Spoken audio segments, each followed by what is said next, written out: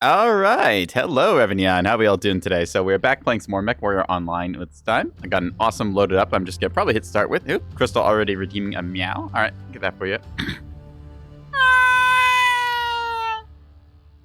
Lovely cat noise to serenade you all on this wonderful Caturday. So just going to hop straight into it. Just open queue, open lobby, anything like that. Just see where we go. Huh. I've not played Mechwarrior Online for a little bit now. I used to play this game a lot, and then I feel like I've kind of completed it in some regards, where you just play so much of a game, like, you play all the maps and mechs and stuff over and over again. You kind of wonder, like, how can I keep it fresh? I feel like kind of moving into teaching people how to play the game a little bit, and also showcasing a little bit of some of the silliness and creations that I've done. That's kind of been keeping it still enjoyable in that sense. Like, you play a game for so long, you sort of get to the point where you're like, what do I still do with this? You just go through the motions sometimes, but with y'all chat, it's nice to have you here. That way I have somebody to talk to and somebody to showcase my silliness to. Anyways, I hope y'all are having a lovely Caturday. I know I have been. Well, actually, it's been raining most of the day, and a bird flew down the chimney earlier, which was a interesting time. So, yeah, that was a fun morning. All right, lobby should be pretty fast to find. Usually, it's pretty busy around evening hour and weekends and stuff. So. I will talk more when I get more exciting things to do than look at the magical spinning dial. And again, please, just Mechwarrior Online. Let me browse the store. Let me look at things that I want. Just that moment where you have to sit here and reflect and contemplate and think. Nah, I'm playing Mechwarrior Online. I don't want to think. I want to do the exact opposite of thinking. I want to shoot mechs, and I don't want to use the brains. My brain is very smooth right now, so. With any luck, enemy fire will just slide right off of it. We won't have any worries. Because remember, if you don't acknowledge you've been shot, you can't really, well, take damage. Don't know of Doom? Yeah, exactly. It's just the magical spinning wheel. Spinning wheel of destiny. And we'll do the magical ear wiggle. That should make the game go faster. It's a known fact that wiggling your ears around makes you find a match in Mechwarrior Online. I don't know why this works, but it works. So.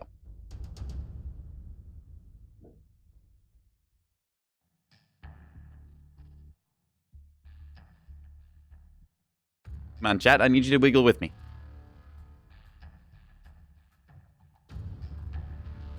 This game's not going to come unless we wiggle. There we go. All right, chat. We did it. All right, Vitric Station. Let's go. Domination. Go for that high ground PPC slinging. So we've got 3 heavy PPCs in the awesome 8Q. It's a nice little build. Like to throw some big old thunderbolts out at people. Well, I guess I can't really call them thunderbolts now because we actually have the thunderbolt missiles, but it always feels like I'm throwing a lightning bolt or something. So, and Vitric Station, nice little map. Reminds me a bit of Halo 3's Valhalla map, which in turn is kind of its own version of Blood Gulch. Although it's got a big rise in the middle instead of the kind of openness of Blood Gulch. I did quite like the Halo games. Oh, kind of the older Halo games. Everything from like Reach onward was kind of a wash. I don't know. 343's Halo games never really did it for me. They just always seem to be dropping the ball and then failing to pick it back up, promising to do better, and then dropping it again when they get another release. Been an interesting time for that. Okay, I guess Halo Wars 2 was pretty good, but that was made by Creative Assembly mostly, so. Anyways, back to this game instead of other silly sci-fi games. So, our plan will be go up top, throw PPCs at people. Ooh, a dubious squirrel on the other team. Seen them before. Anyone else I recognize? Yeah, bean burrito. Edible. Oh, I should have eaten before stream. That's what I didn't do. That's silly of me. Oh, well. All right, we're doing this hungry, chat. So, just, I don't know. Maybe we'll chase the dubious squirrel. Maybe not. I suppose there's a stack of pancakes or something on the enemy team. All right, well, either way. Who are we just waiting on here? No one? All right, cool. Sometimes you get somebody who's stuck connecting. You have to wait there for like a whole minute or so. I don't know why it does that, but... All right. Stand by to engage overrides. Remember, you should always be trying to use your override at the very start of a game. Reason being is that it's much better to take a little bit of heat damage than it is to stun lock yourself for 5 seconds. That said, you need to also know when to turn it off, because if you colossally overheat yourself, sometimes taking a little nap is the right play. But, being said, it's all about the kind of finesse. Because like, if I were to peak, say, like just for a millisecond over 100 heat, that's still the same as like peaking over it and going to like 150%. So I just have to make sure that I don't like overheat myself, and I'll be fine. And if I do like go slightly over, it doesn't punish me. So always engage your override. And if you're like, oh, I'm bad, I don't know how to properly manage my heat, you can fix that. You can get better. You just need to practice doing it. So if you just constantly are taking naps, you're just going to end up, well, basically getting roasted toasted by people who learn to take advantage of that because you're just the guy who fired all his weapons, overheated, and then you're back to the match selector screen. Anyways, peeking out of our little profile here, I took the advanced targeting computer off this thing because I didn't think it, or not advanced targeting computers, the advanced sensor package is called. So there's a 10.5, and I thought, a little more leg armor could probably be better. That's a, interesting, ow, rude. That's actually a lot of damage on our right side. Screw you, laser scalpel build. New target acquired. I might have to drop down here in a second, switch him to thermal so I can actually see him. Nope. Owie. So yeah, we took a lot of damage there to our right side, which we did not want to do, missing already 80% of our mech and just getting shot a lot. Looks like a bunch of our guys went low ground, which you don't actually want to do. You want to take the high ground, and then you have the opportunity to drop down, versus if you go low ground, well, you have to walk all the way up here and then turn your back to get up this ramp and stuff, and it just takes forever. So we're not going to peek over the top because we know there's heavy enemy presence there, and we want to just hit them as they come by. You can see the space plane going off there. I'm not sure if I have the angle for that one. That guy's trying to peek me pretty well. Yep, missed the snapshot there by winging to the right. Ah, crap. Okay, so our right arm is already kind of weak. Bloop on you. We're going to actually drop down here, like I said, because we need to. Not having a great time because a bunch of our team, again, is stuck over here, not engaged. So we were the only one eating a whole bunch of shots there. Take a look in the back. What is that? It's an Atlas way far in the back. Okay, so we are like the only assault up front. Less than so. We're keeping in thermal mode just so I can have easy profile selection. Try to also keep in cover here for the moment. I won't have an angle in any of them. Yeah, it looks like we're just going low and to the right here. I don't know where my team is going. I would make a call out, but I want to say that they have a plan. I don't know. We'll find out. Or we will die and then go into another one, so we'll see. Maybe we didn't ear wiggle hard enough because our team, they've gotten all the way around now, but the question is, once they've gotten there, where are they going to go from there? Like, what's the play? I think a little bit ahead. Okay, so we're going to marker that guy, try and get angle on one of yous. There you are. That's an arrow with the mag shots, which are quite damaging. Nice to have that front-loaded damage with them, but I think that they're just kind of on par with machine guns. I'd say even machine guns are better because they've got the, like, crit potential, and crits are very strong against exposed components. We're not really engaging... Oh, it's a dubious squirrel. That's the one. Okay, we're going to drop an artillery strike here, because we drop a strike there, it should be a little harder to see the smoke until it's too late, and the guy who's sitting on top of that will be hit by it. The Highlander is Heavy Peeps and a Silver Bullet Gauss. Interesting combo. I guess you can do that now. Aha! Let's get him! Ooh, right through the CT. All right. That's 45 tons down, so that's really good for us. Now we just need to kill, like, 35 more, and we have paid our tonnage due. So, always try and kill your weight, but it can also be the opportunity cost that you deny the enemy. Just by killing off, say, like 2 lights, you can deny them a lot of caps and stuff. So, our team is now moving up and engaging. You see our Stone Rider going over there. That's a big old nasty splat crab, so we have to avoid getting too close to that. Staying in thermal mode here so I can kind of see. That dragon is looking pretty torn up. Okay. I don't think that king crab will be dropping on us anytime soon. I'm actually going to double back here because this guy's going into the midfield by the looks of it. Should be able to click him once, and then that'll be that. Yep, there we go. That's 2 kills. Okay, that was a 60 tonner, so we have killed our weight in tonnage. Have to wait for the artillery strike because we don't want to get smacked by it. India king crab, good target, marked. Oh dear, this is going to end poorly. I have to not let this guy shoot me in the face. There we are. Yep. You juked me a little bit there, but I have to just try and come around this corner. So, India, king crab, CT. Call that out. Ah, we're getting shot in the back. Bad. Ah! Okay, we are going to go down here in a second, but I'm going to try and... Nope, never mind, he's dead. Let's see, do we get in cover? We do get in cover. Okay, we're actually still alive somehow. Probably going to get one last shot here. Yep, take you, pop in here, and then that guy's going to hit us in the flank there, so we have one shot, one opportunity to get a little bit more damage in. They're actually not punishing us, which is very strange. Shoot you in the back because I can. Okay, there we go. Now we are a stick proper, so they shouldn't shoot us again. Oh, maybe they will. Nope, just trying to chase that kill. Okay, on the plus side, we did manage to secure 2 kills. So, not the highest damage, given that our team did go for a weird low push and then kind of snake around the outside. But, hey, I will take getting 2 kills. A lot of damage taken as well, which meant that that was damage that the enemy had to deal to us instead of our teammates.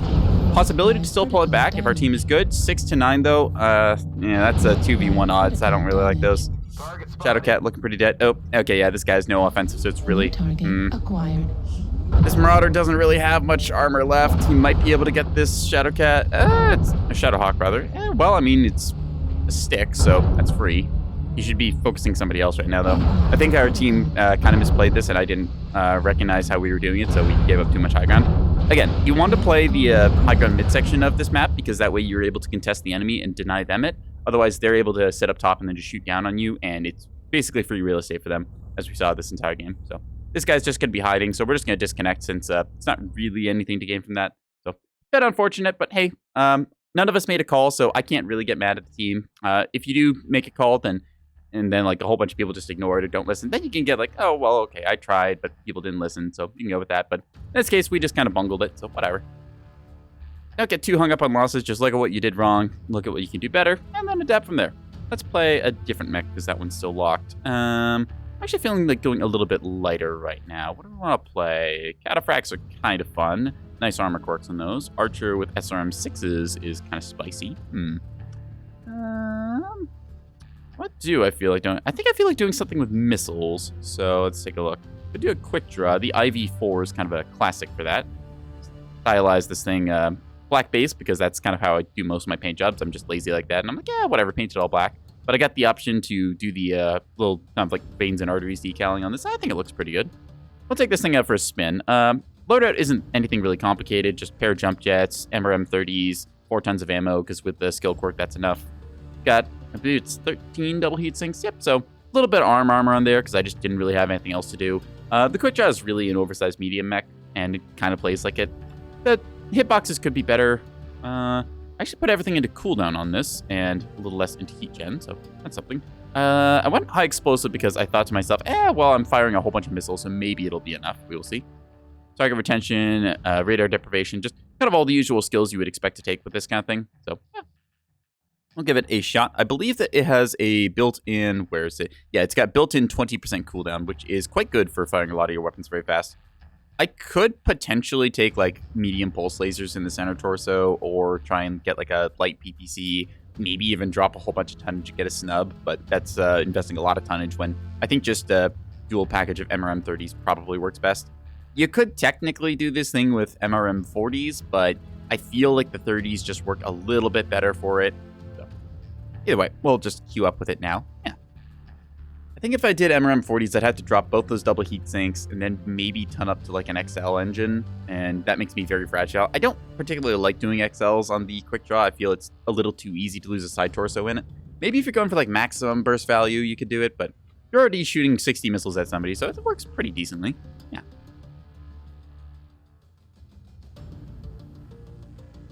All right, let's do our magical ear wigglage and see if we can't get a match.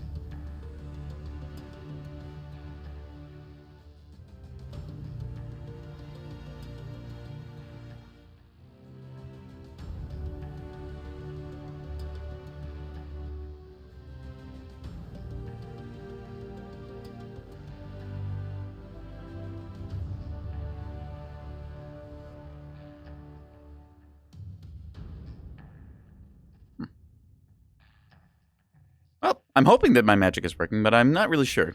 Given that we are still searching right now, it's hard to say. I'm going to take another big sippy. I've just realized I've slugged through most of my water, and I've only just started, so I must have been thirsty before stream. Huh.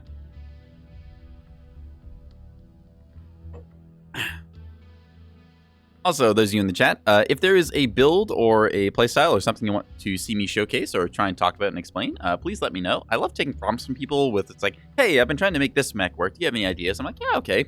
Kind of a puzzle that it lets me bounce ideas off people with. So, if there's anything you want to see, I also accept build codes for people who want to be like, hey, you do like this kind of style? I'm like, yeah, I'll take a look. So, if you have one of those, go ahead, throw it in chat. Yeah.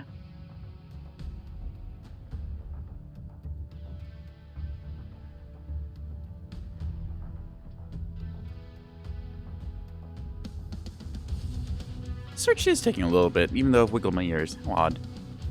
There seemed to be quite a few people playing earlier. I don't know. Maybe it's just there's like a lot of groups that they're struggling to find like matches for or something. Oop, never mind. There we go. I want to go to Terra Therma Crucible in Assault mode. Yeah. Hellborn might win out for it, but we'll see. I know some people like Hellborn a lot, but Bearclaw also getting some votes. Still Terra Therma Crucible. It's a fun map. Like, the lava makes for really interesting gameplay because you can push through it, but you gain a stupid amount of heat from doing that.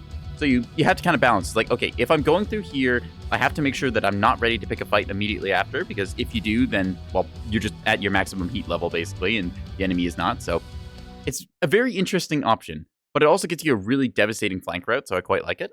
Oh, Crimson Straight. Dang it. I thought I was going Terra Therma. I need to learn how to read. Either way, Crimson Straight here's skirmish mode, so probably going to be someone corner camping or running off.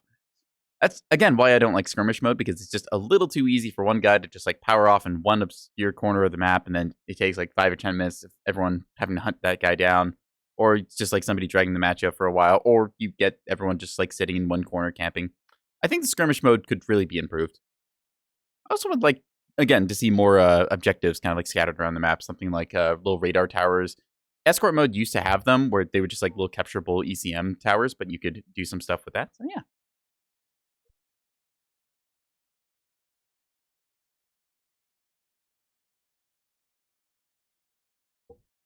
Ah, that's what I did. I hit the button that mutes the mic. I muted the mic by accident, chat, so that explains that. It's funny why my audio thing just, like, suddenly stopped moving. I'm like, huh. Right. Ooh, we're joined by the dubious scroll this time. All right. Let's see. I don't know which side we're dropping on. I kind of wish that, again, there's, like, little indicators. So you can't really see it behind my big catboy head, but if there's just, like, an indicator saying, like, I'm on this side or I'm on this side, like, I don't know if it's, like, necessary, but it'd just be kind of nice to know where I am before I, like, start doing any planning phases. Just waiting on Valley Pirate by the looks of it. This is what I was talking about, where it takes, like, a little bit for people to connect. We have a lot of blackjacks. Huh. Dual blackjack 1x and then blackjack arrow. Interesting. I've seen the blackjack arrow being run. It's like last game we saw with snub PPCs and the mag shots, and that's very nice for, like, a lot of front-loaded damage, because the mag shots, those would be, like, 12 damage total, because they're 2 each and you get 6 of them. And then the subs are pretty respectable frontline damage. So. Or front-loaded, not frontline. I mean, I guess it is frontlining, but... Alright, let's go. So, override engaged. Running at a respectable 81.3 kph with speed tweak, so Quickdraw is not the slowest mech. That said, it is still kind of a 60-ton heavy, so you get the downside of showing up on the map as a heavy mech, and people will treat you with a little bit more threat level than you actually have, because really the Quickdraw is just an oversized medium. But that can also work to your advantage, where you seem a lot more intimidating. You can bait people away. Yes, it's I guess it has more drawbacks than perks. Like, you can have some advantages with it, but people respond a lot more to, like, oh, there's a heavy mech over there I want to go shoot, than when they see, like, the little medium icon or the light icon. If people see lights, unless they are absolutely golden retriever brain, they typically won't chase after a light. They might chase after a medium, but if they see it's like a shadow cat, they know they're not catching that thing. So just join the blackjack parade here. That's the other nice thing about the Quickdraw. It does come with jump jets, which, well, I feel like I should run more of my mechs with jump jets. I know just a lot of them I like to max out the heat sinks and stuff on, but jump jet's a very nice utility. Target spotted. Need assistance. Alright, we're done our wiggling. Let's take a look over here, see what we get. So, those buildings over there don't usually get occupied until later in the game, so it's most likely just everyone's up top. You can see, ooh, 2 larges at a Hag 30. That's a bit of a hot build, but alright. We're gonna do the silly where we poke up here, we fire a whole bunch of missiles, then we drop back down. Yep. Ow, ow, ow, ow, ow. Took a bunch of LRMs in return there. That's a lot of LRM, actually. I didn't think they'd get 2 salvos off. Alright, well, either way. The enemy knows that we're coming, so we're gonna try and do one little quick peek here and then dip. Oh, we don't see him anymore. UAV is down. We're gonna check the tunnel. I hear a lot of gunshots going off in there, so... Yep, big old tunnel push going on, so... a couple of these guys, yep, they're seeing that the enemy gun line has set up there, so they're going to push out of tunnel right over to where we are. It's our job to try and ward back the enemy and be an annoying little shit as we Pop-Tart up here. See those lasers coming off. We know that is hostile. Switch on over to thermals and stuff. Yep. There you are. Ah, you're out of range, unfortunately. Okay, I'm going to eat missiles here, maybe. Nope, they didn't hold lock. Excellent. Okay, we need to pick an angle. All of our team's kind of hanging at low ground and trying to poke at them, so we're just going to try and keep doing our little Pop-Tart thing, but there's a fair odd... Oop, where's that airstrike coming down? There. So that's going to go bloop, like that. That might have clipped the blackjack. I don't think it did. It's still 99%. Because up high is a little bit spicy right now. We can instead fire on that Marauder. Hello. Ah! I see you. It's an Arctic Wolf, I think it was. Golf Marauder missing his right torso. Echo 5. Had to read the map there for a quick second. Yeah. Fell down a bit. Okay, he's down, so that's already putting us up some points. Ooh, hello. That's a lot of missiles. I'm in a bit of an awkward spot right now because I don't exactly want to like keep peeking my head out, but I do also want to keep getting some damage on them, so I need to find somebody who's in range that I'm able to get hits on. That. There we go. So we fired and then we dropped down. The large pulse burned us a little bit, but I was able to mitigate most of that by falling. So we know we're up by 75 tons because we killed that Marauder off before he could get too much done. I'm gonna try and do the same trick again. Oh, ow. Yeah, I need to make sure that I'm not peeking too much without a committed push. This Marauder is going to be our big guy that we're going to join up with because he will be able to take most of the enemy's attention like so. There we go. Oh. LB-20s and large X pulses on that, I think I saw. I have no idea what that guy said. Fuck yeah! His mic is questionable. Alright, so we see there's some LRMs and stuff as well. Oh, that guy's doing the same thing we are. Oh, hi there. Okay, just going to twist and tank most of those hits. Yeah, we know there's quite a few of them up there now. We can still peek them pretty good. Ooh, that Arctic Wolf is very weak. Hi, you. Oh, that guy moved to the last second, meaning that we didn't get many hits. LRM-20 and a heavy large. That's an odd combo. All right, well, our team is good to push up top. Push top, we got him. Push him. So what we're going to do here is we're going to take the top area, like I just called, and then we're going to proceed to be able to shoot down on them. So I'm going to take a little quick check here, see if there's anyone. Nope. I'm going to then jump jet over the top here, zooming in preemptively, looking for peoples. Alright, that guy. Next, we're going to just basically push this hunchback. I should be able to get the kill here if I pre-aim it and line it up. Nope, he's just a little bit further past us. Marker light that guy. Uh-oh. You guys are trying to really run for it. I think he just went down. Yep, looks like it. Alright, we're going to turn back around. New target acquired. Those make some interesting... No, he's not dead. Just washed all of my rockets into the rock there, but okay. We're going to drop down here and start playing flanker roll because we know there's a bunch of guys in the tunnel. That Corsair just bit the dust, so that's good for us. Switch over to thermals, try and see them. There we go. There's a Fafnir with a bunch of LBX autocannons. We glimpsed for a second. Yeah, that guy did have the Xbox mic. Also, really, hi, how you doing? Good to see you. Oop. Juliet Fafnir, coming behind you. Turn around, Juliet Fafnir. Plan Cat A. All right, I'll be the judge of that. Womp womp. Now is where things get a little bit interesting because I have to try and pop-tart myself so that I don't get shot up. Doing a bit of damage into that Fafnir here. Trying to hold our ground, respectively. Kilo, Fafnir, right torso. See me focus firing down that guy. He is just reduced to a small laser, which is not a threat. Ow. Okay, that's a problem. We are probably going to cook here. So I just need to try and jump jet around to make this guy hard to hit me. Just try and pick that up. Focus fire, Juliet Fafnir, left torso. Calling the shot for our team.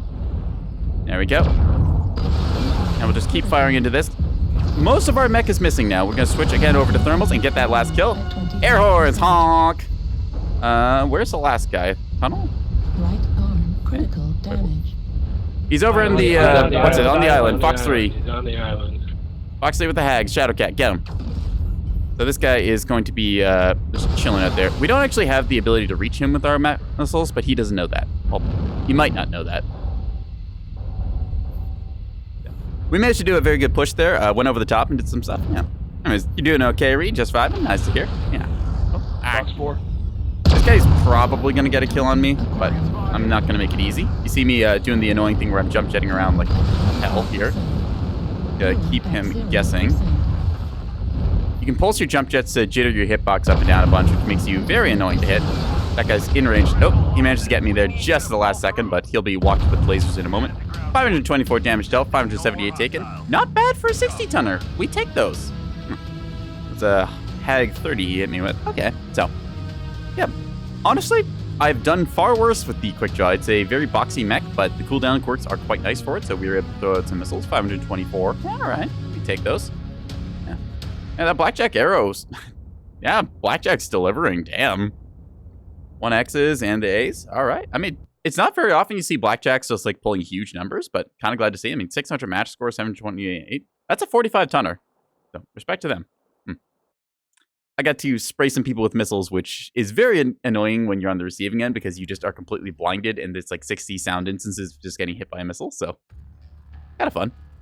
All right. We did MRMs. Let's switch over to another type of thing. If there's anything y'all want to see me play, again, just drop a build code or recommendation, or something along those lines. I'll pick it up. What did we want to try doing? I have a Thanatoaster I could try running. The Powerhouse Roughneck is very fun. I've been playing that one a little bit more. Well, actually, I say I've been playing a little bit more. I mean, I just kind of picked it up off the, like, sort of... I put this thing in reserve, and I just didn't really think about it too much, because I was like, yeah, I've kind of figured out the build on this. But, again, it's still one of the most, like, ridiculously survivable mechs, because it is ridiculously quirked here. Yeah, you look at... It's got both armor and structure quirks, so... It's also got, like, 50% reduced crit chance received. So, like... You just basically don't get crit, and you can live a stupid amount of time with this thing. And you get 10% cooldown on top of it. Also, missile spread reduction. Like, the powerhouse is good. If you want to run brawling, one of the better choices. You know what, actually, we want to run brawling. Let's run brawling.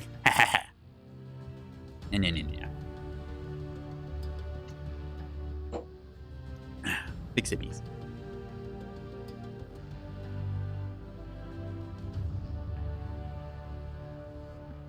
Actually, hang on a second.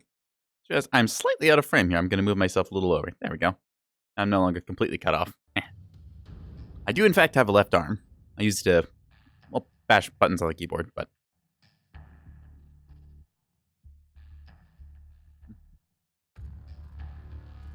Alright. What else did I want? There was something I was going to... Oop, never mind. I was about to say there was something I was going to talk about during our next loading phase, but... Looks like we've already kind of gotten past that, so not going to complain too much. Canyon Network Domination, just voting for this. I know how to play Canyon Network. I know some of the tight angles we can do with it. We've got high mounted ballistics so we can throw people. Oh. Hey, Shogun, how you doing? Yeah. Caught? Caught. Caught. Caught? Caught. Caught. Caught. Caught. Close enough? Yep. You know what? We take it. Caught. Anyways, Canyon Network Domination. So we're doing kind of like the inside rotation for Canyon Network here, trying to play for that brawling range. Ideally getting those 270-meter engagements, because that's the maximum range of our short-range missiles. As the name would imply, they are short-range. Got an AC-20, which lets us poke a little bit further beyond that, but for the most part, we want to be splattering someone, twisting, then twisting back to splatter them again. So, yeah. See us all loading in here. Just going to hit ready up, see if we get a disconnect or not. But we got the WD group here stacking up by the looks of it. Means usually that there's a stack on the enemy team. Looks like we got 3 UA tags, so I bet it's them running together. Yeah. See some 07, so whoop. Drop an 007, so woot. Yeah.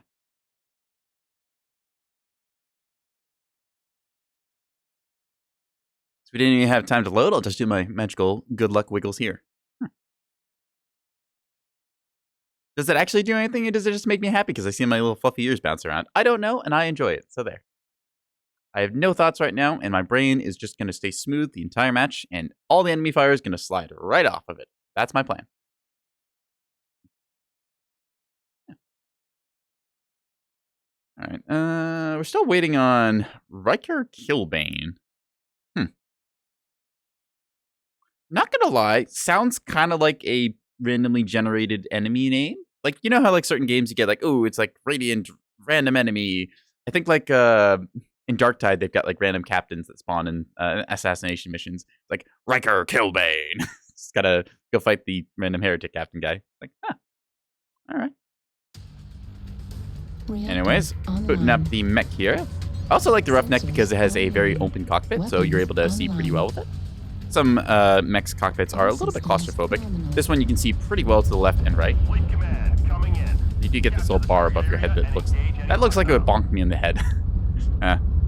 Really happy, finally got the 250 loot bags. Oh yeah, that's part of the reason why I'm actually playing today. Trying to grind out a couple more of those. You spend it on the Katana Cat Panther, which has been really enjoyable. Yeah, the Katana Cat, I think, is the one with the light PPC quirk, so you can fire 4 of them. I don't know if I own a Panther. I don't think I do, but I do like Panthers on tabletop. I found them to be quite effective for their like tonnage category and stuff. It's when you run 4 light peeps. Okay, yeah. So our plan is to basically go up here and then try and pick a fight with the enemy. That said, that ramp is a death trap if the enemy knows how to set up their gun line across the way. So on tabletop, their favorite. Yeah, I really like them on tabletop because it's like, it's a 35-ton mech that's basically a Trooper Junior. So you can run them decently well, like in low-budget games and stuff. It's just like, hey, I want something that can consistently put out damage, like up to a reasonable number of hexes. You've got the crit-seeking aspect of the SRM4 if you want it, but it's just otherwise basically throwing PPCs out every turn. It's got a lot of armor for a 35-tonner. It's got jump jets. It's just a nice little package there. Like, it's not what you typically bring a light mech for, but in terms of just the ability to bring a lot of them, they're pretty cheap as well. So yeah, smack someone for the PPC for like 800 battle value. Yeah, it's just kind of effective for that role. Like, you could argue maybe taking like one of the tanks instead for the battle value, but the Panther is just cost effective. Also in lore, it's like C-bill wise, just really reasonable. So it makes sense why House Kirita pairs them with Jenners and stuff so much, because Jenners make for very good fast attack cavalry. You just got the option of the SRM4 there if you have the heat or the opportunity. Now, we're stacked up on this hill. We don't want to push over because there's basically no cover there. Instead, you can see them setting up their gun line Delta 5 area. See, they've got their Highlanders and stuff. So it's our job to just wait. We are a brawler. We don't want to be peeking our head because our AC-20 will not hurt them at that range. We can, however, punish low ground units like that. That is just a sustained damage annihilator, which I'm pretty sure I can take in a fight. Now, if I jump over the hill here and then go on that guy, then the rest of his team will be able to shoot down at me. So I need to make sure that I am ready to commit to that, and the rest of my team is pushing up as well, so that is our cue to go. Yeah. Hi there. That's Dragon. We're actually going to double back and take this guy on because I'm confident I can beat you. Hi, bud. Nice back armor. Not. I almost just completely cored that guy out. Okay, we're just going to take a couple of hits here and then drop down. So I was going to go out to the Annihilator, but I thought twice when I saw another opportunity. Had to quickly rotate onto it. So our team kind of spaced out over there. You can see a Kitaro provided a little bit of like cross-reference locking angles and stuff. Those are streak Kentaros, so they must not like light mechs. Gonna check across the mid here. Hi there. Ah! Gonna quickly dash across because that Annihilator swept up. So this is our cue now to drop down in a second after we bloop that guy. See a bunch of missiles hitting us here. Going to reverse ever so slightly and then hit this guy again. Oh, there's an airstrike incoming, but we can hit that. There we go. Doing damage to that Rancor. Again, not trying to stare at him too long, just long enough to fire and then twist is the name of the game. Checking our ranges as well. Echo Annihilator running forward, mark target. Call shots when you can. It helps your team a lot. Not everyone can be aware of everything, so you have to just make it do with the information provided to you. There you are. Pop. Missed that guy ever so slightly, but we're going to join our Marauder here. Target spotted. Hotel, Rancor, good target. Blood asp. Got what he was for a second. Hi there. Just gonna shoot and twist. We are just gonna full send it in on this guy because I am confident I can get within his minimum range, and that will heavily limit his ability to fight. Doing a bad rotation here, but I'm trusting him to die in a second. Yep, there we go. Yep, so now, because I've extended so far, the enemy is all focused on me. I got a little greedy for that kill, and my team did not shoot the guys on the high ground, unfortunately, so we got stripped apart. Still, 494 damage. Not the worst we could have done. Dropping down to low ground like that is a bit of a commitment, and you have to make sure that your team is ready to push the guys off high ground. Instead, looks like we kind of gotten spaced out and split apart here, so just defeat in detail. See a bunch of people firing off hags here, so hags still very good. High velocity front loaded damage. You see this Highlander stuff? Yeah, they're just all holding that high ground area, like you said. We pushed over, and because we only had like half the mechs in our like total total company. Yeah, that's 3 lances put together. So unfortunately, split up and defeated here. But so we were doing all right for a bit there. Just gotta quit out of this one because we know it's gonna end in a loss in a second. So load up another one. What's your loadout? You obscure. Oh, loadout. I will show you in a second. Yeah, I have to put myself somewhere on the screen, and I figured it's a little more important for people to see my health and like my weapons and stuff can just kind of be there. So to show you all the loadout I got, AC-20 right torso, 3 SRM6s. Little bit of ammo in the left torso because I just kind of needed it. I guess I don't technically need it, but it's like I got this thing protected by case. This is like a salvo or so. Like by the time I lose my left torso, this ammo has probably been used up, so it won't detonate. And then I've got the stuff on my legs and head, so that's pretty safe. Yeah. We did okay-ish damage for that. I knew I overextended when I went on that Rancor, but I really wanted to try and push him. But I didn't realize there was just so many of them over top, and we didn't have people providing Overwatch fire, because I thought that the mid-section was a little less contested than it was. Oh well. We'll chalk it up to another loss. It happens. So, yeah, what do we want to do? I think that I'm feeling the Tonka truck. So I call this thing Tonka because it reminds me of the Tonka truck I had when I was a kid. It's got that little offset cabin to the side. So for those of you who don't know, Tonka trucks are these, well, I guess Tonka's like a brand. It's like construction vehicles. So yeah, I had a little dump truck thing. It was kind of funny. Yeah, I kind of wonder what happened to that now. I think it went to like one of my cousins or something, but either way, we got a pair of heavy PPCs in the right torso, as you can see there, so they're nice and high mounted. Also sporting a pair of AMS, which are pretty good at shooting down missiles. It's been a little more problematic with missile popularity recently. Not to say that you can't play against missiles, but it's just more people have decided to pick them up and try them out, so it's a little annoying when you constantly get popped by like an LRM or an ATM or something. So this is a nice little thing to add to your team's umbrellas. We've got some stuff in the right arm here, just maxed out the armor on it, and then double heatsink just to facilitate a little bit better cooling. Light 300 engine propels us pretty quick. We got about 80 kilometers an hour of speed. Yeah. Love AMS perhaps more than I should. Yeah, honestly, like, mechs with one AMS, it's okay. You see some people take it for like a 1 ton investment. 1 ton, 2 slots. It's all right. I usually skip it for another double heatsink if I can. That said, once you get like 2 AMS, that's that moment where you're like, yeah, you know what?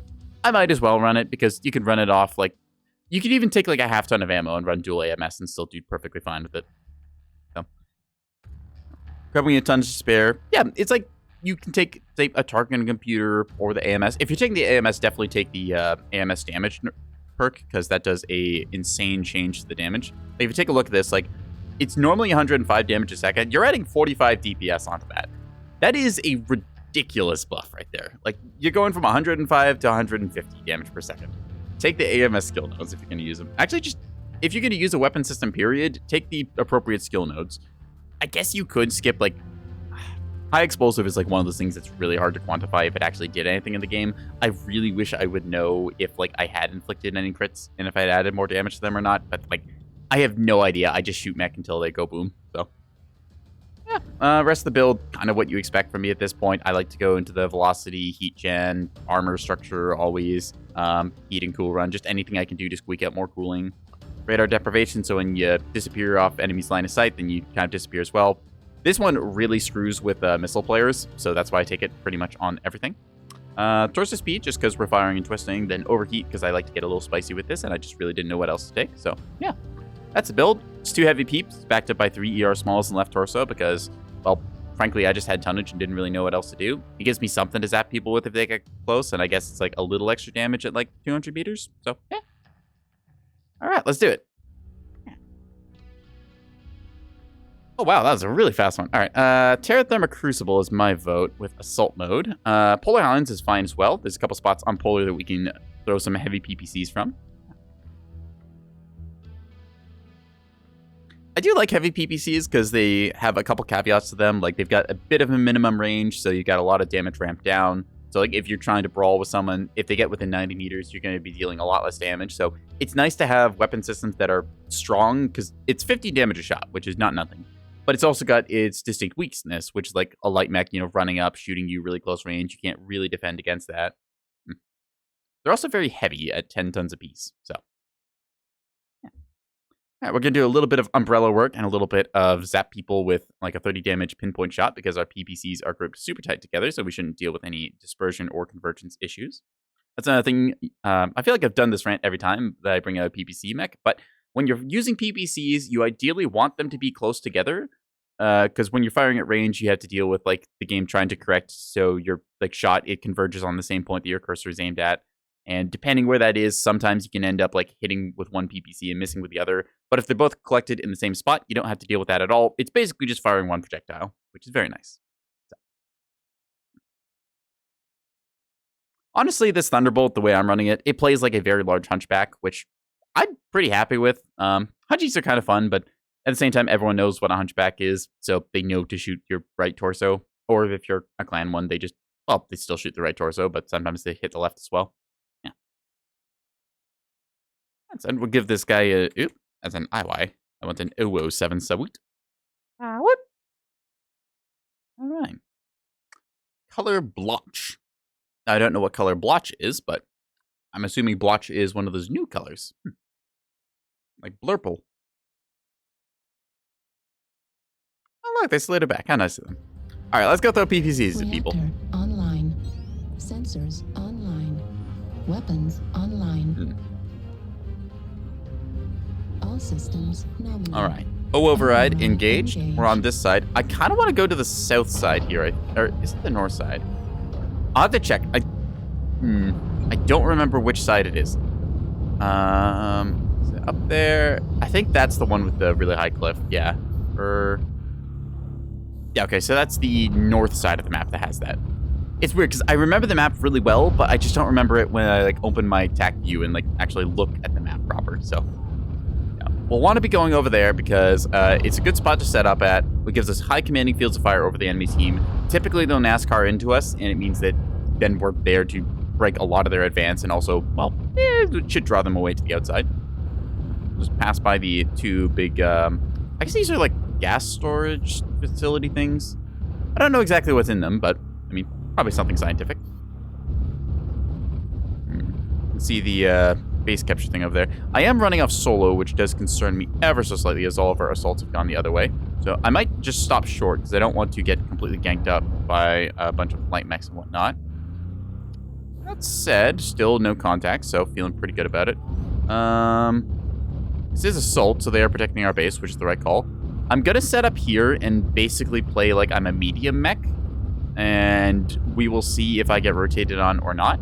This is a popular spot for certain things like Shadowcats and other long-range builds to set up on, because it does command very good fields of fire. So this is a risk that I'm taking, but I am going to see if I am confident enough doing it. I'm going to fire a couple shots, most likely at anything that's up here, and then get out of here. That way they will spend time chasing me. New target. They might be scouting out our... Oh, there's some of their stuff.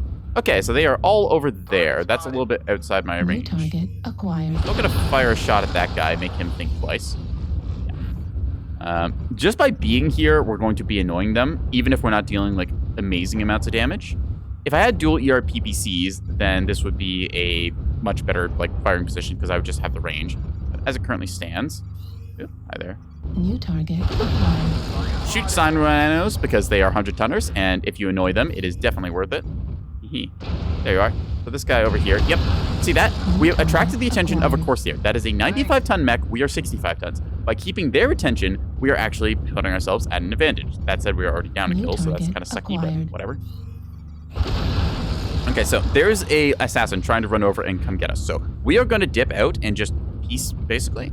I'm betting that guy is a brawling mech, so we're just going to pretty much find a hole to go and hide in and draw them out for a while.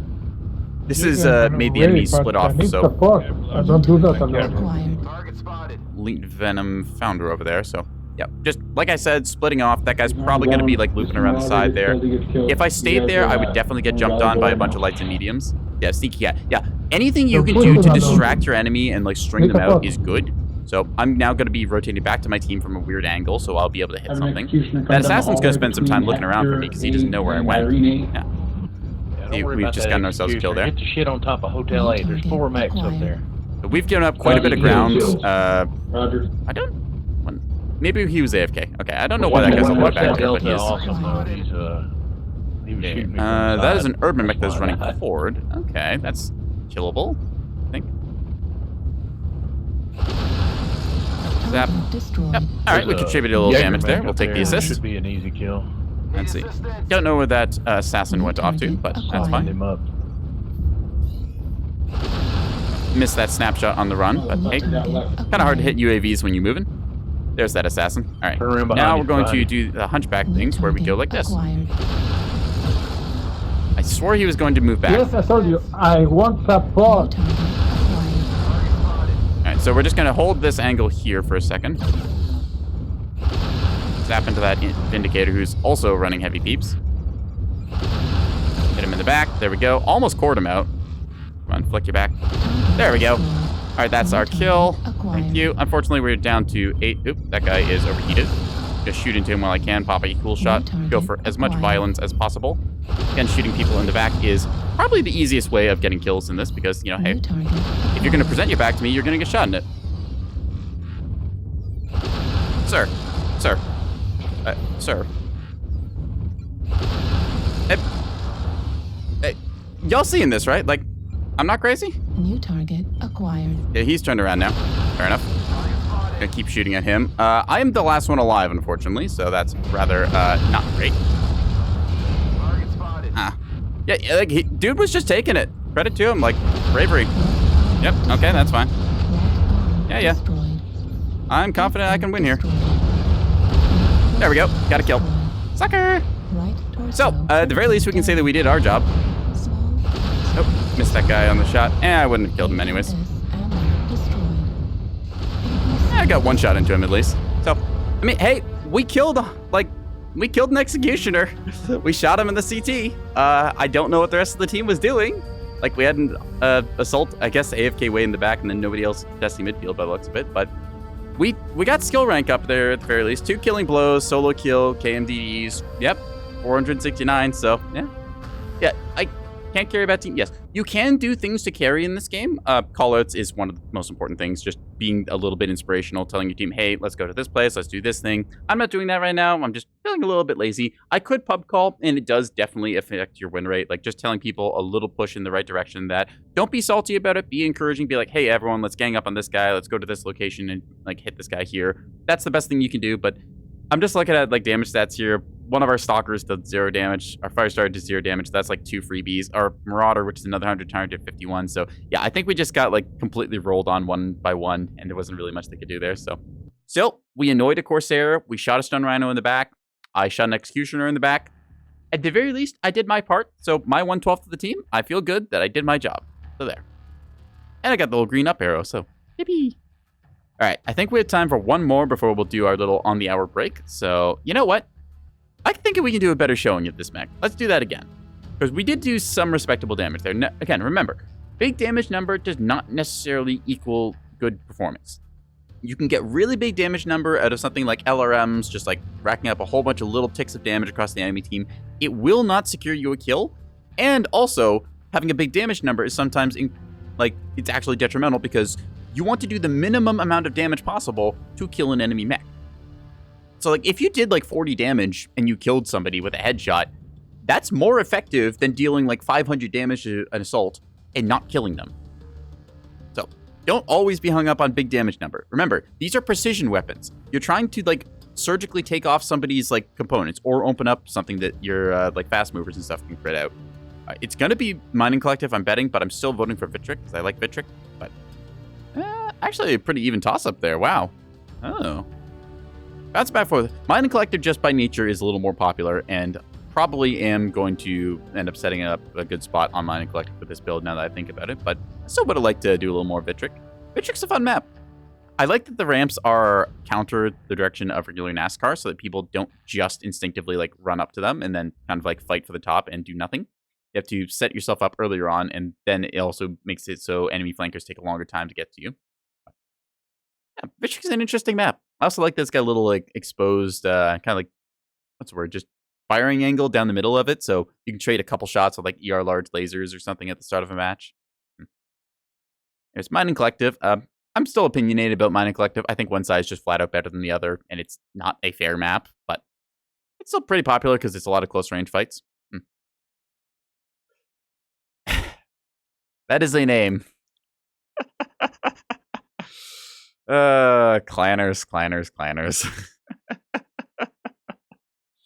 Oh boy. Oh, and we got.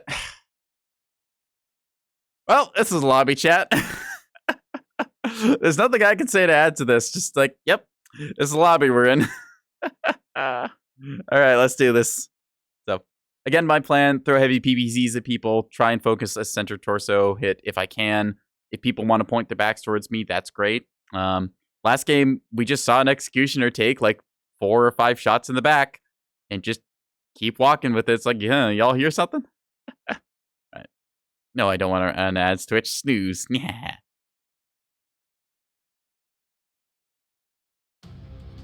All right, let's do this. Reactor online.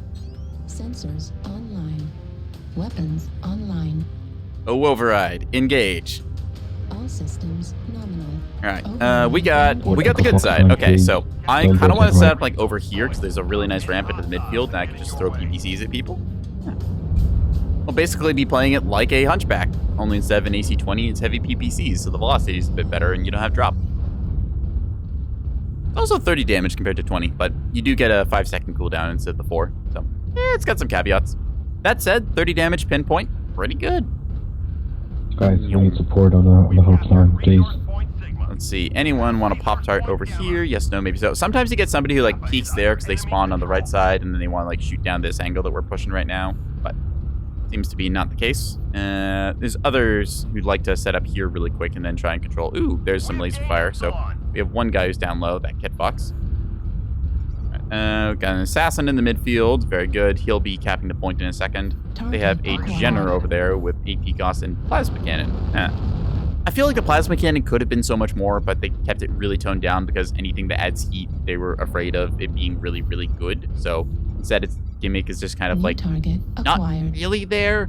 It's like it is, but it also isn't. So what we're doing here is we're setting up hold down. If you take a look at our right side, you can see our gun is basically in line with our cockpit. So we're able to watch this firing line. They're all going to the outside in Fox 4, I think. Saw a medium there for a second. I'm going to check. We're actually going to push up here, trying to punish whoever is in mid. There you are. Barely see this guy, but there's a big old line in our way. Ah, curse you, Conquest. Still, it's also providing us cover. Ooh, there's a assault to our right, so we're going to go and try and poke that a little bit. Important to stay aware of the map and stuff. Just going to zoom in here preemptively, trying to snapshot somebody like that. Yep, don't see him anymore, unfortunately. Where? I swear there was an assault over here. Where did he go? Is he in the tunnel? Ow! I think we found him. Someone, at least. New target. Alright, hit that guy in the arm, which is not the most effective damage I could have dealt to him, but hey, you'll take it either way. That was just the artillery strike, I think. Yep, there you are. Guys, left side now. Alright, that's Corsair, so that's wonderful. I don't feel favored picking that fight without allies, so... Let's see. Yeah, we're just going to choose to fight for the midfield and let that guy hang out there. New target acquired. Let's see. Stalker there is missing it. That's a dog's breakfast build. Damn. Everything bagel on that. All right. Switch over to thermal so we can get a viewpoint there. Oop, barely missed a snapshot on that guy. Target spotted. Now, I want to be careful about peeking around this corner because I could potentially get shot in the back if I do. That said, if I go over here, below. Locust, curse you being fast. Yeah, they've done their rotate around the outside, around the outside, around the outside. It's a Locust. Just drop down. New target acquired. I think he might have actually liked the Locust, so. Hi there. Bloop. Let's go. That guy got smacked. Okay, you can see that guy down there, right? The stone rhino. I can tell by the arms he's got. Firing into him there. Oop. Around our backside. Theta point, we got Hotel on him. Hotel Corsair, CT weak. In this case, we know exactly what this guy's got, and we know he's getting crossfired, so... Oh, hey. See that? Look, you call out a shot, and magically, that person dies. It's really cool. Okay, that is a... problem over there. They've got ECM, which means there's more than one mech. That Hunchback does not have ECM. Try and shoot that PPC at the UAV. All the acronyms in the world. Probably not gonna kill it. No, it's not. Okay. Yeah, there's a Shadowcat there. I just briefly saw him pop out. Where are you? You see that guy? We got two mediums, back Bravo 4. It's a Hunchback and a Shadowcat. So it's currently 7-5. We're winning on caps. We just need to not throw here. That Viper is kind of committed. He's a scale shot, so he should actually win this. He's very good in close quarters, so I'm just going to hang out here chilling. I can't hit that. I don't think I have damage at this range, or it could just run out of duration. There we go. Marker that. That's a Hunchback. He should be royally cooked, because like his left torso is just, like... Yeah, his right torso is gone. His left torso, if he fires all of his weapons, he's going to like toast himself. So we're just going to hold this angle down. Come on, buddy. There we are. Contribute a little bit of damage in there. Alright, you know what? We're just gonna cuddle him. Who's the guy? Send someone? Alright. Where are you at? Switching over to thermal so we see this guy. Come here, you. Right here. Look at me. Oh. Not like that, you fool. There we go. And that was the last one. Wait, hang on. We're in a skill shot right with AP Goss. Is this guy running AP Goss on a skill shot? That's funny. All right, we got it. So, either way, we actually went down in skill rating there because we just kind of played our position well, and we didn't really need to pick too many fights. We just contributed a few shots here and there. We warded off a Corsair, making him think that we were going to engage him. Then we didn't. We poked a little bit here and there. Yeah, just kind of a nice match. Yeah. Rating on your own today? Oh, that's all right, Rory. It's gone pretty well. We just finished a match up. I think it was like 12-5. Pretty good odds with that. Yeah, I'm enjoying the Thunderbolt throwing its Thunderbolts, so to speak. Doesn't actually have the Thunderbolt launchers, but it's got 2 heavy PPCs. We're actually going to take a little ad break here because I need to go fill up my water bottle and grab a bite to eat. So we'll be back in about 3 minutes or so. And we'll do some more Mechwarrior online after that. So Rory, if you want to hang out, and yeah, I'll chitter-chatter about Mechwarrior stuff in 3 minutes. See you then, chat.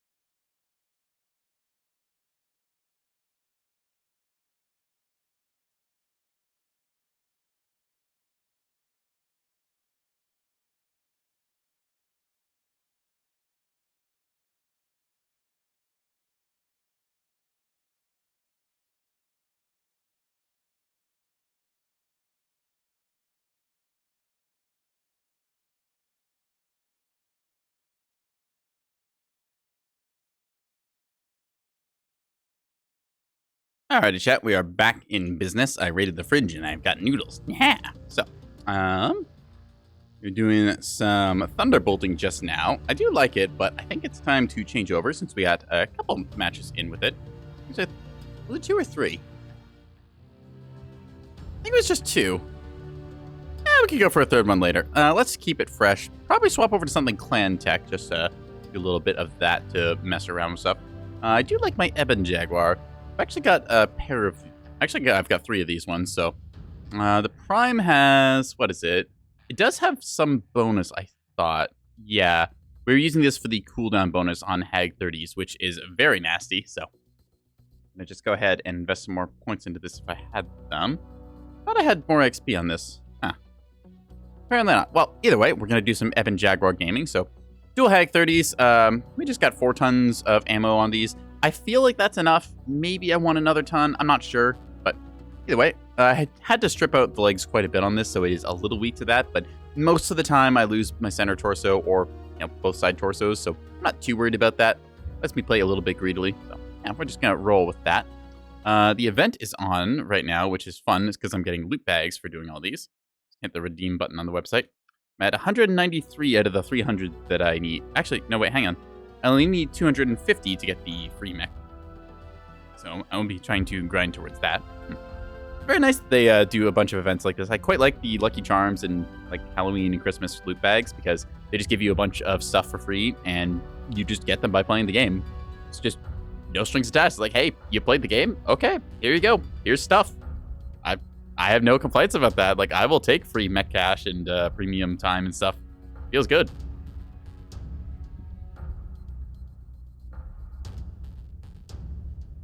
I'm gonna take a sippy here.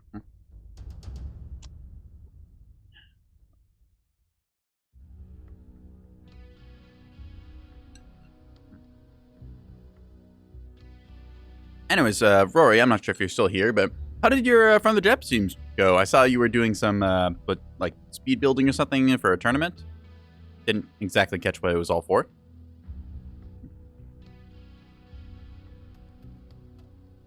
Not sure if he's still in the chat or not.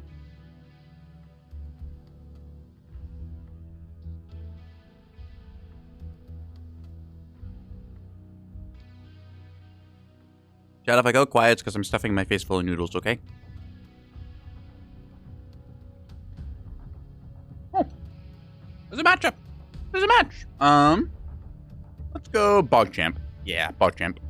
Oh, Mining Collective. Every time Mining Collective comes up, unless somebody has a really big multiplier stored, it always beats out the contemporaries. So.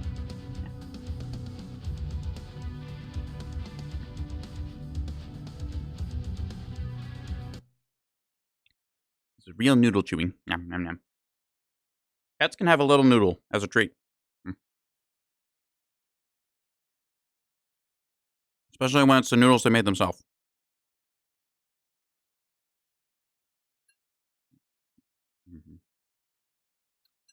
Nom, nom, nom, nom, nom. All right, let's do this. So, we're back on Mining Collective. Skirmish instead of Conquest this time around, so we'll see if there's corner camping or not.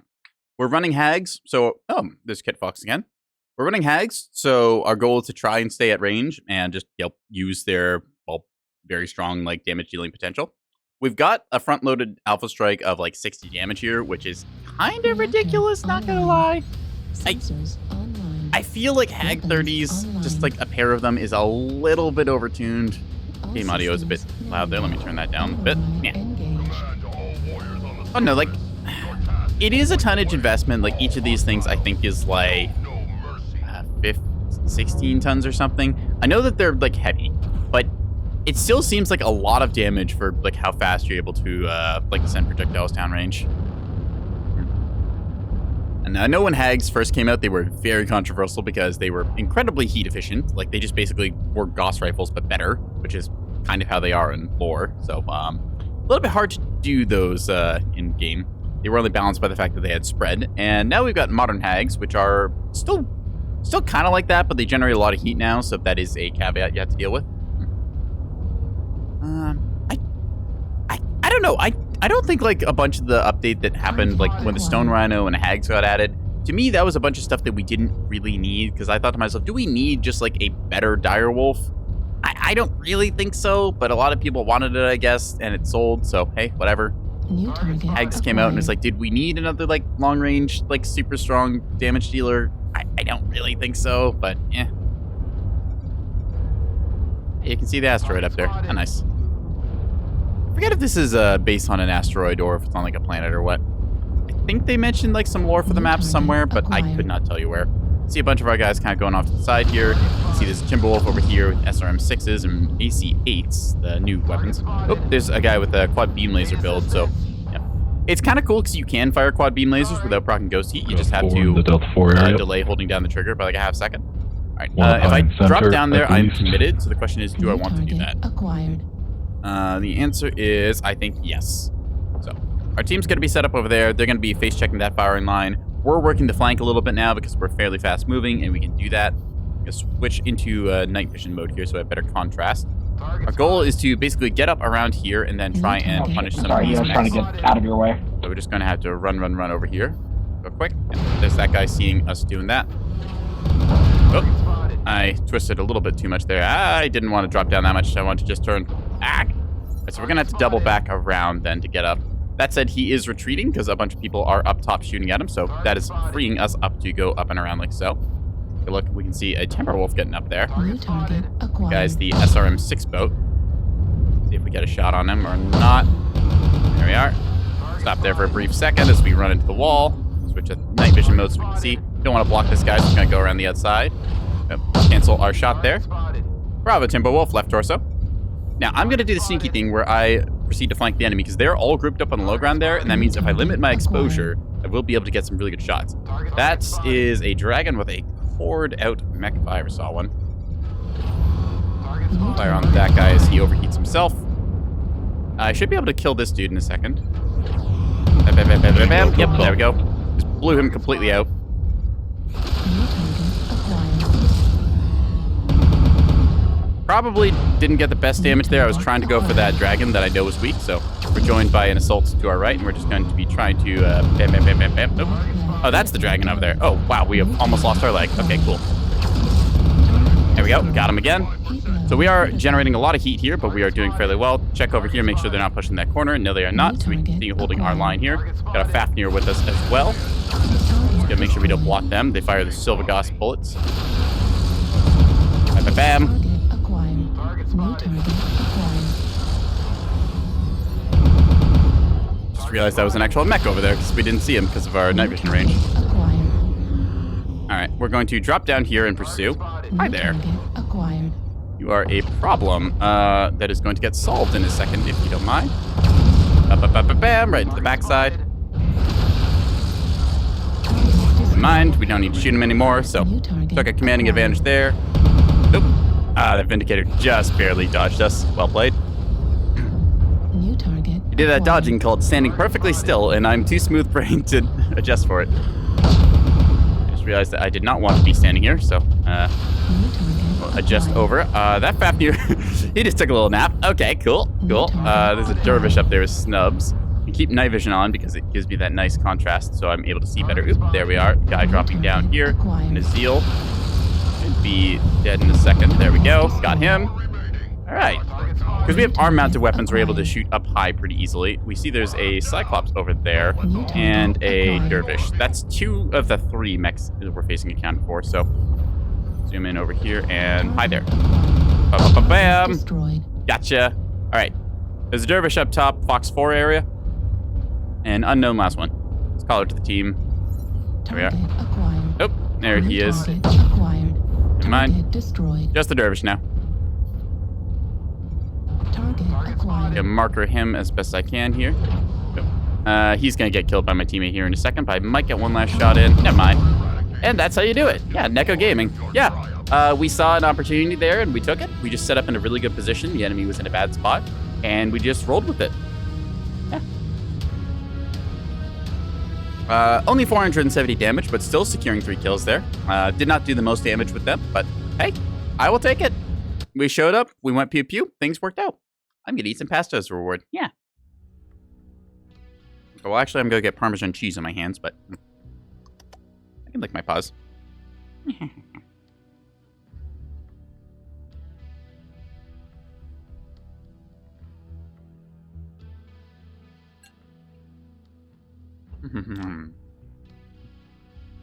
You should go make pasta too? Yes.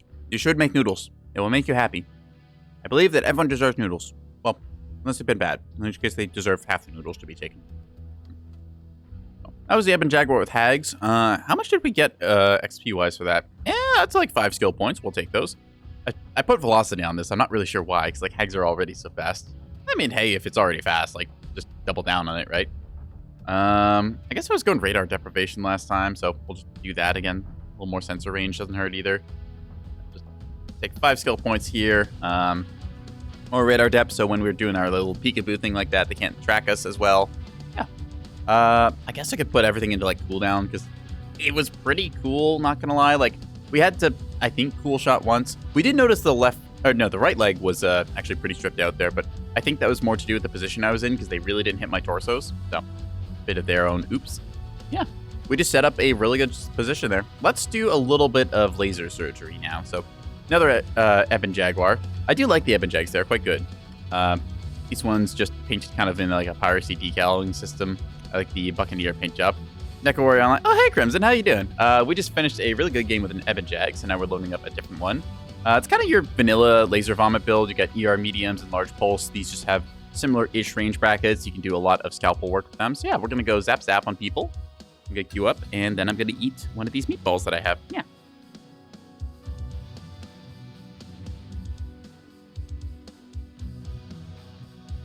I know this is the high-quality content you come here for, watching me occasionally play video games and then mumble through a mouthful of food, but...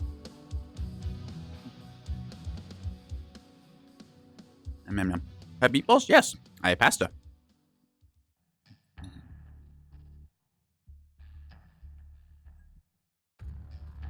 See, it's kind of funny because I consistently start my breaks at like... Oh, not my break. I consistently start stream at like 5-ish in the evening from my time. And then I always am like, why am I so hungry? I'm like, oh, right. This is usually when I have dinner on like my non-stream days. So then I have to like run, because I do my recordings in the basement, because that's where I've got my whole like studio setup thing done. Then I run upstairs. I'm like, okay, I'll open the fridge. Maybe I'll microwave something in time. And then I'll just go from there. So.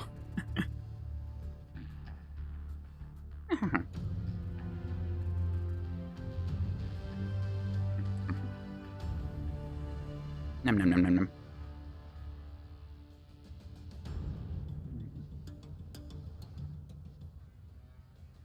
I mean, now that you think about it, why do you Americans call spaghetti noodles? What do you call Asian noodles then? Those are also noodles.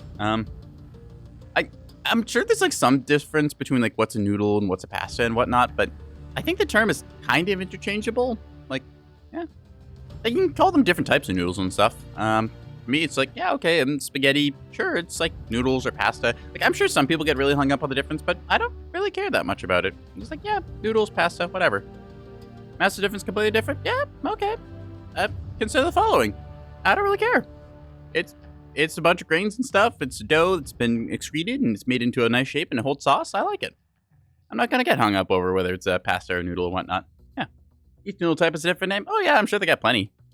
I just call them edible.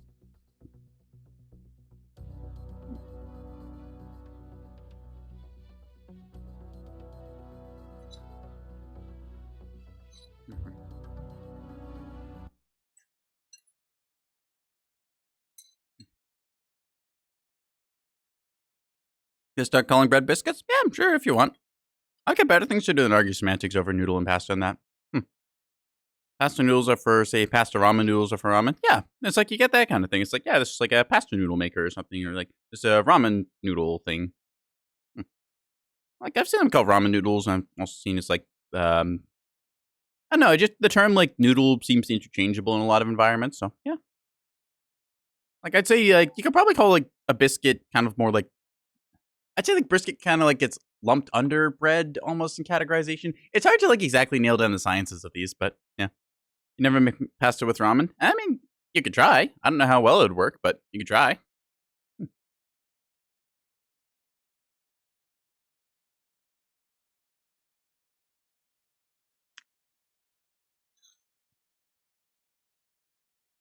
Nom nom nom nom nom.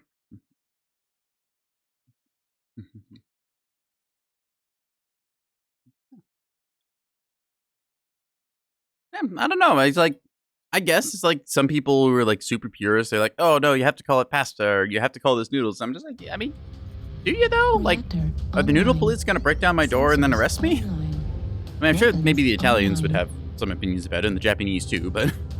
All systems nominal. Once tried out desperation in college. It was not very good. Yeah, I guess that wouldn't be the greatest. I have seen people make like minute ramen and coffee makers. That's kind of funny to see as like a novelty trick.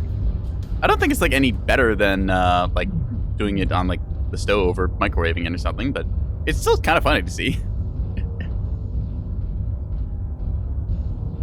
No.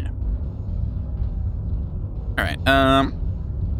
Welcome to Rubelite Oasis. I'm done chewing my noodles. So we're going to be going for domination in the middle circle here. We are playing a laser build, which means I know that my big head is in the way. Actually, my catboy self is in the way, but just trust me on this when I say ER mediums, 450 meters, large pulse, 620. We're going off those ranges. I've got a noodle stuck in my throat. There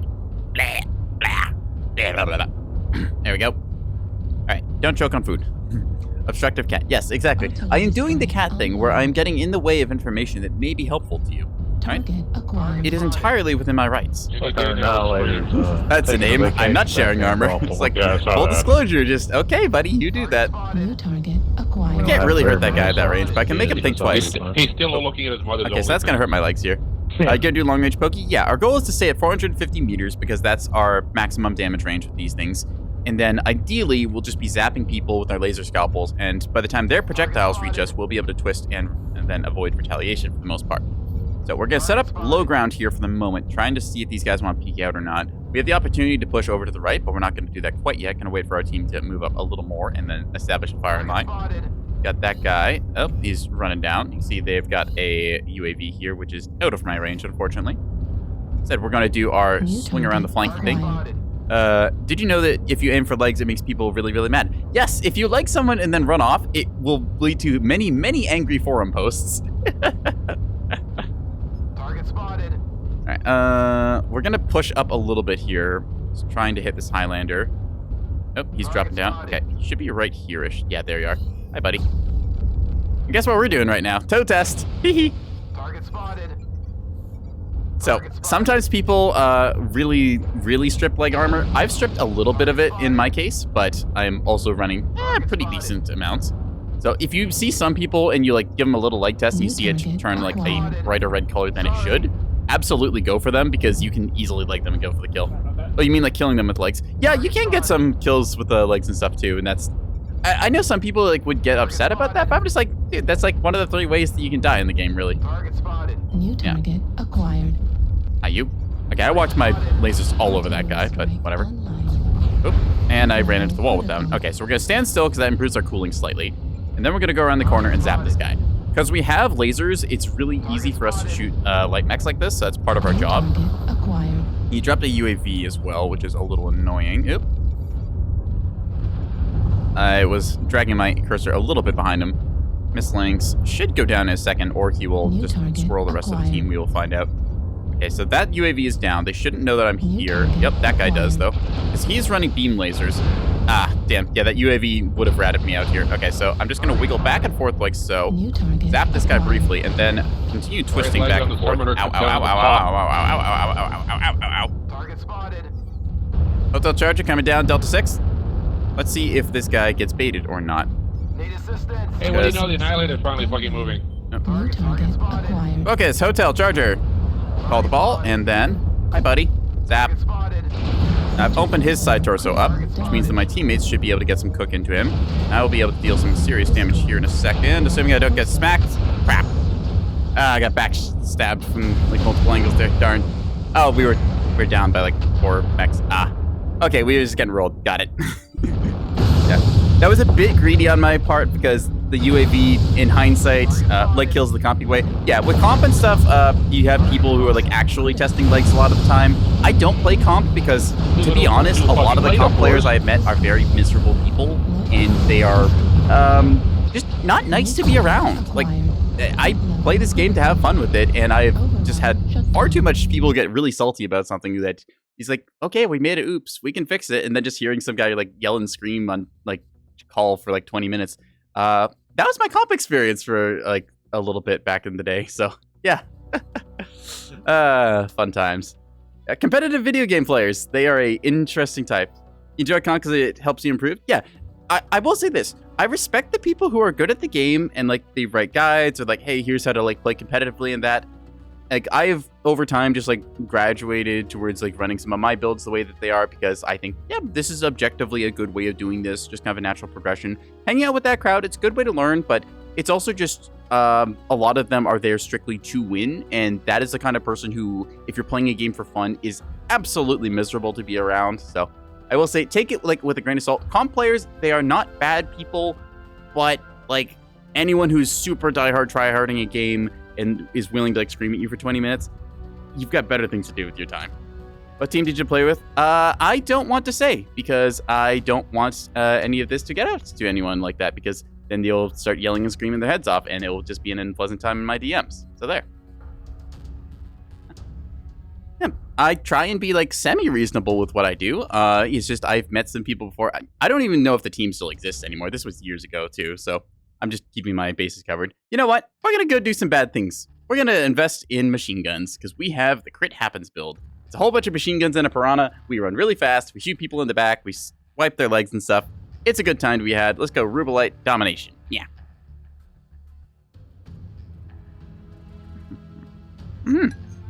Oh no, the piranha indeed. Yeah. I'm trying to get the last of my noodles in my mouth. Yeah. Come back. No.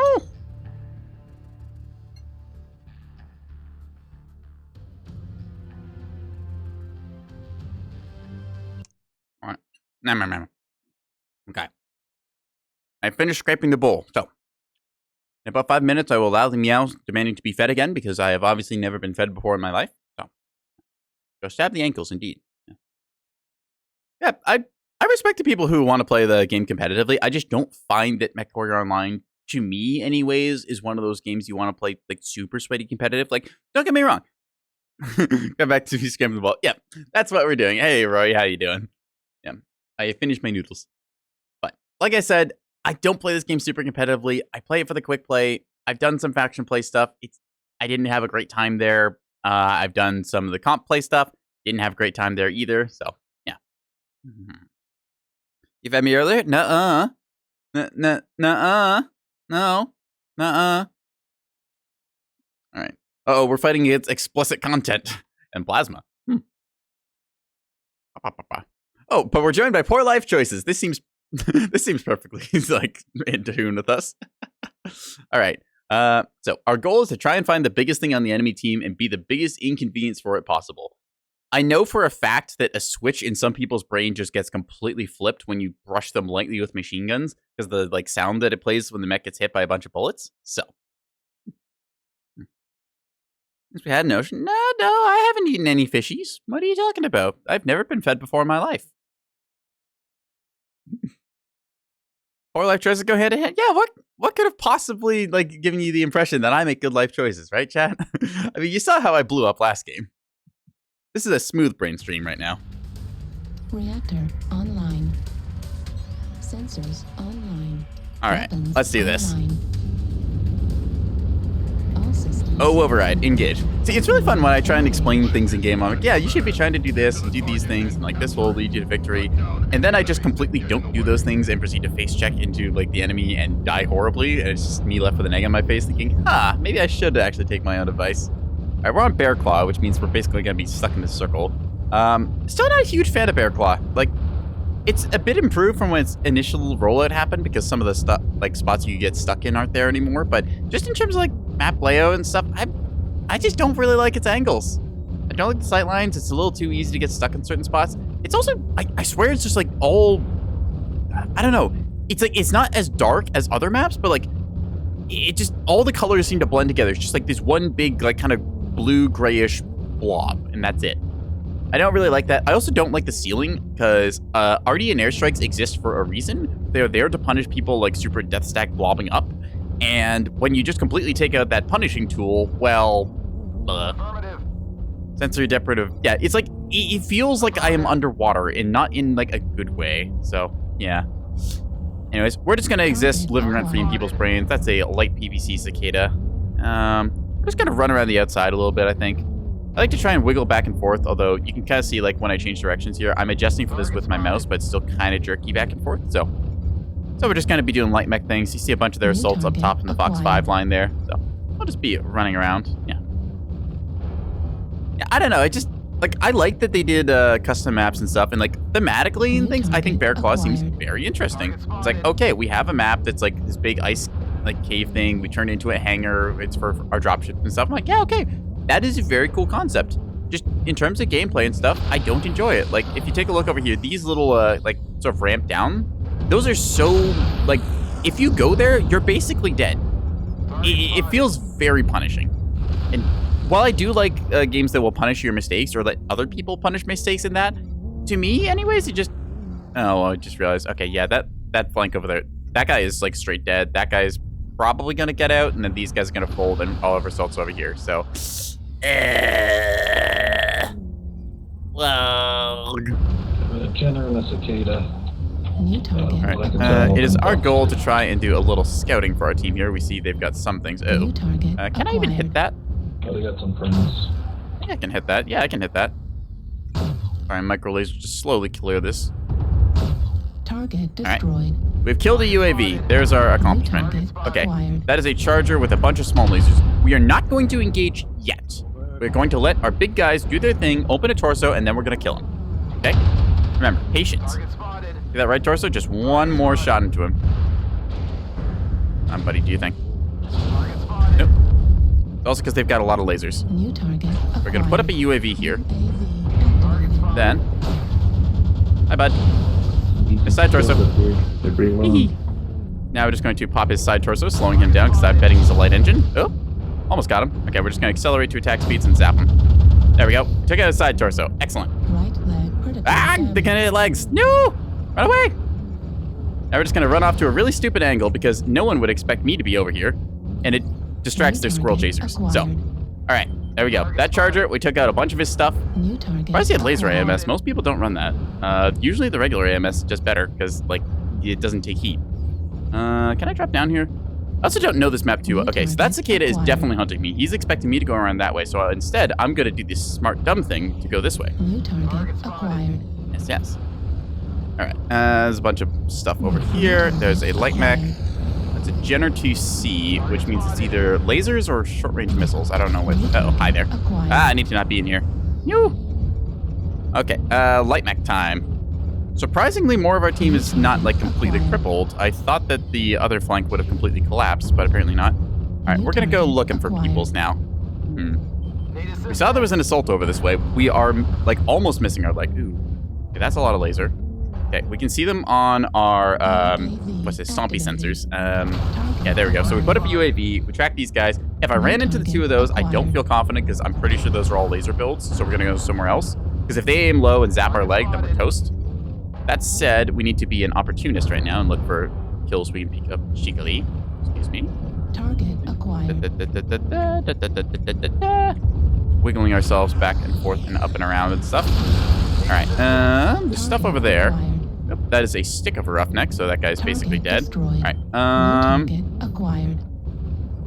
where's a good opportunity for us? I feel like that line over there, like where we saw those assaults, that will be the fight.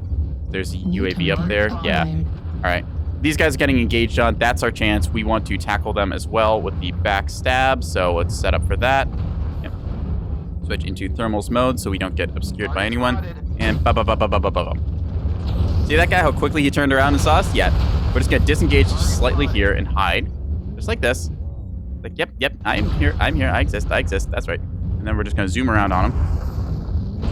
Trying to avoid that precision fire going. Oh, yep, unfortunately he got me there. So we're just going to crit out this guy's side torsos, like so. Because we are going down here. Yep. We still crippled that Atlas, though. I mean, hey, 190 damage, not the greatest. I don't really like this map, and we were all fully split up there, and I never really got a good chance to do the runaround on stuff. I also don't really know the rotation paths on it too much, so, yeah. Acquired. That's kind of unfortunate. I was trying to do my, like, machine gunning backstabby thing, but I just never really got a good chance to, so, oh well. Yeah, looks like it's down to 5. Yeah, 5 to 10. Wow. Oh well. Acquired. We tried, but just only so many circumstances there. Our team was split up at the start, which was less than ideal. We got defeated in detail, and then, well, wop wop. Oh well, I try not to dwell on losses. I just look at what I can improve, and yeah. I did get to inconvenience an Atlas, though, which I'm very happy about. Because remember, it's not always about the big damage numbers. Sometimes, as a light, just being that annoying little shit in the area is the best thing you can do. Oop, you want him out? Okay.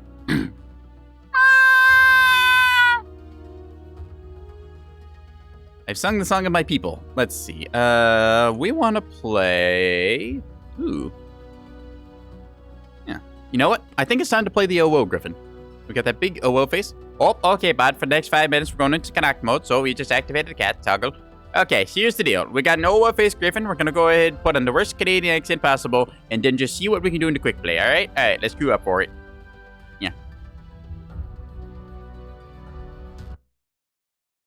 Oh, tapped out there by accident. Alright, here we go. So, you do not regret this. Don't worry, you will. Alright. So, last game we got right fucked up because we lost one of our legs there pretty early on. But I mean, hey, we're a 20 tender, we got walked on by lasers. What do you gotta do? I would give credit to that cicada. Dude hit me with a pretty good light PPC shot. I probably could have hugged him up tighter, but I was still worried about trying to get my shots into that Atlas. It's a little bit hard to play 20 tenders because they are very snappy and responsive, which means that if you like make a slight turn, then it's gonna horribly twist you back and forth. So we have to go with that. Oh, you want a meow? Okay, here's another meow. There's meow for you, bud. Anyways, then, so queuing up with the OO Griffin, our goal with this thing is to be pop-tarting and spraying people in the face with missiles. We fire a lot of missiles, so our goal is to pretty much keep the enemy blinded. Oh, Canadian meow. Yeah, well, you see, cats sound the same just in most places or not. I mean, I guess if you're in, like, France or something, they have, like, a little bit of an accent. Like, the E has a hat on it or something like that. Yeah. But either way, we got our big old OO. Remember, just the psychological damage to the enemy that they will never recover from. Like, they might be able to shrug off our missile hits, but it's still going to, like, do a lot to their heads. Oh, le meow. Yes, le meow indeed. I don't know if his Rory is still around here. Rory, where are ya? I diagnosed him as French a long time back. Come on, now. Give me that Mechwarrior online.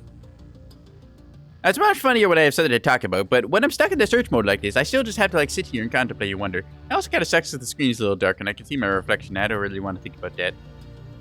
Anyways, Emerald Vale, let's go for Assault. Emerald Vale, real good, because we got a bunch of these kind of like low hills here. We can pop our head over, fire all our missiles, and then drip that. And drop back down. That's what I'm trying to say. Okay. Canadian tongue twister right there.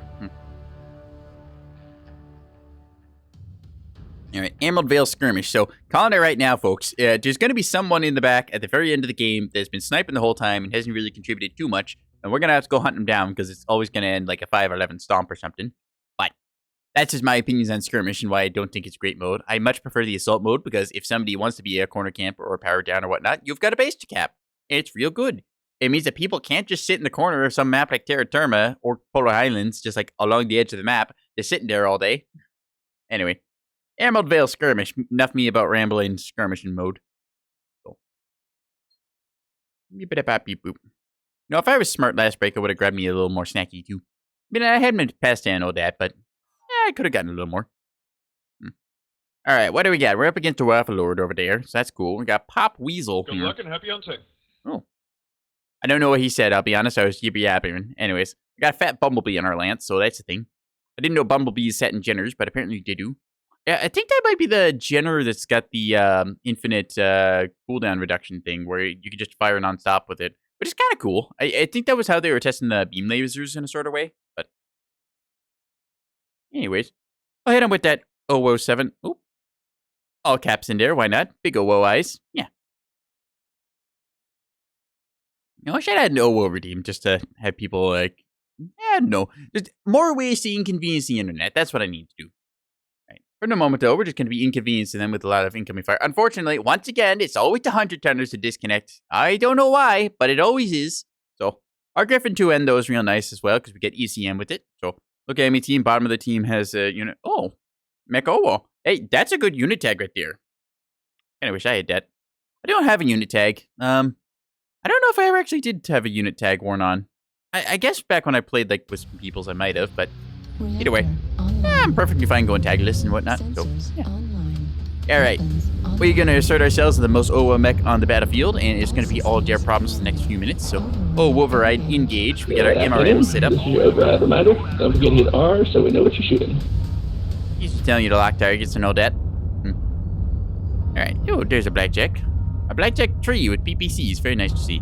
Got ourselves a Timberwolf over here. Again, what I hate is like, what's this thing called? Howl. Like, that's wonderful. Give me a prefix, damn it. Like, I want to know what kind of mech it is. Be like TBR dash, like, whatever. Like, if you want to call it TBR dash OWOO or something, then that's fine too. But, come on. Keep your naming consistent. Like, look at this. Fafnir-J. Thank you. That's a juggernaut. We know what that is. Don't just call something Howl or whatever. Darg.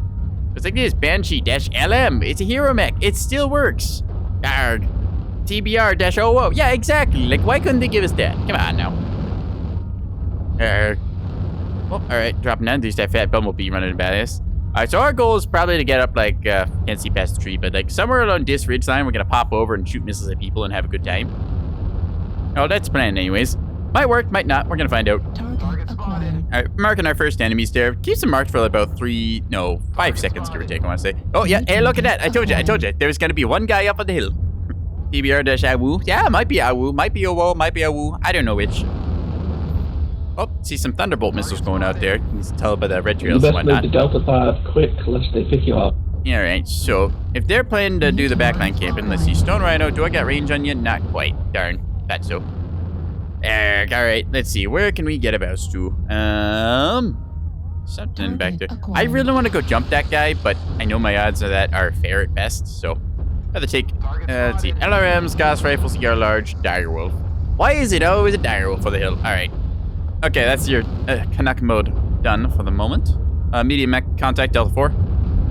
Call the shot on the backside. There we go. Now, because I've called that, this team should be able to respond quickly, and they'll be holding down this angle as well. We're kind of tucked up in here. Is there a Howl there? What's his name? Got the title of the Cub. Okay. Oh, the Griffin with a bunch of... Almost got him there. It's a bunch of snubs.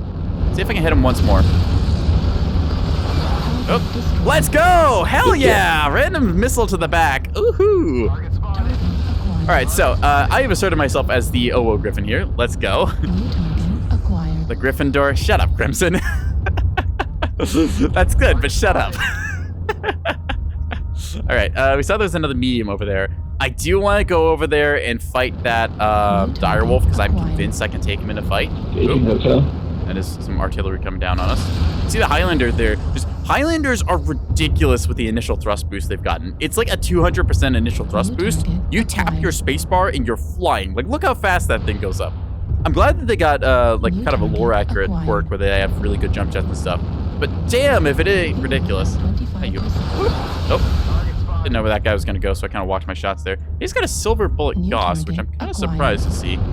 Okay, this is not the greatest peak angle we're about to do, but okay, not where I thought you were. You, on the other hand, just doing our little jump jetty thing. Shooting stone rhinos, you should always do because they are big 100-tonners, and yeah, they deserve it. If you can blind the 100-tonner, it is very good because it means they cannot effectively put their weapons onto targets they want to. Where was that random like laser fire coming from before? Because like something was constantly popping us. I'm not sure if it was the guy way in the back or what. Pushing in on Echo 4. Hello, you. Oop. Massively overestimated where that guy was going to go and just painted a circle around them.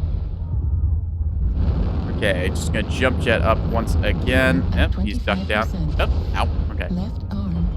There is someone out there, but I can't. Is it you? Please be you. It's you. Wow, wow. I think I was jump jetting through that, so my shots did fly a little bit off center, but yeah, we're doing perfect Griffin things right now, which is, you know, just using jump jets, peeking out, doing damage. Ooh, that Warhammer is running cord. I have to limit my exposure here in a second, but that's a good target. Again, like I said, we are just going to be doing this all game. We are the Pop-Tart, so hello. Buddy, peek me, peek me, peek me, peek me! I dare you to peek me. Hi, you. Whoosh. Oh, okay, he peeked me. Yeah, that direwolf there is just going to be doing his thing. Gonna let my ECM recharge.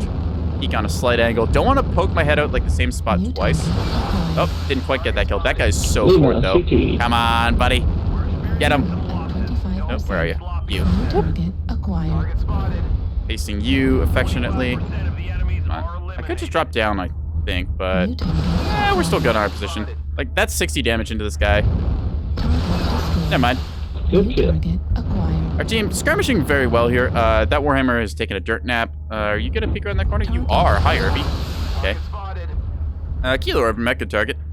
I don't want to sit here too long because I'm sure that they'll be looking at me. I feel pretty confident pushing up though. Yeah. That's an LRM mech. We're gonna punish that. So now that we've pushed back the enemy out of the midfield, we should be able to capitalize on this little low rise here. Again, this is just us using all of our jump jets and stuff. Go punch a helicopter. Ah, yes. Griffins in Mechwarrior 5 be like, oh, hi. Okay, we're gonna put up a UAV so we know where to aim first. Instead of me blindly sticking my head into the pinecone hole. Why am I saying pinecone hole? Porcupines!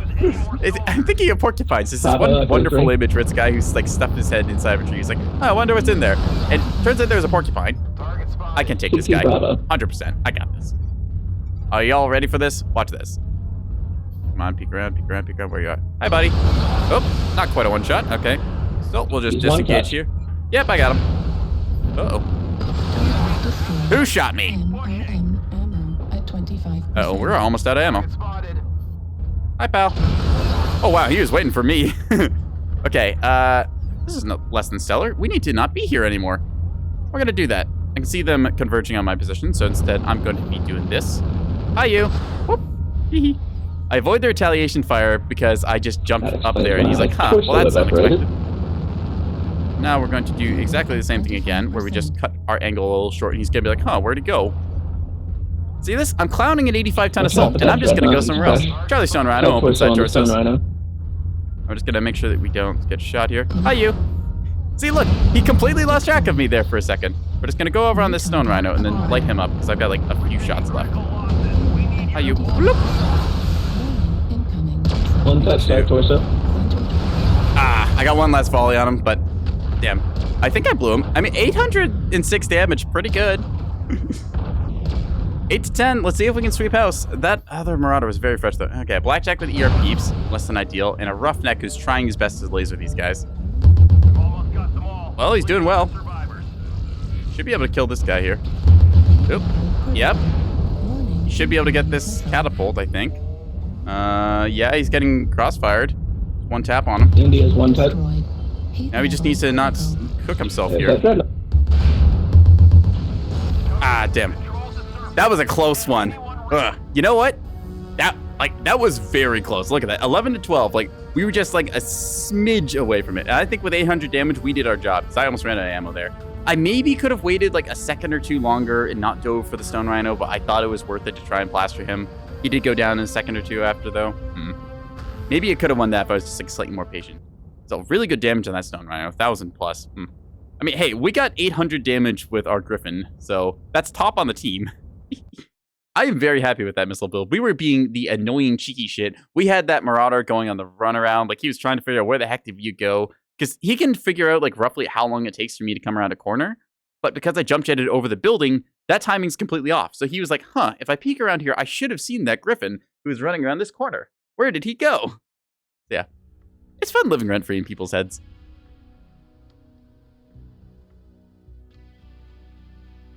You know what? We're so much of a little shit that game with this thing, I think we need to run it again. Because I know for a fact, like after 800 damage and having to look at an OWO face peeking you all the time, I know that I've made somebody play worse, which means this is totally worth it. Remember, tilt your opponent slightly. They play worse when they're upset. I'm not saying you should be like super bad-mannered or anything, but if you just like set them up to fall on their face, then, hey, that's not your fault. They just happened to walk into that rake. It's really funny how like a lot of games still tell you like, oh, here's all the things you want to do to like play better. It's like you need to practice this technique and this technique. One of the things that a lot of people just don't mention is don't tilt. Literally just don't get mad at the game. Just say like, oh, I took a loss. Okay, what did I do wrong? How do I improve it? Move on from there. As long as you're not getting like super upsetty spaghetti, you have the opportunity to improve and do a lot of stuff. Crimson, I am not sure what that clip is, but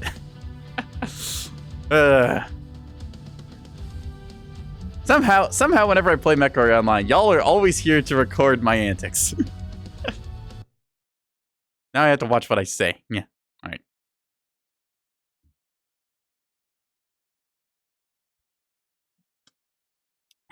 I'm taking a big sippy for that one. Yes, with friends like these, who truly does need enemies? All right, Vitric Station once again. So we're going to do a little bit of the peekaboo stuff.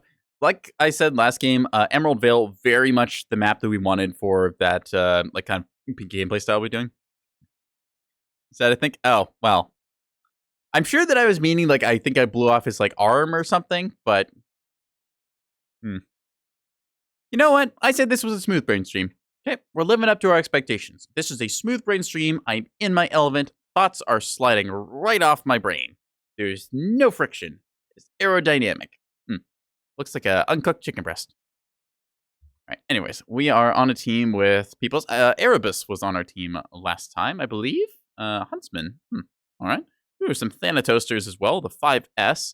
I don't remember the subvariants of the Thanatos and what each of them do. All I know is that they look like a toaster grew legs and kind of went into battle. So, I swear, like, a Thanatos, you could, like, see, like, 2 slices of bread pop out the top of it after it dings for a minute. Oh, hey, Temper Fire. Hey, how you doing? Nice cat. Yeah. We're playing Mechwarrior online. Oh, hey, thanks for the follow. Pull up chair. Welcome to the stream. Online. All right. Sensors Powering up the mech. online. Oh, override. Engaging. Let's do this. Online. There's time to be All silliness afoot. systems now. Aerodynamic, spherical cacao in a vacuum. Yeah, Override. exactly. Well, I mean, do you have to be aerodynamic in a vacuum? Like, I guess not really. Like, the aerodynamics, like, if there's no air, you're not really aerodynamic. Let's see if we have enough jump jet to get up here. I don't remember. Fuel at The answer is no. 25%. Okay. Fuel at Well, we'll take the long way 0%. then. Luckily, we are a medium. The Griffin 2N is one of those mechs that I started playing the game with way back when, before I can actually remember exactly what date. But yeah, it's carried me through a lot of the game. It's really good. ECM, high mount missiles. I love the cockpit as well. Like, this is so spacious. You just some feel very claustrophobic, but this thing, I can see everything in front of me. Like, sure, there's the bars, but it's like, this is minimal compared to some other ones. So I really like that. We're moving at the same speed as like the Gargoyle and Huntsman here, which is pretty good. Gargoyles are incredibly fast. Oop. Okay, a little bit of laser fire into us. So you can avoid that by hugging like some of the edges here. So you see them just trying to like poke us with some lasers, whatever. It's gonna like scratch the paint, maybe void the warranty, but we already did that when we hit the override. So instead of peeking over there, because I know there's gonna be people watching, the fuck are those autocannons shooting at? Is there a guy up there? There's a guy up there. It's the night. What the heck? Okay. I didn't even know you could get up there. Oh, smoke. Eee. Okay, we're dropping down. Target spotted. Evan and the grandmother was piloting Griffins back in the day because of its agility and high match hard points good times. Yeah, it was really good. It's one of the mechs that has There's a lot of ECM, them which on is the incredibly wall, nice. I ran this thing quad SRM6s on a standard engine back in the day. Well, I ran out of standard engine because I couldn't afford an XL. That was the state of the game I was in. Then when I got an XL, I was like, yeah, these are quite good. Okay, so that guy was like up there-ish somewhere. I did not know that you could actually get up on top of those pillars. That's interesting. I don't know if that's good or not, but it's interesting. Okay. That is, in fact, a mech. He blended in, like, this blue really well with the background, so I just kind of glanced over him, and then when the red indicators popped up, I said, that's a problem. Left leg on Echo Viper. I almost called him Echo Foxtrot because I read the -F there. Oops. Oh, that guy's taking shots. We can maybe engage. Oh, hi there. Hi, Stone Rhino. Target spotted. This guy's name is Balls Crasher. That is a choice. And he has LRMs and Ultra 10s. And we're going to shoot through our buddy's corpse. And that Stone Rhino is getting lit the fuck up. And the Stone Rhino is about to go down. And that Stone Rhino is dead. Wonderful. 100 tonner players, everyone.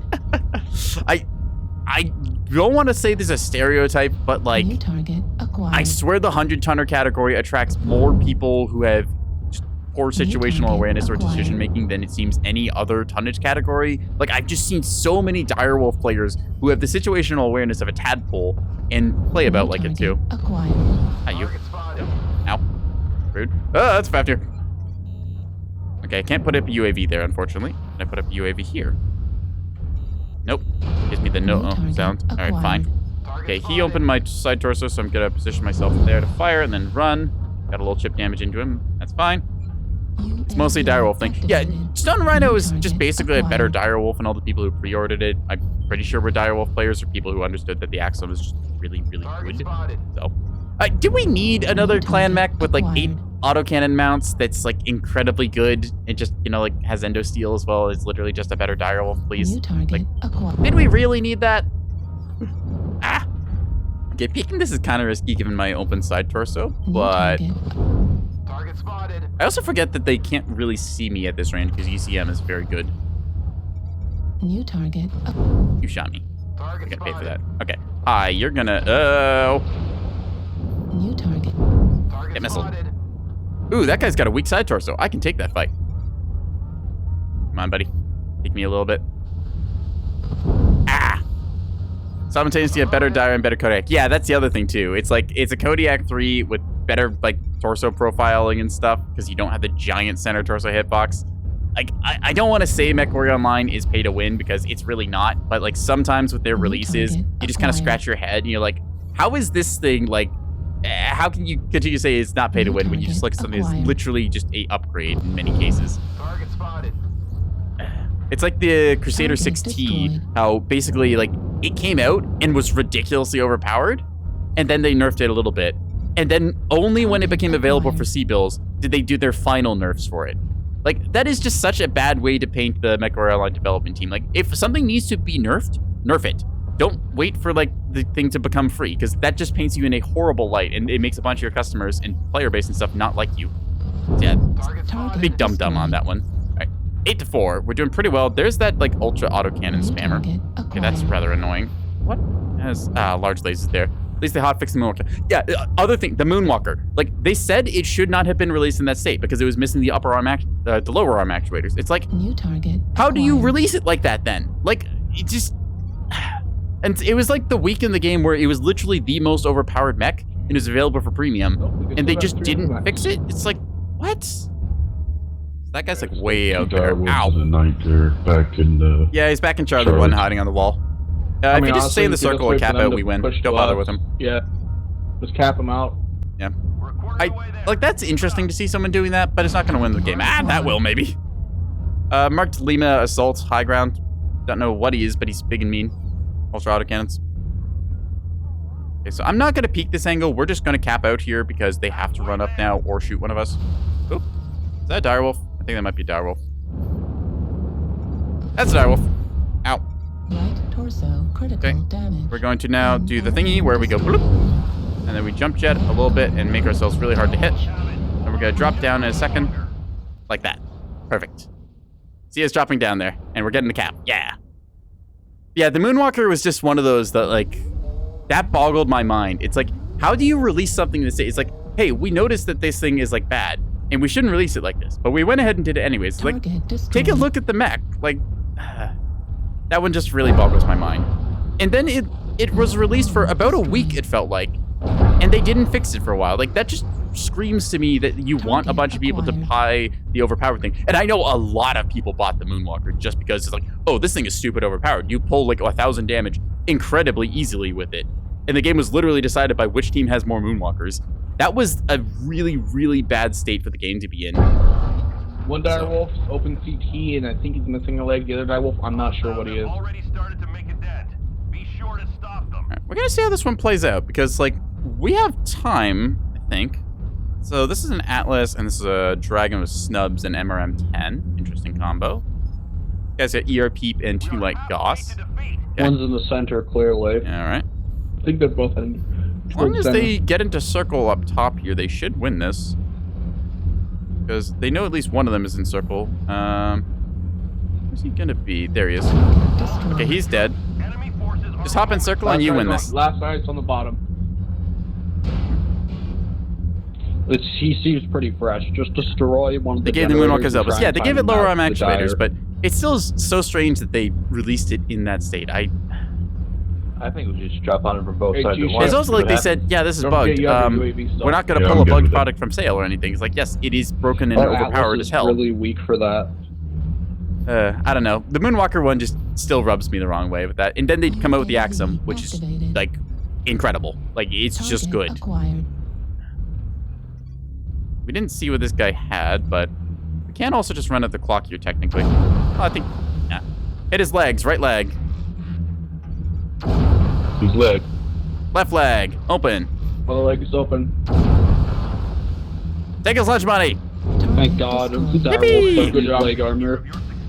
Yep, direwolf players, they skip No leg one day. ever tries to shoot a direwolf's leg. He must have. Like, straight up. Until they don't have it until they need it, then they don't have it. All right, you know what? We take those. I didn't do the most damage that game because it was kind of awkward getting fights, but yeah, I'm pretty happy with how that one went. That was a very close fight. Like, we lost the last one just by, like, a smidge. In this one, we only lost, like... Oh, no, what am I saying? This one we won, like, 12 12 to 10. Last game was 11 to 12.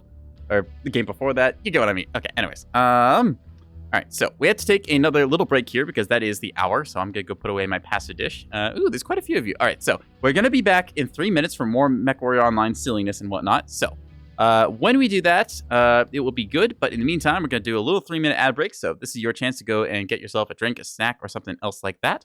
We will be back in 3, chat. See you then. Yeah.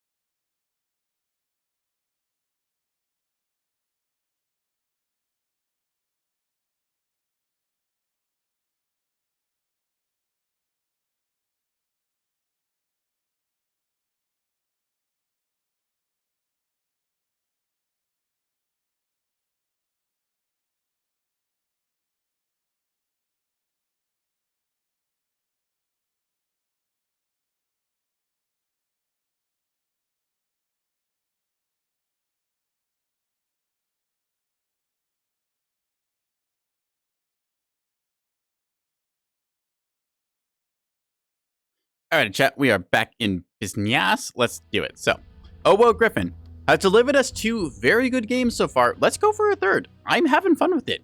Good mech. Me like.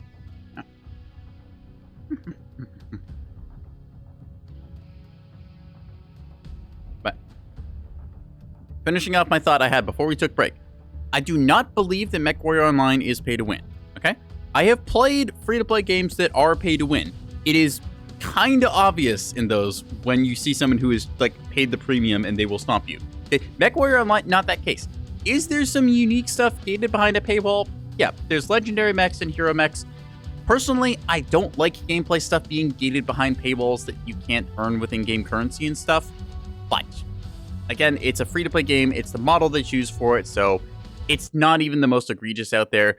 I would love if everything in the shop was available for C-bills. Personally, like, I would love that because then you just have like more variety that you can pick up, and maybe you don't want to invest the money. Maybe you've just got a bunch of time. You might not have the like C-bills, or not the C-bills, the mech bucks to spend on the game.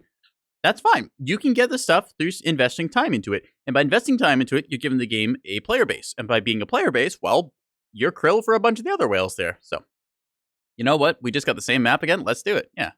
Heck you. I see you saw me respond to your tweet there during break.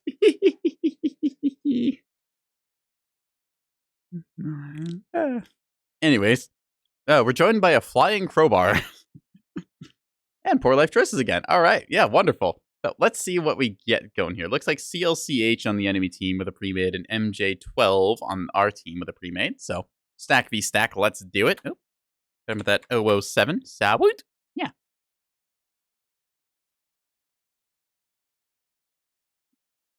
Thief is always forgetting to put their hand up at first, but we got it in the end. All right, let's do this. Online. I got. Sorry, give me 1 second, Chad. I just had to. Override engaged. No, if I'm reading this right, that's not my femboy friend. That's my furry friend. Similar, but different.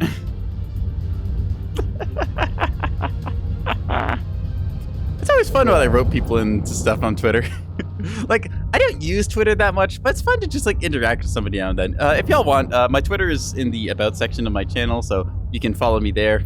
Funny number go up, make dopamine happen in that. So, yep. I thank everyone for the follows and viewership and the stuff that they give.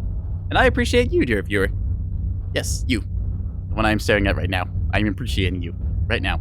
Get appreciated. Anyways, back to meching. Let's dodge that PPC shot and see what we do. Yeah. We got snipers up top, Charlie line. Call for help here, even though I meant to actually spot them. But hanging back. Yes. Look out, you might get appreciated again. Oop, that's a marauder. Okay.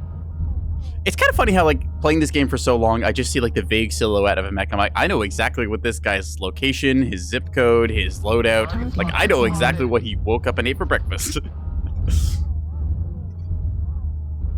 Catapult here, a Butterbee with all black camo. Yeah, after my own heart.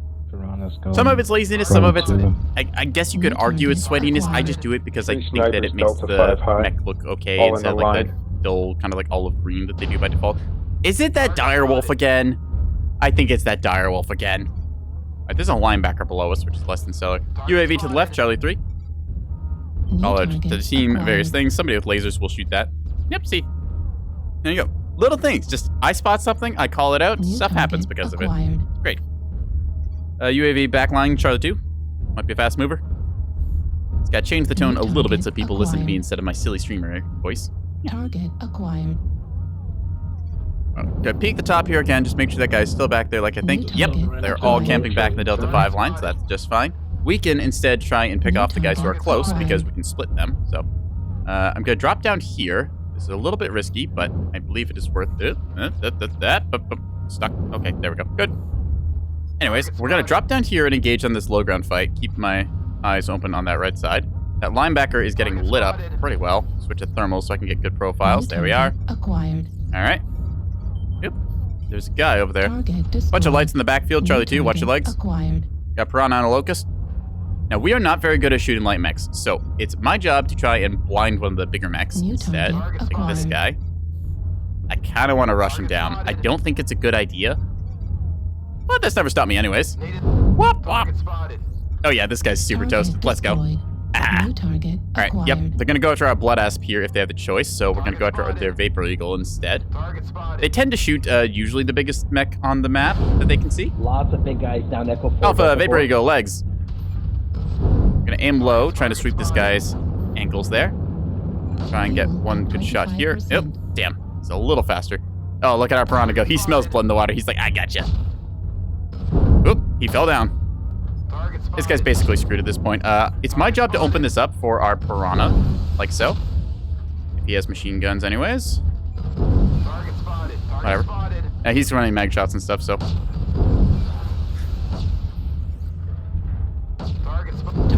There we go. Good job, Piranha. Thank you. I thank my teammates, because they were doing a good job making him do the runaround. Ooh, that's a Night Gear back there that we can punish. Goss ER large. I know exactly what build you're going to be doing it. In fact, I'm pretty sure it's the same guy from last time. And he just gave his back to me. Thank you. But so many people are being so nice and presenting their backsides. Like, look at that. Just so many missiles in. It's so generous. Okay, I can't quite get an angle on him, but when he comes on the corner, yep. And I cover the Piranha's escape by blinding him. This is why I love having lance mates who are like really good at what they do. You just know how to work with them. Target spotted. Uh-oh, we have done an oops here. This is gonna be interesting in a second. Hi, buddy. Whoop, whoop. Yeah, that's a splat Colossus. Time to leave. Ah! It's almost the play-by-play. UAV activated. Okay, we need to get out of there. Foxtrot, Stone Rhino is having some trouble. Yeah. Target All spotted. right. Fuel at Oh, 25%. okay, we're good. We're good. I'm hoping I wasn't hot micing there by accident, but Target spotted.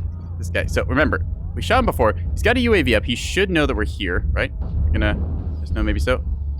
Target Let's go! destroyed. Parada, you're awesome. Good bait. Thanks. I love this guy. Like, the Stone Rhino was like, oh, I think I smell something. Looks over here and just instantly shot in the back. This is my little guy. I'm taking him home with me. Target acquired. Ooh, Gauss rifles. Okay. We have 3 mechs left. That's one of them. New target another one of them. acquired. Owie. Right arm critical Okay, you know what? We're just gonna tank through this. This is fine. We got this. Left. We're in range now. We can fire missiles at him. But yep, that's fine. This is okay.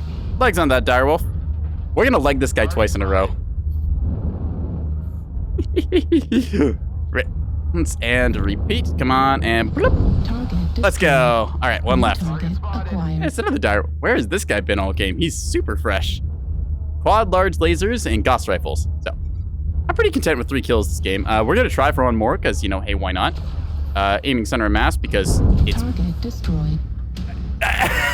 What is going on this game?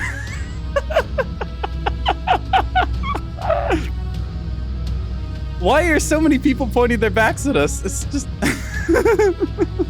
I will take that. 4 kills. Yeah. Like, all right, cool.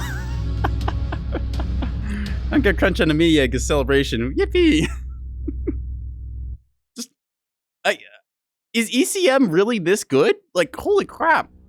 I know I don't get detected until like 200 meters and so, but just, they're all just not looking at me. It's wonderful.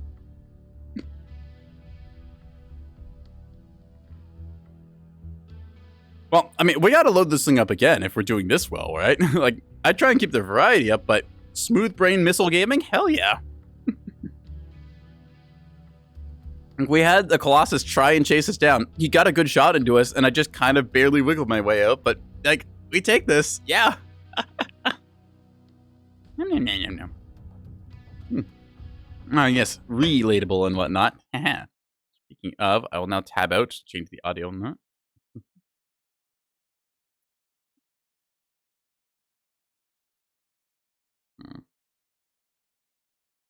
Oh. There we go. All right, we're good.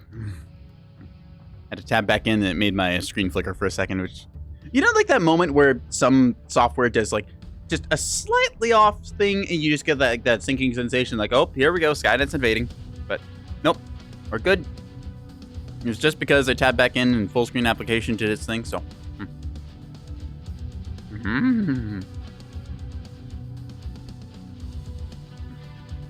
Don't worry, Ree, I'm now thinking about more ways I can sass you on Twitter, so. Oh no, Halo froze. Now my USBs are about to disconnect. Yep.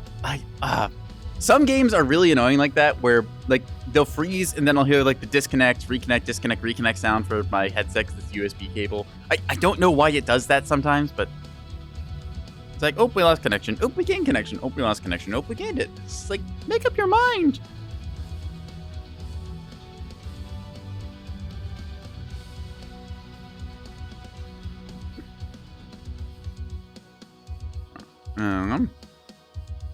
Had to make it ting a little bit, so that's our cue to do the magical ear wiggles.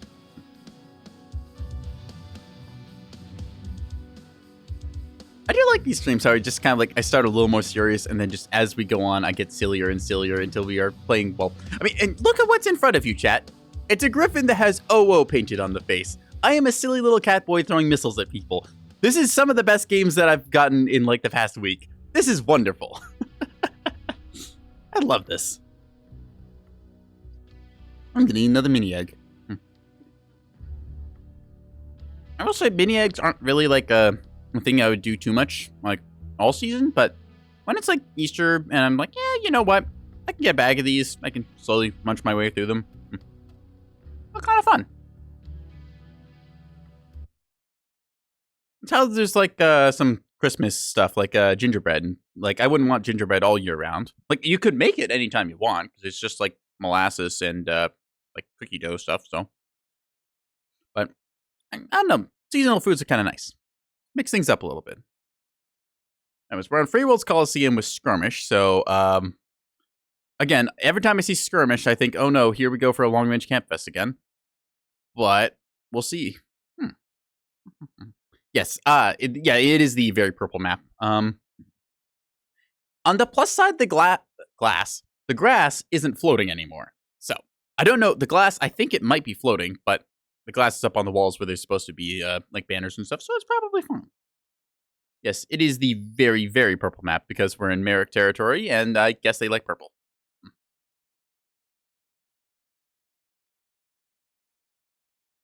Meow. All right. Looks like there's a bunch of people with the Lores tag in the enemy team, so let's expect there to be a pre-mate. Sensors online. Weapons online.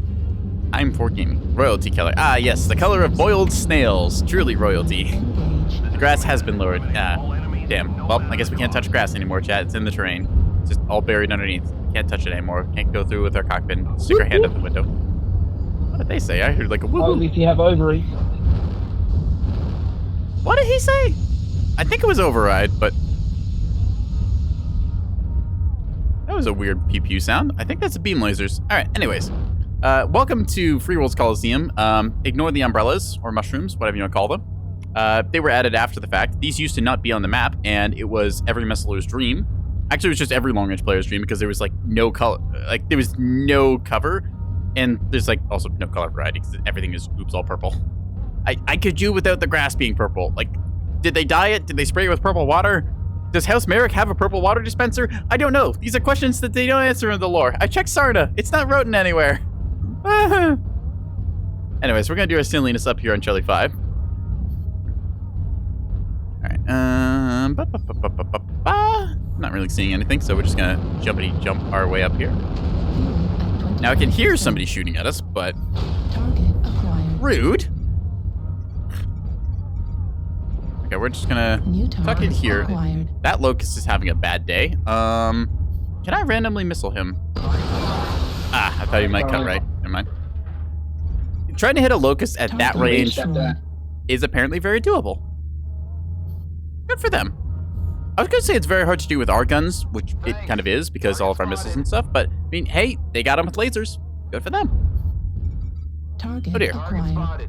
Actually, wait, I've got UCM. They can't see me. Never mind, they can see me. I keep forgetting, right, I'm not painted all black. I've got a big fucking OO face on me, and I'm bright orange. Maybe I should have thought of that before sticking my head out and confidently saying, yeah, they can't see me, Target right? acquired. Surely. New Nice. target There's a dude. acquired. I'll just keep track of where they are. Highlander. What was his name? Silence. XX. Silence. Yeah. New Alright. target We still can't shoot acquired. anyone up here, but we can just kind of hang out and chill. Kind of tempted to push up a little bit more over here because I can take this path fairly safely without being seen. flank Hi, another. and it pays off. Target acquired. Okay, what are you? You have thunderbolts and mag shots. I win that fight, I'm pretty sure. Target spotted. Put up a UAV and call for help. Activated. See, like, I don't want to rush him You because are I by know that his team yourself. is around the corner, but if I just take a little moment here, like, I can peekaboo better than he can. That said, his teammates will heavily mess this up, so we're going to change our peek angle, like so. See that? Just, like, dodging ever so slightly. We're going to watch that RD strike just completely whiff, because it's going to go behind us. Actually, that was an airstrike, given that it didn't last very long. That Wolverine decided he wanted some. Oh, he's got the same build as me. Okay, I need to get out of here now. New target acquired. Thunderbolt's just going to impact the wall there. Missile. Hotel's pretty close. Run after hotel. This is going to be a little interesting as I had to back down the hill New here. target Ow! acquired. Yep, Wolverine found me. Ah! Oh, he's running. Okay, we're just going to tuck into here because most of the guys to the right there are getting collapsed on. And they're like all up top there. Charlie 5, Charlie 6 is very heavy presence high. Kill the ones down low. Target Going Hotel acquired. Warlord. New target See that? acquired. Small. You little... Alright, fine, let's do this. I'm gonna flank around You want behind some? Come here.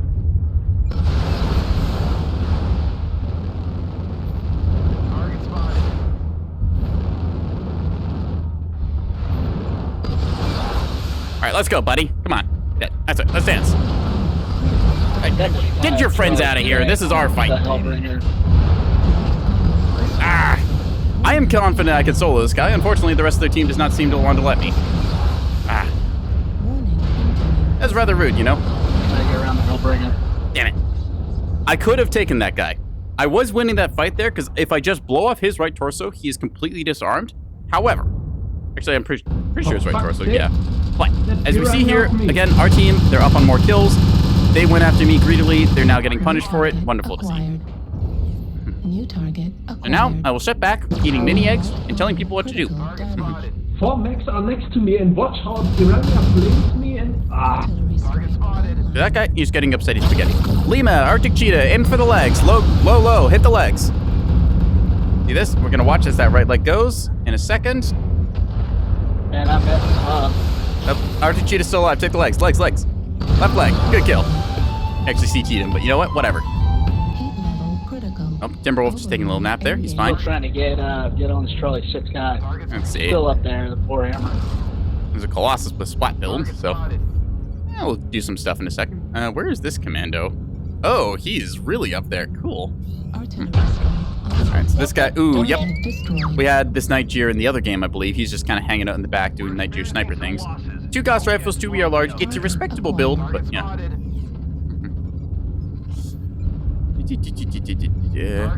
That should be, I think that's the Wolverine. I want to say it's the Wolverine. Ooh, a scatter shot. Those are interesting little shadow hawks, I believe. Bunch of people running Thunderbolt 5s. Oh, that Warhammer's having a bad time. Yeah, the Nightstar 10P, I don't think racks are good, but on the Nightstar 10P, I mean, if you're able to just hold down the trigger like that. Let's see if we can't spot the last guy here. Oh, he put his back to him. That's... Well, those silver bullet Gauss rifles are going to go off in a second. Like, as soon as you lose one of those, it will probably detonate. No respect for the impromptu 1-2. Yeah, it's like, come on, the 1v1. Like, you see a Wolverine and a Griffin having a fight. You're 55 tonners. You have the same missiles. Like, let them fight. It's just like, no, no, no, give them a second. Target destroyed. New target acquired. This guy's doing some MRM stuff. He's got MRM 20s. Take a look at the Timber over here. Oh, he's getting shot at, so there's that. Let's hop to a different mech as we go for the last kill here. Look at this Direwolf, yeah. Oh, he's doing mass beam laser. Okay. Huh. Direwolf C with triple beam laser. I think that procs Ghost Heat, but, like, he just held it down. 12-3. That's a stomp. I baited the enemy into a dumb spot by being silly. At least that's what I'm gonna say. We take those, yeah. Damage done, 360. Damage taken, 574. Okay. You know what? That works. Yeah. Big stompies. They couldn't resist shooting at me. And the rest of them got traded out. Like, my 55-ton butt got traded out for a 100-tonner. I will take that. That's it. I think we'll swap out to something else just to keep it a little fresh here. But Ghost Heat on beams is almost not there. It's a small penalty. Yeah, it is a small penalty, but like it does exist. It's like a little bit of a jump. I did the testing for it, and it's kind of weird. Like if you space like, let's say you fire 2 beam lasers, right? If you wait a half second and then fire another pair of beam lasers, you don't proc Ghost Heat, which to me is weird because you're still firing the beam laser. I would assume if you're firing like 4 of them at once, it would give you Ghost Heat, but apparently not. He's like, hang on a second here. Just give me 1 second to tab out here, chat. I'm just gonna pull up the Ghost Heat table real quick, just so I can give you a little read off on how much Ghost Heat these actually generate. Let's see, beam laser. Okay, so if you fire 2 beam lasers at once, you don't get Ghost Heat. But if you fire 3 of them, then you generate the equivalent heat of firing 4. However, it's not constant. That's just the initial spike of it. So like, you get like a little bit of heat, but actually, you know, hang on a sec. Where is that one assault? I did a test on this earlier, didn't I? Where's my clan mechs? Yeah, this is a Direwolf build. It exists. Pay no attention to it. We're just going to ignore that for now. Just as a proof of concept about what I'm talking about. Where is it? We're just going to load up some beam lasers here for testing purposes so you can easily see. Okay. Not actually going to run this as is. Also just going to put in all the double heat sinks it fits because, you know, that's just what we're doing. This is not an actual build. Do not build this in game. Do not bring this in game. Blah, blah, blah. All the disclaimers aside. Anyways, yeah, sure, that's fine. Let's go to testing ground. We're going to go into Crimson Strait because there's a good target there. Yeah. Let me show y'all this kind of thing. It only counts ghost heat from the button pressed not to release. You'll notice maybe. Yeah, I will say this. Even with this cheese like kind of thing, I don't think that beam lasers are that good because they require you to stare at the enemy for a long time. Their damage per second, like, it is good, but you get higher burst damage setup when you're just like firing other lasers. Like you do your laser burst and then dip into cover after like your 1 second burst. But anyways, I'm gonna just show this off here. Okay, so if you see, like, you can't actually see that I've got 6 beam lasers. I'll just bend a little bit over, but just take my word for it. See how I've got 3 fire groups? Here's what we're gonna do. Watch my heat bar. Okay, we're gonna fire group 1, fire group 2, fire group 3. No ghost heat. We are just burning at the speed that we should. Now, the red little bar thing next to them does fill up kind of the way flamers do. It takes a little bit to cool down. But, like, if you just disengage, and by the time you've now cooled down, that little bar has just gone away. So now 1, 2, 3. You just have to space it apart by a half second. And you can cook through somebody like this. It's a really weird microwave build, but you can, if, like, there was a good mech that you could stare at somebody, I might recommend this. I'd say that 2 of them is really easy because you just go like 1, 2, like that, and you just don't get ghost heat. And it seems to work decently. Like, you're still cooking. Like, okay, the damage isn't great right now because I'm shooting through the side torso and only half the damage migrates over, but yep. It's a weird thing that they've got. I would have thought they capped the amount firing like they do with how many Gauss rifles can charge up, but maybe not. Anyways, let's take a look down here. So let's go 1, 2, 3. Target destroyed. Ta-da! Granted, that's a stock generator, and we just kind of cockpit shot that, so that's not really time to kill, but Target acquired. yeah. 1, 2. Like, if I just was holding 2 beam lasers on someone, that's respectable DPS coming at that. Like, these are each 5 damage per second. 20 DPS is 20 DPS. If you can afford to just, like, keep cooking someone, like, that's a very short difference in time that it takes to set up this beam and fire. It is kind of blinding. How fast does the heat climb when you press all 6 beams at once? That's a good question. I'm just going to cool down here, let the little red bars empty out. It's also worth noting, okay, so, you know what? I'm actually going to move ever so slightly for this, so just give me a quick second here, chat, as I have to jimmy around windows and stuff. Where am I? Okay, there I am. So, yippee. All right, we're going for a little walk. So, all right, welcome to Professor Neko's Mechwarrior Online testing stuff. So, as you can see, our weapons on this side here, right? See when I fire it, the little line kind of fills up on the side there. So, we're going to have to just contend with that. I'm going to move over a little bit more so that I'm out of the heat marker thing there. Anyways, so you see this thing? We're just going to fire everything at once. That jumps us up to like half our heat bar, okay? Firing 6 beams at once is very hot. Very hot. Oh, hey, Meg. How you doing? So, yeah, we don't want to do that. Instead, we go 1, 2, 3. Look at that. No heat spike. We just delay our firing spacing by like a second. That's just kind of cool. I don't think this is like great because I think that the damage and stuff isn't the best, but you can do this. Also requires you to stare at the enemy, which is kind of poor. Like, if I'm doing a direwolf build with this and I'm staring at someone, I am gonna get cored. Like, 100% I'm gonna get cored, but we can do it. Also, anyways, hi Meg. We're doing laser cheese. You're not supposed to be able to do this, but like, that's not that hard to do. Heat level critical. That's respectable damage. Anyways, we're going to go back to our weapons page, and I'm going to go back into my little corner of the screen where I like to lurk, because it's cozy over here. Yeah. Anyways. All right. Love breaking the rules. Yeah, just a little bit of rule breakage. It's like, I don't know, it's like, if this is like an intended thing, like this is a weird tech, but if people can run 4x pulse stalkers, I can run this on something like Marauder 2C or Mad Cat 2C. Yeah, there's the, okay. We're going to talk about the stalker now. So welcome to the Theorycraft side of the game, where we do funny little things. I believe it's the Stalker 4. Yeah, so the Stalker 4N. If we take a look at this, I've got a fun camo on this one as well. It looks like it's a big T-Rex. This is quite fun. I like this.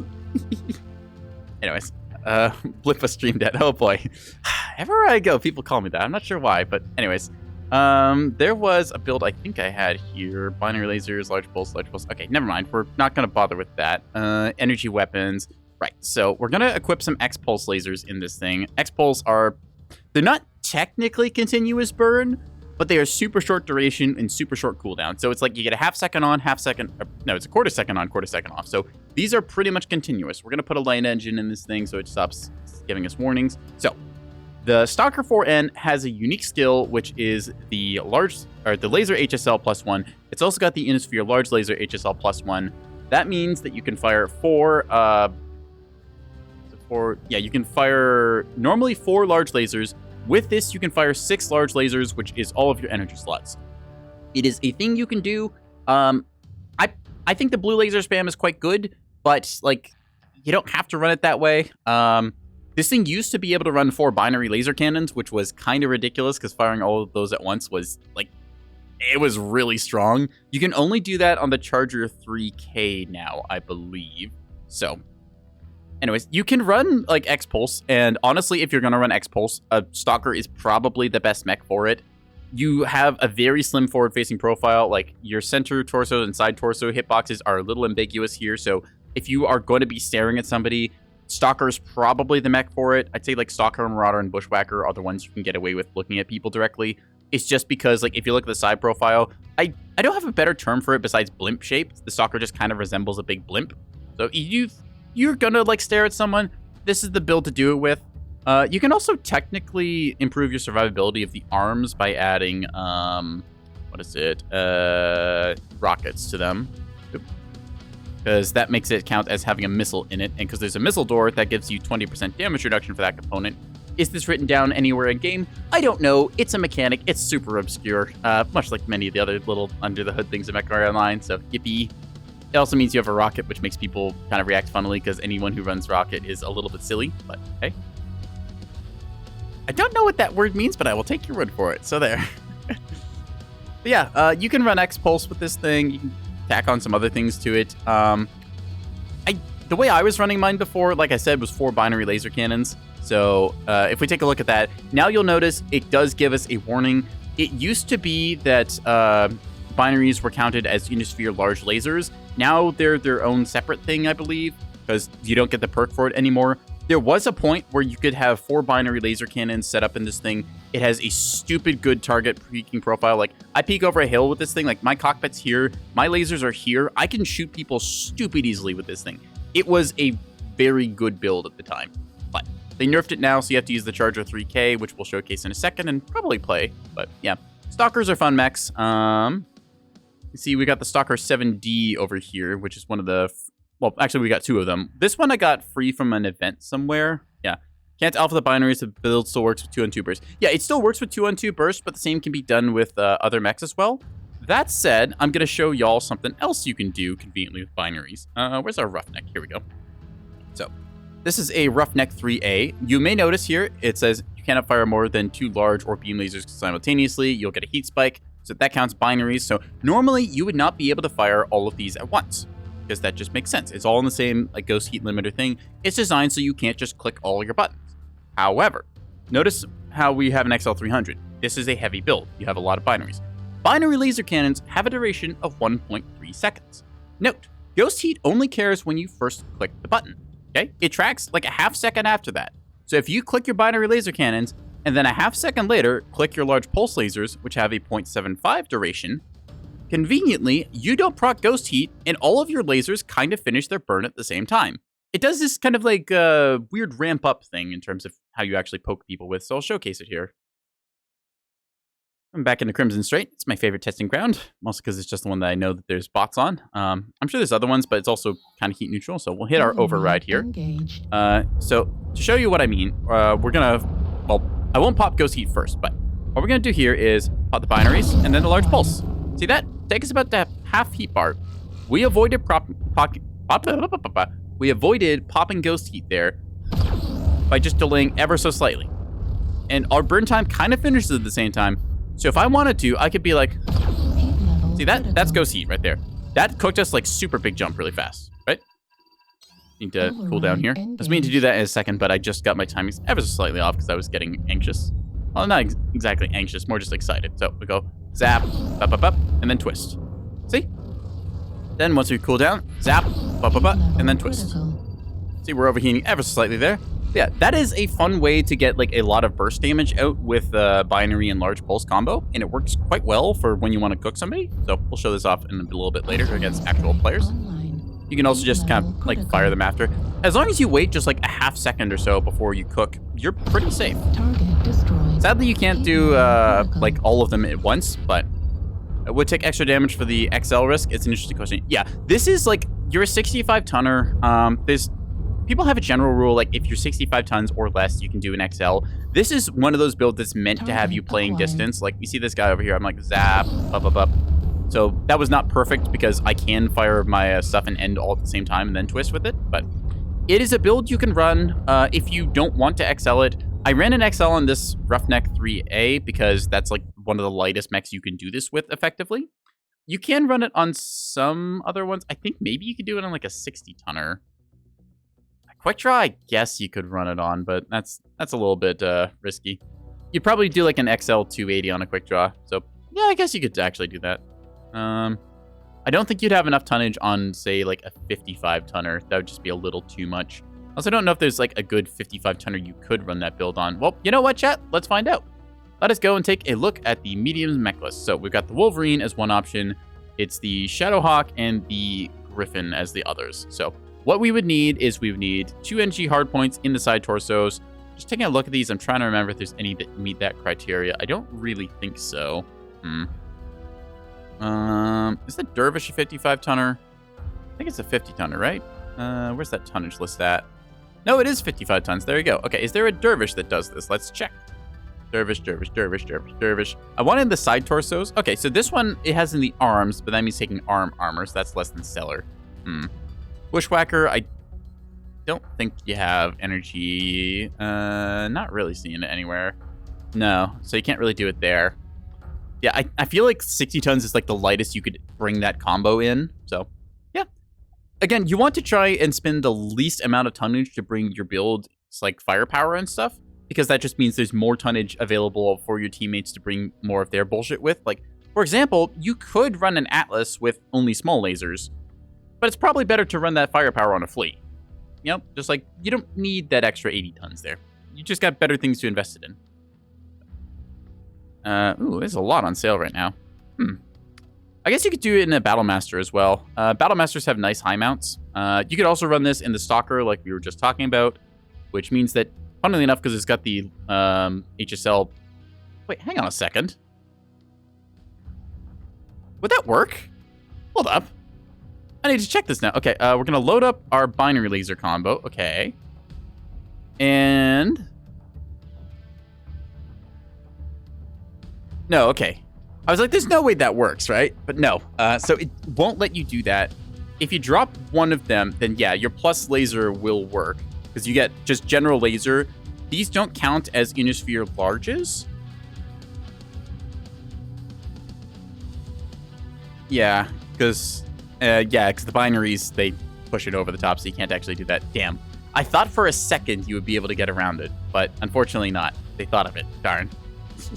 Still. We tried. You can run, where is it? Large pulse. Yeah, you can run quad large pulse with this thing, and that works reasonably well. Just as like a bunch of front-loaded top-end firepower, because that's 44 damage pinpoint, and not gonna lie, that's pretty mean. So wait, hang on a second. Okay, you can't get higher engine rating with this. But, like, for your tonnage... hang on a second. What if we did a standard engine?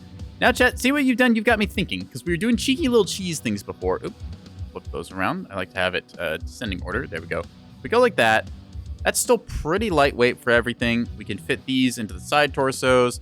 We can ditch our targeting computer because we don't really need it. We can get a double heatsink there. We don't have enough room for anything else, really, so we might just add on a bunch of leg armor. Or we could take some off and add, like, AMS, but that means moving this to the side torso.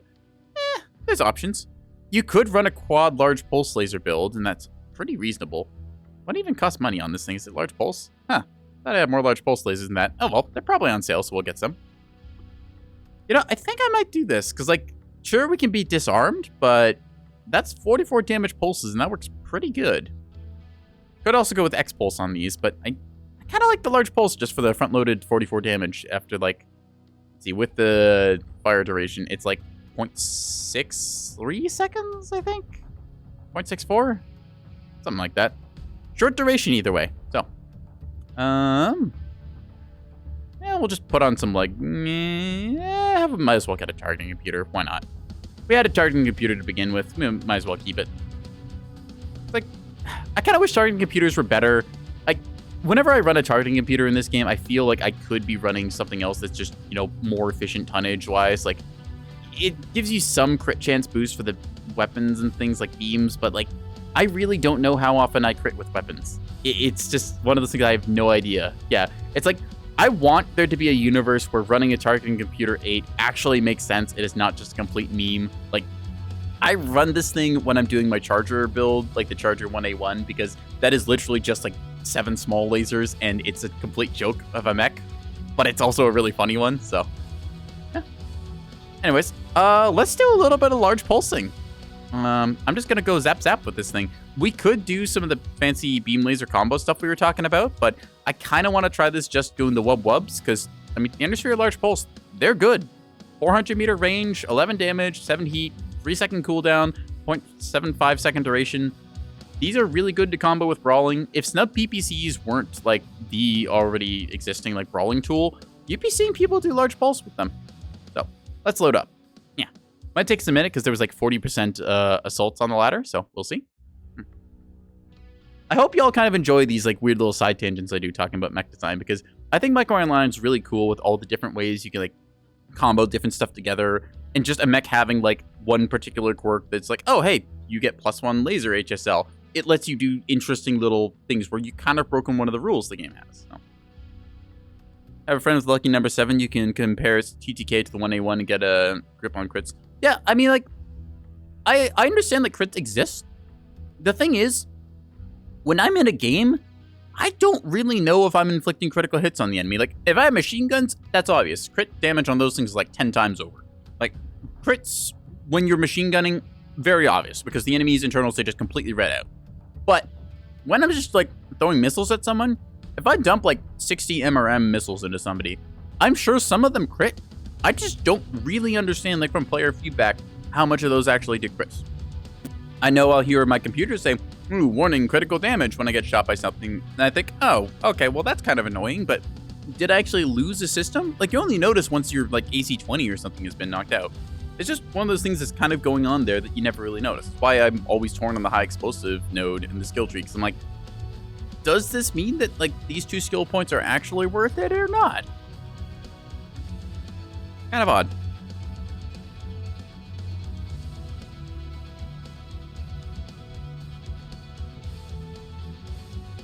Alright, I'll chat. I finished my mini eggs, which means that I am back to once again having never been fed ever. So I will demand feeding in the next 5 minutes.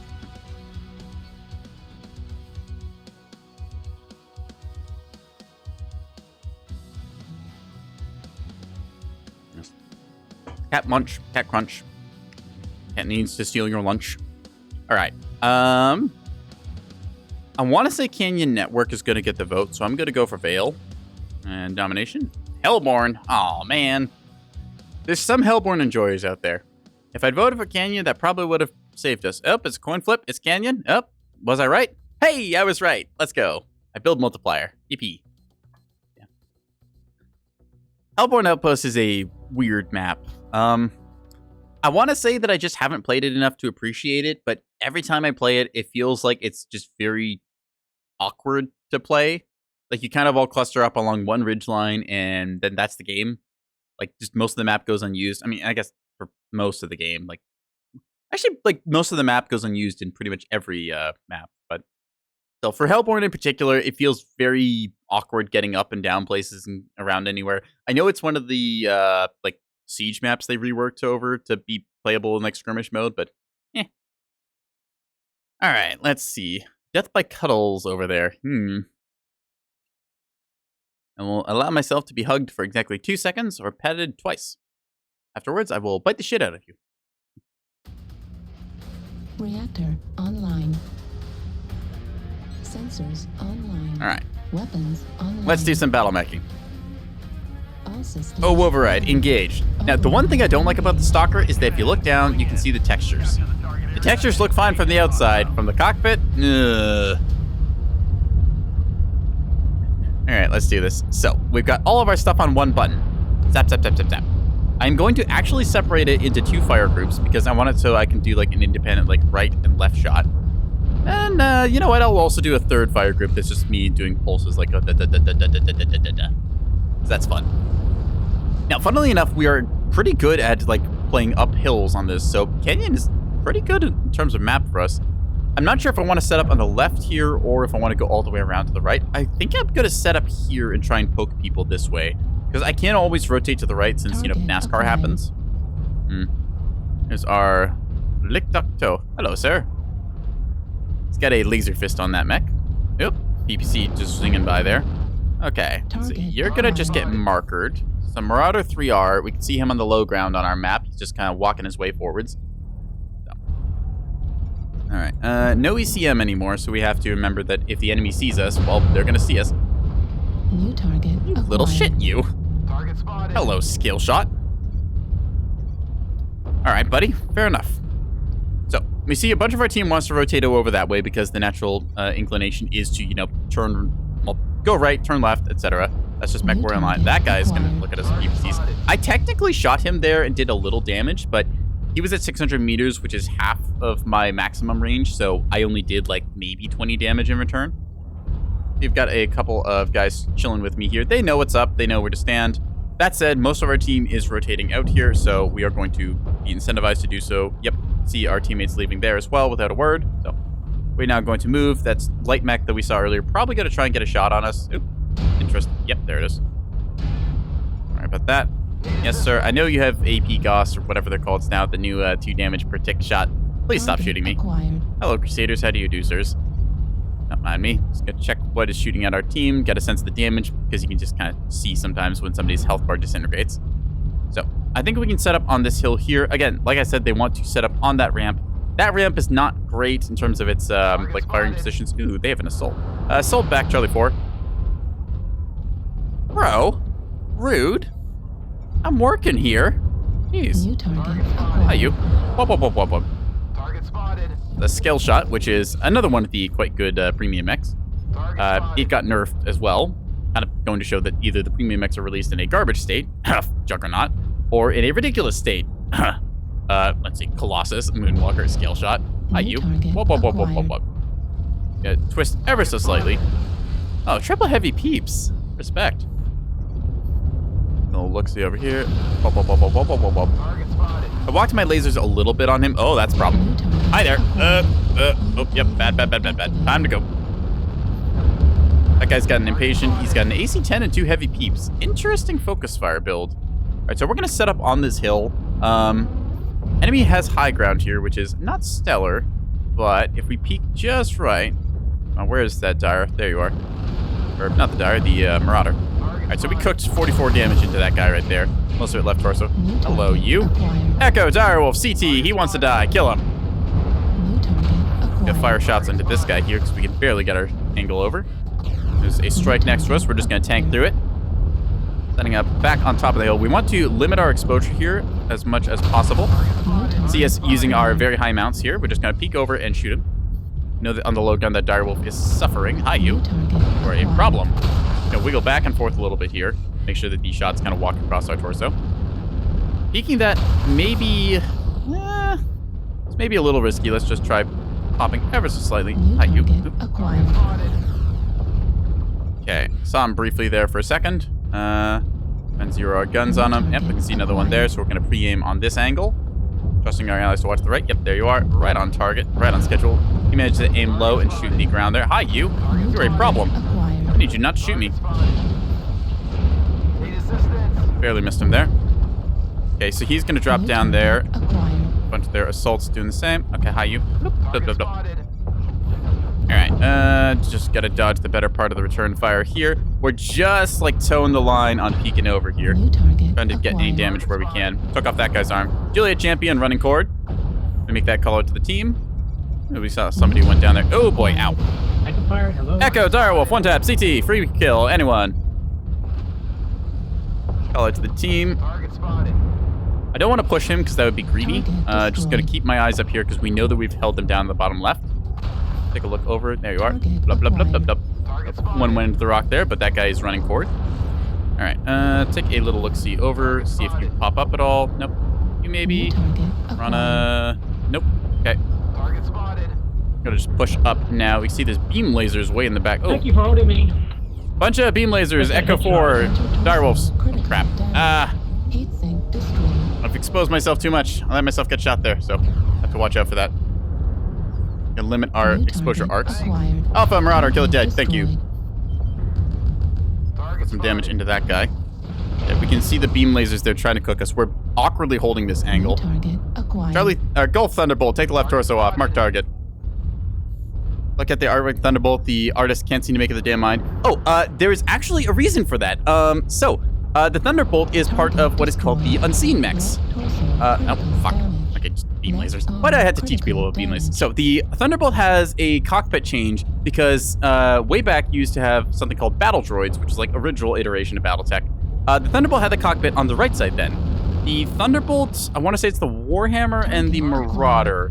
Those all had like some weird proprietary arts rights thing. There's a So second a bunch of direwolf them, that I they saw. had to change them slightly I to cannot make it fight so you them. could actually get them. I'm pretty And much so dead. what they did with the Thunderbolt was they changed the side that the cockpit is on. So that's why certain Thunderbolts, the cockpit is on the right, certain times it's on the left.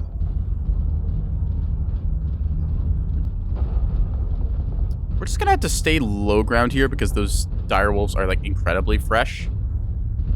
Yeah. I can't really push too well here. That guy's pretty low as well.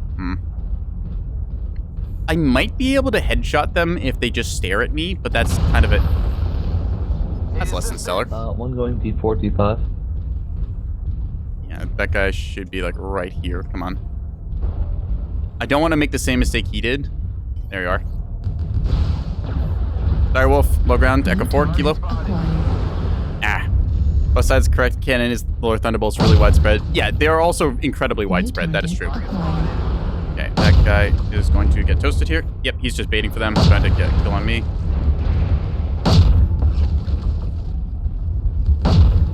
Come on, there we go. Okay, he cooked himself. So now it's even odds, which is less than stellar. I basically need to make sure these guys toast themselves. It's gonna be interesting here. Yeah. That's fine. Cook me. Okay. Yep. New target Arg. acquired. I can't cook this guy in time. Torso critical I messed up my damage. shot. We're gonna try and see if we can't get a headshot here. Destroyed. Nope, missed him. Damn, they were just super fresh and fracked a bunch of damage. Why did I have to teach people that beam laser builds can be done? I just ran into two guys doing the build I was just showcasing. God damn it, egg meat face. But yeah, god damn it. Like, I literally told people, no, this is a bad build, don't do it. And then I lose to two people doing the same thing. You know what? I'm fine with it. My exports are out there. Wasn't even you, should have been. Yeah. You know what? I mean, hey, just one damage shy of 800. We did some pretty good plays there. Our team just kind of got cooked because they had two direwolves that nobody punished for most of the match. Still, we punished them like hard going around that corner. Now that I think about it, they had like 3 or 4 direwolves, right? Like, let's check stats. Direwolf C, Ultraviolet. Okay, so yeah, they had 3 of them. Damn. You can throw a lot on a Thunderbolt and we'll be struck. Yeah, the Thunderbolt is the backbone of like most heavy mech forces in the inner sphere. It is one of the, it's not like one of the oldest, but it's up there in terms of age and just like, it's kind of the Honda Civic of mechs, really. Like Honda Civic, Toyota Prius, your choice of that. It's also Mazda 3 if you want like slightly more modernish. Yeah, there's just so many of them because they just kind of work. It's a decent build. It's got respectable range bracketing. I will say that it does suffer a bit of the 3025 issue where it's just got like a little bit of everything and that you would benefit by taking off some stuff from it. Like if you ditch the SRM2 and the machine guns, it's a kind of a better mech because you're not as much of a walking ammo explosion. Also, center torso ammo is just asking for trouble. But that said, Thunderbolts, like, they deliver 65 tons, standard engine. It's got 4.6 movement profile. It does its job. Yeah, I like the Thunderbolts. It's like a pickup truck. Yeah, pickup truck. That's a good example of it. It is there when you need the mech. It will deliver. It will do the job. Yeah. it is just a solid inner sphere like mech. And I mean, you can kind of have them hold the line similar to some assaults do. In fact, better than some assaults actually. Yeah. Thunderbolts. They are nice. Where is it? Thunderbolton. Yeah. We've got our lovely Tonka truck here that we described earlier. Oop. Oh, hype train. Yo, all right. Hi, Vivi. Woohoo. Okay, that's a lot of people. How y'all doing? What were you playing? Helldivers, right?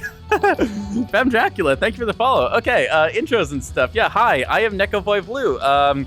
Vivi's friend of mine. We play Nebulous on Fridays and stuff, and I appear in some of her shorts because I am content, I guess. Yeah, anyways. Hey, everyone. Welcome to Mechwarrior Online. Free-to-play arena shooter based in the Battletech universe. Oop, big sippy. Okay, next zero. I'm taking a sippy. This one's for you, bud. Okay, so we're going a little bit from what y'all were doing. We were just talking about the Thunderbolts mech, which I'm going to show off here in a bit of its silly glory. This one's painted ridiculous, as some of my mechs end up being. We're just talking about how it's got an offset cockpit and how originally the copyright for it was the cockpit was set on the right side, but because that was patented under like Battle Droids or some, I think it was like Harmony Gold was the holding agency. Anyways, they had to change it for legality reasons, so then the cockpit got shifted to the left. This was justified in the lore by just saying, we don't really know which one it goes on either. There's so many Thunderbolts and variants and versions out there. It fits on either one. So it's just kind of the Kit Bash Lego kit. How do I say that? Crick Lyric? I'm not gonna call you Crick. Crick, thanks for the follow. DJ Pretty, you too. Yeah. Unseen Receipt. Yeah, the unseen mechs are really funny. Anyways, let's do a little bit of mech warrioring and whatnot. I feel like, you know what, let's do a Warhammer. Yeah. Hang on. Do we have? Yeah, this will be a good Warhammer. We got 4 snub PPCs in this, a jump jet, light 325 engine. Yeah, if any of y'all are Mechwarrior fans, I know y'all just came in here from another stream and that, but hey, if y'all have a build or something you want to see me do that's silly, go ahead, let me know. We're just going to load into quick play with this one. It'll take a quick second for us to get a match. Ooh, there's a lot of people all of a sudden. Anyways, Vivi, you still here? How you doing? How was your stream? Did you have fun? Was it a good time? Yeah. Just, alternative head for your action figure. Yeah, exactly. It's a swap over in how you build them. Yeah, it was great. Ah, that's good to hear. Yeah. I heard Helldivers got a update recently, and there's like a Spartan laser and I think a new machine gun or something for that. Also, apparently the robot war goes interestingly. Last I saw, they were fighting over a planet that sounded like it was named Timbit. So, now, I mean, the side of me that likes to, you know, occasionally get Tim Hortons is like, yeah, okay, I will fight for Timbit, but there's another part of me that's like, yeah, this could be better. All right, Search Warrior Online. So I hope y'all enjoy watching little spinny wheels go spin a bit as I ramble and rant about nonsense in particular. This has been a very smooth brain stream, so if you notice my IQ in the single digits, that is why. You liked an awfully jumpy pulse spot on tabletop when you did tabletop? Yeah, I will say this. It saddens me that tabletop doesn't translate as well into the arena shooter environment of Mechwarrior Online, but getting to play around with the different mechs and build stuff for it, I do like when I can get like something thematic, like this is a Warhammer, it's got PPCs on it. Granted, they should be in the arms and that. Yeah. Jumpy pulse boats though, yeah, like you get the bonuses to hit with them. Mechwarrior Online needs melee buttons. Ah, yeah. So Mechwarrior 5 does have melee, and it is kind of fun in that. But you have to remember, Mechwarrior Online is like over 10 years old now. They tried having melee collisions and stuff way back in the beta. I played the beta for this back in the day. Back in my day. Anyways, so way back when they tried that, they had it so if you rammed into other mechs, they would take damage, and they would also fall over. So it's really funny when like half the lobby starts up their mechs, walks into each other, and then falls on their ass. It was stupid.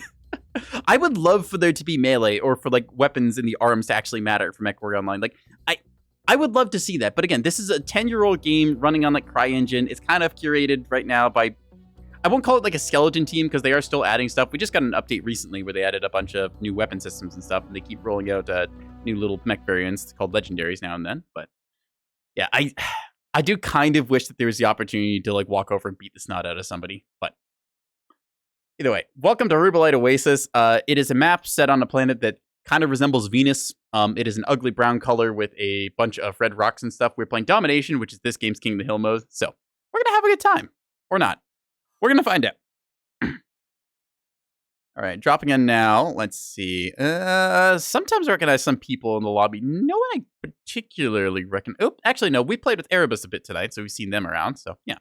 but it's loaded now. Anyways, for those of you who don't know, again, you came from Helldiver's stream, so hey, I'm just gonna give you the basic rundown. Mechwarrior Online. No, I will not run an ad right now. Thank you, Twitch. Inconvenience. Anyway, so Mechwarrior Online, typical mode is quick play, 12v12. You get to vote on game mode, you get to vote on maps. I think it is one of the best voting systems they do because they give you a selection of 4 maps and 2 game modes to pick from. And if you don't get the mode that you voted for, you know what happens? Your multiplier builds up. So now your vote weighs twice as much for the next time. And if you don't get it again, it now weighs 3 times as much. You are always guaranteed to eventually get the map and game mode that you want. And if you don't, then you've got your own little fun mini game of trying to pick like a 4 option, so then you can build up your multiplier. I wish more games would do this. Mr. T Anyways, would have a gold let's medal. hear Yeah, I'm golden back. and just kind of going off in alt chat there. All right, anyways, let's get into it. So there's the circle. We need to stay inside that for a minute. If we kill all the enemies, we win. If we stay inside the circle and they don't contest for a minute, we win. Most of the time, it's going to end in a slugfest. So I've got 4 PPCs that go bloop and go bloop. I can't fire them all at once. I have to segment them a half second apart, because otherwise I overheat. I'd count But that. we're going to do this. Going back to universe justification for unseen reseen. Think your favorite ones for the cartoon. Oh my god, yes. Okay, so for those of you who don't know, the Battletech cartoon is one of the best bad cartoons you will see. It is completely campy, like 80s over the top G.I. Joe kind of style thing, but it is in universe canon, as in it did not happen, but as in they made this as a propaganda piece to slander the clans factions in the game. It is hilarious that that's the justification they went with, because it's so 80s campy stuff. I love it. Like, if you watch it, you'll be thinking like, oh, why do people like this thing? And you guys, oh, right. Comstar just produced this to make the clans seem incompetent or silly. It's really funny. All right, we're gonna waddle our way up. You can see a bunch of our allies over there. Various shapes above their head represents their tonnage categories. We're in a heavy mech, second heaviest kind of class in the game. It goes light, medium, heavy, and then assault. Just kind of setting ourselves up here. Our guns are pretty close range. About 300 meters is our effective. We can hit out to 600, but we get a lot of damage fall off there, so we'll have to play that accordingly. I'm gonna marker this guy again here. All right, let's see some people. Ah, hi, buddy. Oh, we need to not be here right now. Oh, I have done an oops. Okay, we're just gonna chill here for a second because that is an Atlas, which is a 100-tonner and also one of the heaviest mechs in the game. So that is well, oh, that was a lot of these fire. 100-tonners are the max tonnage. You get anything from 20 to 100, so it's your choice if you want to go speedy or if you want to go with different flavors of DACA. Ow! Would you? Swatching over to our thermal vision there, just putting 2 PPC rounds down this guy's throat. Come on, peek me again, buddy. Wow, he actually did. You really shouldn't have done that. Alright. Are you gonna do it again? Or are you just gonna... Okay, that guy's gonna laser me. Fine, time to cross over. Hi. Time to not be here. Ah! Alright, so we are losing a lot of our mech very fast because we picked a particularly aggressive route here. India Banshee up there. Ah! Nuh-uh. Okay, we're just gonna hide in the hole here and hope that our mad cat comes down the corner and kills this guy. Okay? Thermal vision on. Pew! And then pew! Oh, that guy's lagging a lot. Okay, switch to night vision. Hi, buddy. How you doing? Goodbye. Hee Alright, the hole is good. We are just hiding here. It is fine. Nothing could possibly go wrong.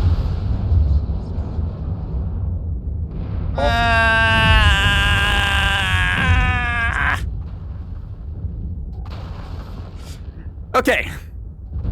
So maybe things could go a little wrong. Just a little. Alright, so the nice thing is, once you die, your mech is locked in the game though, so you can back out to the menu and pick a different one. In that case, we did a little bit of a silly where we pushed up and I probably shouldn't have been there. New target. That's fine. See our team kind of getting some kills. We're just going to exit out of this match because it's going to take a little bit longer to finish up, but we'll be back for some more Mechwarrior stuff. Okay, so here's what we're going to do. I was planning on taking a little break here, and then Vivi showed up and just completely clobbered me with viewers, so thank you. Oh my god, I love you all. Thank you for showing up in that. But we're going to take a little 3-minute intermission here, and then be back for more Mechwarrior Online. This lets me run a ad break so that nobody gets pre-rolls or interruptions and stuff, and it also lets me grab a couple more snacks. So, get on. Shut up, Vivi. At least it wasn't a beam destroyer this time.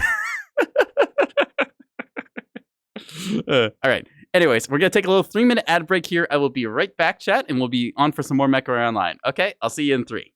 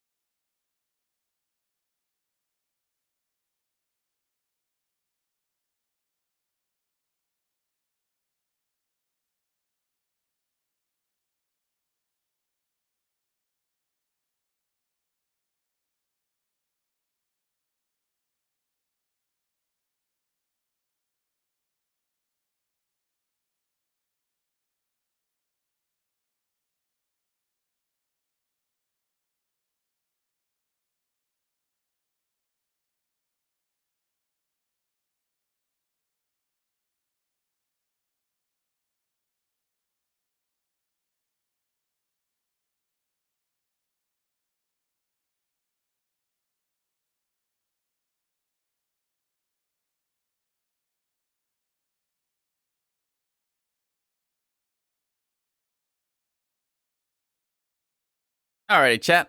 Snacks acquired, water break has been had. We are back in it. So the last game, we got a little bit of an oopsie done. Anyways, we're going to go ahead and load up one of the horrible abominations I created in this game. Behold, the OO Griffin. Why? Because psychological damage is damage stat 2. It might not be tracked anywhere, but it'll leave a lasting mark on your opponent. So, 3 MRM-20s, given that short burst duration. MRM-20s and MRM-30s, they're mostly interchangeable. We're going with the 20s in this case. If you look at 30s, you can get 2 of them for 10 tons each, so that's 20 tons. Or you can get 3 MRM-20s for 7 tons each. Note, 21 tons is a little heavier. However, all of these fire ever so slightly faster. It means you can get your missiles out and then quickly twist. Also, the cooldown is like 0.2 seconds faster. So, and the spread is slightly better. So, what is the OO mobile? Well, this is the Griff ball.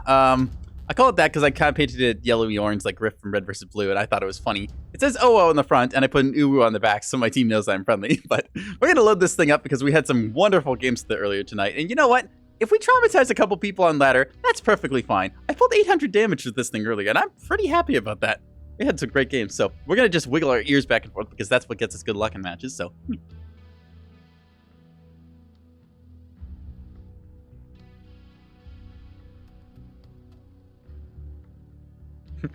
Have you ever pen and paper awode?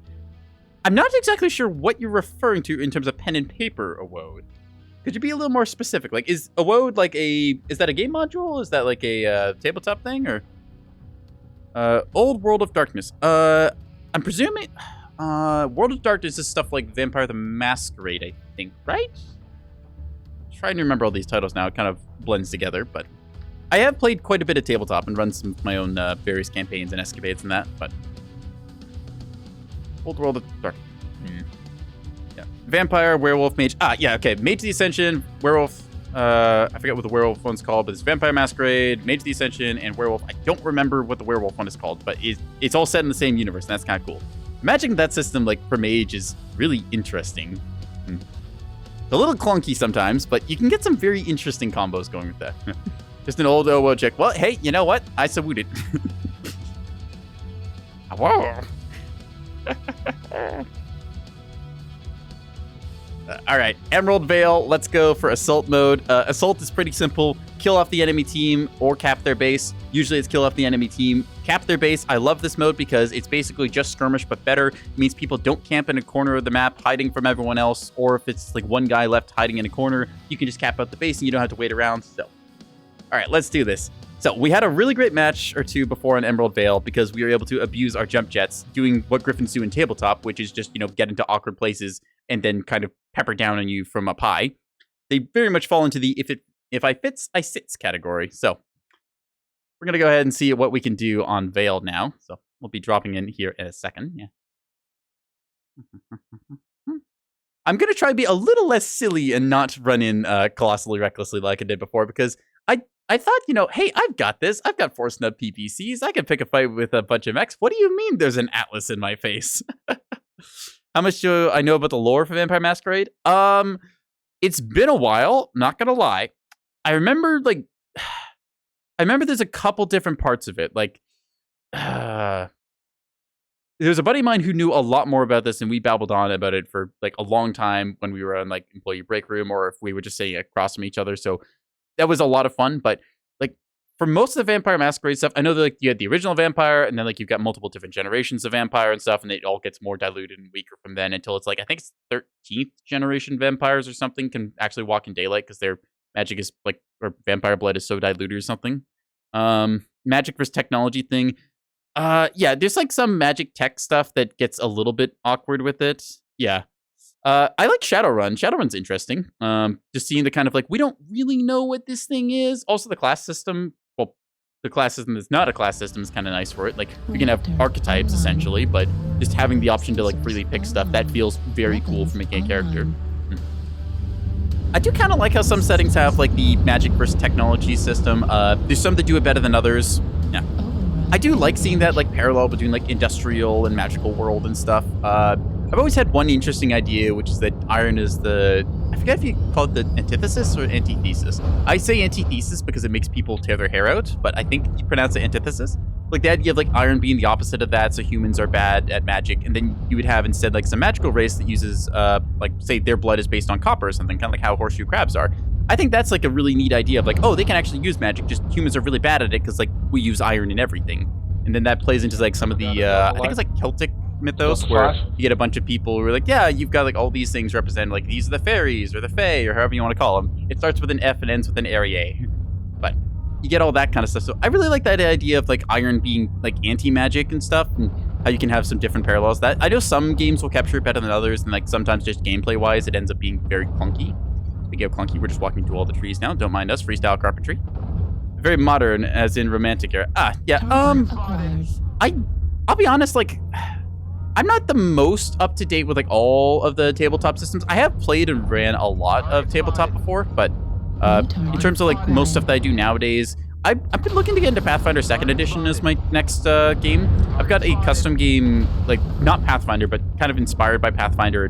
Basically just a mishmash of all the systems we like. Kind of that's been run as my weekly game. Also, I played 8.5e, but that's like saying I eat vanilla ice cream, so. Alright, just gonna marker light this guy for 5 seconds or so here. So our goal is to like to Pop-Tart along these walls here and then try and blast people, but King killed his brother, enables curse of vampirism by God, and a bunch more of the vamps all descended from him, then it appeared. Yeah, so like there's, yeah, the lore in some of these games is a little whack, I'm not gonna lie. So made a stat block basically just saying you lose. Yeah, I'll be honest, I do kind of like when somebody's stat block is just basically don't bother. Like, if you're fighting this person, you have already screwed up. The stat block exists for the purposes of saying, like, how much they have on, like, a persuasion check or something along those lines. Hello. Okay, so that's a warlord, a warlord named Mr. Pipes. Okay, he's got racks in that thing. That's interesting. Rotary autocannons. Very good if you want to stare at someone, but you don't typically want to do that in Atlas. We're just going to cut across this line here. Oop. Try and fire as we go. Miss every shot, but that's fine. We're going to go over here to reinforce this flank using our jump jets. Eat some large laser in the process, but that's okay. We're going to Pop-Tart up here. We've got about 500 feeders. Yeah, 500 feeders of effectiveness. Ow! Jerkwad. The way to beat Lady Pain is a tea party and a good set of arguments. Yeah, exactly. It's like, there's some things you just... Like, if you give the option of, like, depleting a health bar in a game of tabletop stuff, people are going to take the I'm going to deplete the health bar option and stuff. Okay, I clipped that guy's leg a little bit, but this corner is kind of awkward here. Yeah. I do like when they have a problem that's like, you don't win this by fighting in any practical sense. Is there a guy back up? Yeah, there he is. Got Gauss rifles way in the back. Way in the back, Charlie 3 Charlie 4, you got a guy with Gauss rifles sniping. Watch your heads. All that. Hello. Just gotta poke that guy there. Hi, Mr. Mad Cat. Excuse me. Bloop. He wants to shoot us with missiles. I'm gonna shoot him. Come on, buddy. Peek me again. Kilo, Warlord, wants to die. Shoot him in the face. Correction, shoot him in the left torso. Just gonna cross over here. We can see our light mech up there doing annoying harasser stuff to them, so we're just going to run over like so. I called the shot on this guy, and we're gonna go for it. Jump jetting. Okay, he's a stick, not a threat. Go on, bravo, Marauder. Gonna jump ourselves up a little bit more to get one last shot. Oop. Just quite a few. Oop, that's a beam spammer. Okay, very cool. Gonna put up a UAV here so that we can see around the corner. I will talk to you in a little second here, Chad, as things have just gotten a bit spicy. We've all stacked up on these corners, so I'm gonna jump up high again. Switch over to vision like that. Oop. I was still jump jetting, so my shot went a little bit wide there. Don't mind me. Okay, we're gonna... Okay, that guy cooked himself, which is fine. This Kit Fox here is all missiles and stuff, so we're gonna shoot him in the side like so. Bloop, bloop. Okay, our right torso is pretty weak, so we had to guard that. Gonna peek over this and see. There we go. That Marauder is missing his right side. Our right flank should be secure. Check this side here. Yep, and clear the line of fire. Thank you. Hit him in the back. I'm gonna go for this guy with a crit shot because he is super stripped out.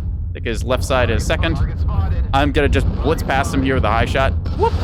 Okay, he's a stick now, not really a threat. That Stone Rhino will be a problem, though. We're just gonna go ahead and get behind this guy if we can. Uh-oh. This might hurt. Hi, buddy. Okay. Go drop down here and then come around on him again.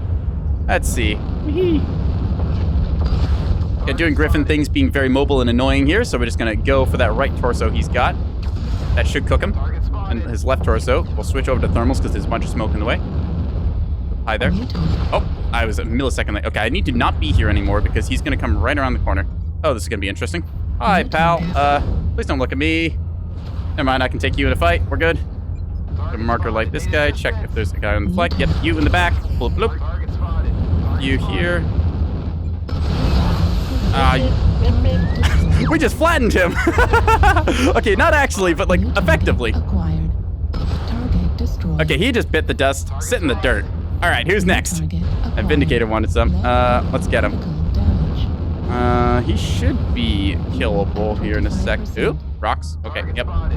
Man, Emerald Vale is so much fun when you have jump jets.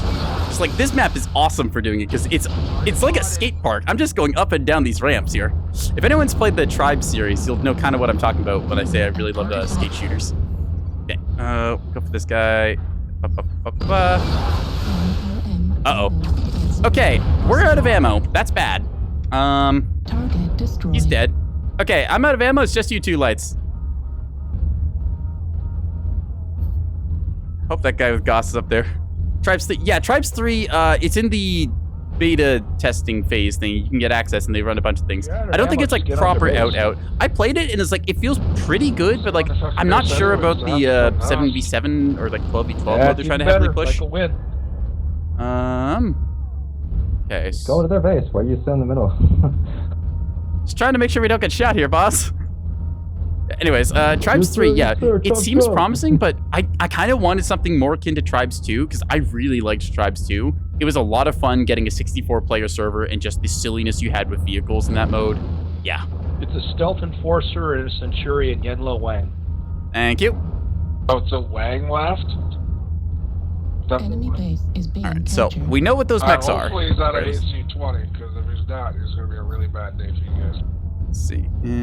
They're like pretty wounded, 51 and 37. It doesn't show us their paper dolls. If you look in the bottom left corner of my screen, that's the paper doll, as it's called. It just shows you the distribution of Enemy armors and base stuff. is being captured. Right, so they are probably going to try and shoot us first, because we're, you know, the big one. Also, we have OWO painted on us. Don't mind me, lads. Just going to take the long way around here. Boop, boop, boop, boop. Meowdy, gentlemen. Enemy base is being captured. Just going to chill here for the moment, I guess. How do you do, sir? Really? 2 OWOs? Not just an OWO. It's also an UWoo. Enemy base is being captured. Oh my god. Airstrike on you. Ah! Protect the goddamn ammo. Target acquired. I don't have ammo. I will distract him. Destroyed. Remember Protect the guy me. with it. Careful, bastard. AC-20 snub build. Enemy That's fine. base I can is tank being this. captured. Just cap him out. Target spotted. Center torso critical. Countering damage. ECM. There's a ghillie on me. Remember me. Get behind him and get him on this way. 710 damage. You know what? That was worth it. Let's see if we can win this one or not. New target. Like, Push Jenner, save him. Get No. heavy lasers, Gauss rifles. You just need to hit the right torso here and you can get it maybe. Yeah, the Yang's going to do some tons He's of still shit. fresh. Maybe he doesn't have ammo. Chester double L's Focus the here. Yang. I don't think the Enforcer has ammo. Center torso Maybe he critical does. damage. We'll see. Right torso. It's gonna be sketchy. Use that cool shot. Hell yeah. Heat sink destroyed. You got Yo, this. so close. Go, come, just a little got more. this. No, he's like, no. Ah, GG. That was really close. Try. That was a great game. I had a lot of fun doing my old jumpy around bits. If I just had like a little more ammo there, but I mean, we did use it, so. 710 damage. Pilot skill rating go up. We take those 5 component destroys, 1 kill, 8 assists. Yeah. How much did their ghillie get anyways? He only did 279 damage because like it's a single Gauss rifle on a 55 tonner, I think, so it's not great. Again, the Wang again just being like the one person alive. So hey, I will take a loss like that. That was a damn fun match. I wish all my matches were like that. Yeah, going back to like Tribes 3 and stuff, I respect that they're going for like kind of a more I want to describe it like a hockey team style where it's like you get 7 people. I guess hockey team's like 5 on the ice, but 5 or 6. Oh god, I'm blanking. It's 6 on the ice, right? 3 forward, 2 defense, and no, is it 5 or 6? Wow, I failed as a Canadian. Oh my god, I just completely blanked on how many people you have on a hockey team. It's like 5 and a goalie, right? Chat, help me. I'm failing as a Canadian. They're gonna take away my permissions. I won't be able to have maple syrup anymore.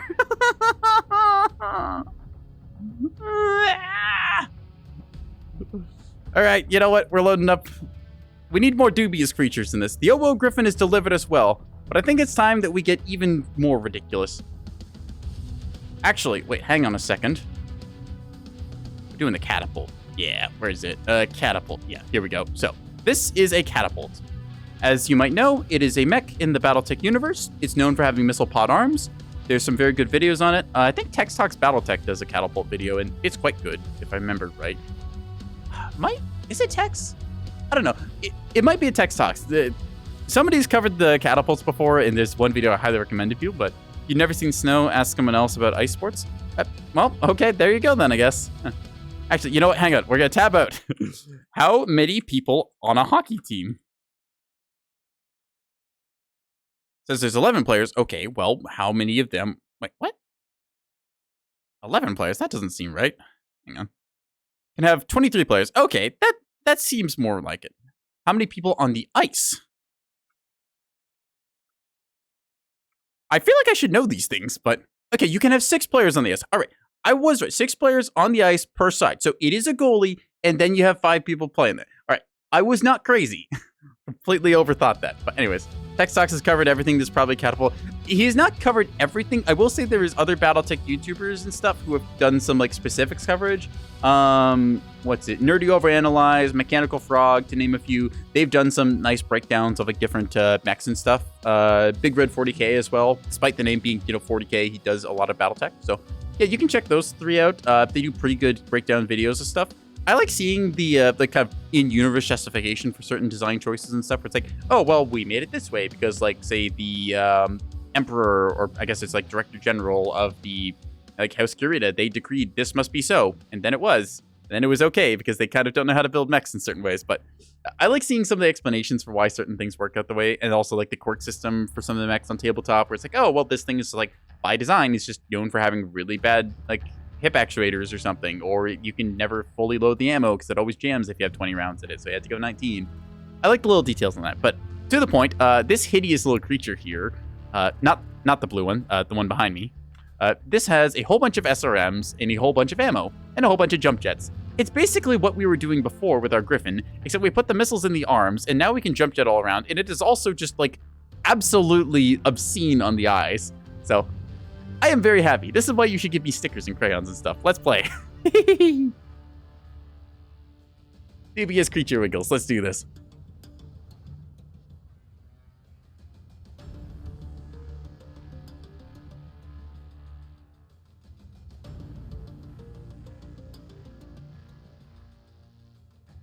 And you have to remember, it's a rule for Mechwarrior Online. No tramp stamp? No. Okay, we do have mechs with tramp stamps. The problem is, I ran out of stickers. You can only have 8 stickers on a mech, so I had to make some sacrifices, okay? I had to write OO on the front, UWO on the back, and then I had 2 stickers left, and I couldn't think of anything smart, so I just gave it these 2 big pink eyes in the middle, and that kind of worked out. Yeah. That said, I do have a Cyclops that has sexy written across the back, so, I mean, you can do it. Paintable surfaces are a little bit of a pain in this game, but, I mean, hey, it's like, it sort of suffers from, like, over-detailing, if that makes a sense, like, all the different layers, like there's a whole bunch of little doodads and other like interesting little bits and pieces on it. You just don't have very many flat surfaces for you to like stick decals and stuff on, which is kind of annoying because I really want to like put more stickers on my mech. Just they look good from one angle, and then you like twist like, say, I don't know, like 10 or 20 degrees, and then it's just like horribly like warped and warbled, and you're like, oh, that doesn't look good. Enemies should never see your back in a splat. The tramp stamp is redundant. Yeah, I mean, that's kind of fair, but my team also has to know, like, there is a sticker that says wide load. I have put that on certain mechs. It's on a couple of my assaults somewhere in there. Assaults being the 80 to 100 ton category. So yeah. There's also a wonderful sticker that I put on my splat builds that says, if you can read this, you're too close. I put that on the front and the part of the mech where it's going to be right up in their face. It works beautifully. All right, let's do this. We are into a match. Anyone we recognize? I think we saw Titus Q around. Looks like the 42 guys are grouping up together. Do we have a group? Looks like RDRG, BP. Okay, so we got like 2 pairs, most likely, and they've got a 3 stack, so that's fair. Yeah. I take a big sip of your water here. You should take a big sip of your water too, chat. Stay hydrated.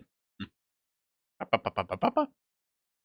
right. Mining Collective. So this is one of the close quarter maps in terms of just like general gameplay. It also benefits us because we have jump jets, and there's certain angles on this map that you can take a lot of advantage of if you have jump jets. So let's go and see what there is to see. Reactor online. Sensors online. Weapons online. All right, wiggle the stick for good luck. Let's get to it. All So, systems number 1, we're going to online. avoid our warranty by engaging the safety overrides. Normally, the mech is supposed to shut down for 5 seconds if you go over 100% heat capacity. We say whatever, and we're just going to burn it a little bit. We can do that as a treat. Anyways, we run at a blistering 80 kilometers an hour, which, I mean, for a 65 tonner is not bad. Granted, there's like faster mechs. I mean, basically everything on clan side just has XL engines and goes stupid quick. See the guy to our right there just kind of wiggling about. It's a charger, which in the lore is a incredible joke, and in the game is less of a joke because it actually works decently well in Mechwarrior Online. Like, it's got laser mountings that are not terrible. It's got a lot of armor quirk. It's got a speed boost as well. Kind of a good mech. It also has like a 70% reduction in cooldown for your small lasers. So like if you put like 7 small lasers on it, it actually kind of performs. There's this guy over here is a Warthog, which is a special version of, I believe it's the Adder. Oh, look at him. He's like looking at me. He's like, what the fuck are you? DSM charger with an axe is absolutely no joke. Yeah, the charger, when you commit to melee with it, is terrifying. Because it's a mech that goes far faster than an 80 tonner should. Like, it's going at a 5'8 movement profile. You little shit, you. Come here, you. You're gonna have a bad time in a second. All right, he manages to get away. Does everybody want some? All right, fine. Yeah, I'm just gonna like not engage you. I'm gonna pop a UAV so I can see where you're at. Come on, try me.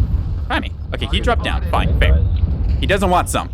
The cooldown small lasers give them higher DPS than X-Pulse and a 1A1. Yeah, it's ridiculous the DPS you get with those things. Who's high there? Hee I took out like half his weapons with that. Actually, I almost killed. Is that a small child? I thought I heard a small child. Okay. Anyways, so that's going okay-ish there. New target Free real estate? Free real estate. I don't care if it's the right play or not. I am going for that guy because he's doing the cheese where you hug the wall and it makes you like ridiculously high up because you can kind of do that. This Arctic Wolf knows what's up. Yeah. We're going on that. Need assistance. Target spotted. All right, let's see. Echo Jagermech there, yeah. Jaeger on the back wall. We're going on him. Yeah, we on it. Yeah, see, just went in there, ready to watch out for him. All right, so let's see. Yeah, he's just trying to like stay up there. He's got respectable aim, but as soon as we close to like 250-ish meters, we're gonna just blast him. Target spotted. So hit the legs, Echo. Next. Come on, buddy, show me your leg. Whoop. Okay. Jaeger's leg. Yep, on his leg. Thank you. Got him. What was a small one? All right, let's get him. Be sure to stop them. It's kind of nice reminding myself that like kids play games. Oh, ah. Thank you, guys. Now we have to like correct the fact that we kind of left a lot of our team behind to kill that. We did overinvest tonnage, so maybe I shouldn't have gone there. Oh well. We will double back and proceed to Glompy Womp a couple of opponents here. Let's see. Who is shootable? Delta Grasshopper running cord. Ghosty Gaming, thank you for the follow. Welcome to the stream. All right, what are we shooting at? That could be a problem. Okay, we need to 3 to 9. Ah, crap. Okay, so it's like we just got rolled here. Yep, this is the downside to mining colony. This side of it is not great. Hi, buddy. Please don't see me. Please don't see me. Please don't see me. Target spotted. Oh. Oh dear. Ah! Take it back. That boy in distress. You. Wop wop. Well, we weren't gonna win that anyways. It was 3 to 9, but still, we got some silliness. So that's the downside to mining colony. I feel like the one side of it is just heavily stacked. Tramp step would have worked. You know what? You're right. They would have seen the tramp step, but instead they saw the ooh on the back of the thing. So. 3 to 12, not much you can really do about that. We had bad position for that. We did manage to get the cheeky kill on the Jagermech in the far back, so at least we punished that, but it was an overinvestment for me to run after that. I probably should have stayed close and inflicted a little more. Still, we don't lose any pilot skill rating. Got to kill most damage dealt. You know what? We will take it. We'll go on and queue up again and have fun to the next one. Okay? Don't get hung up by losses. Just focus on what you can do to improve and move on from there. Yeah. All right. Big sippy time.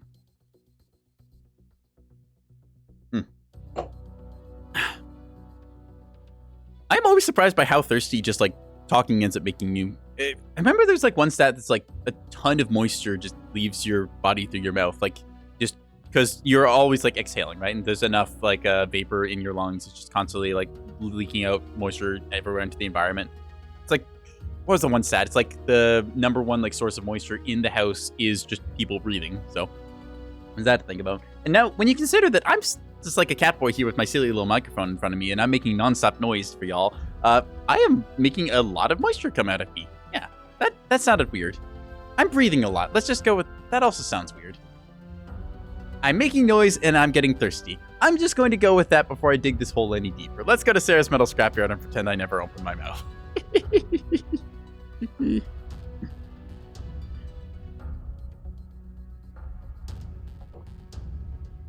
Remember, gamers, the smoother your brain, the easier it is to fit your foot into your mouth. And then you can try and walk with it.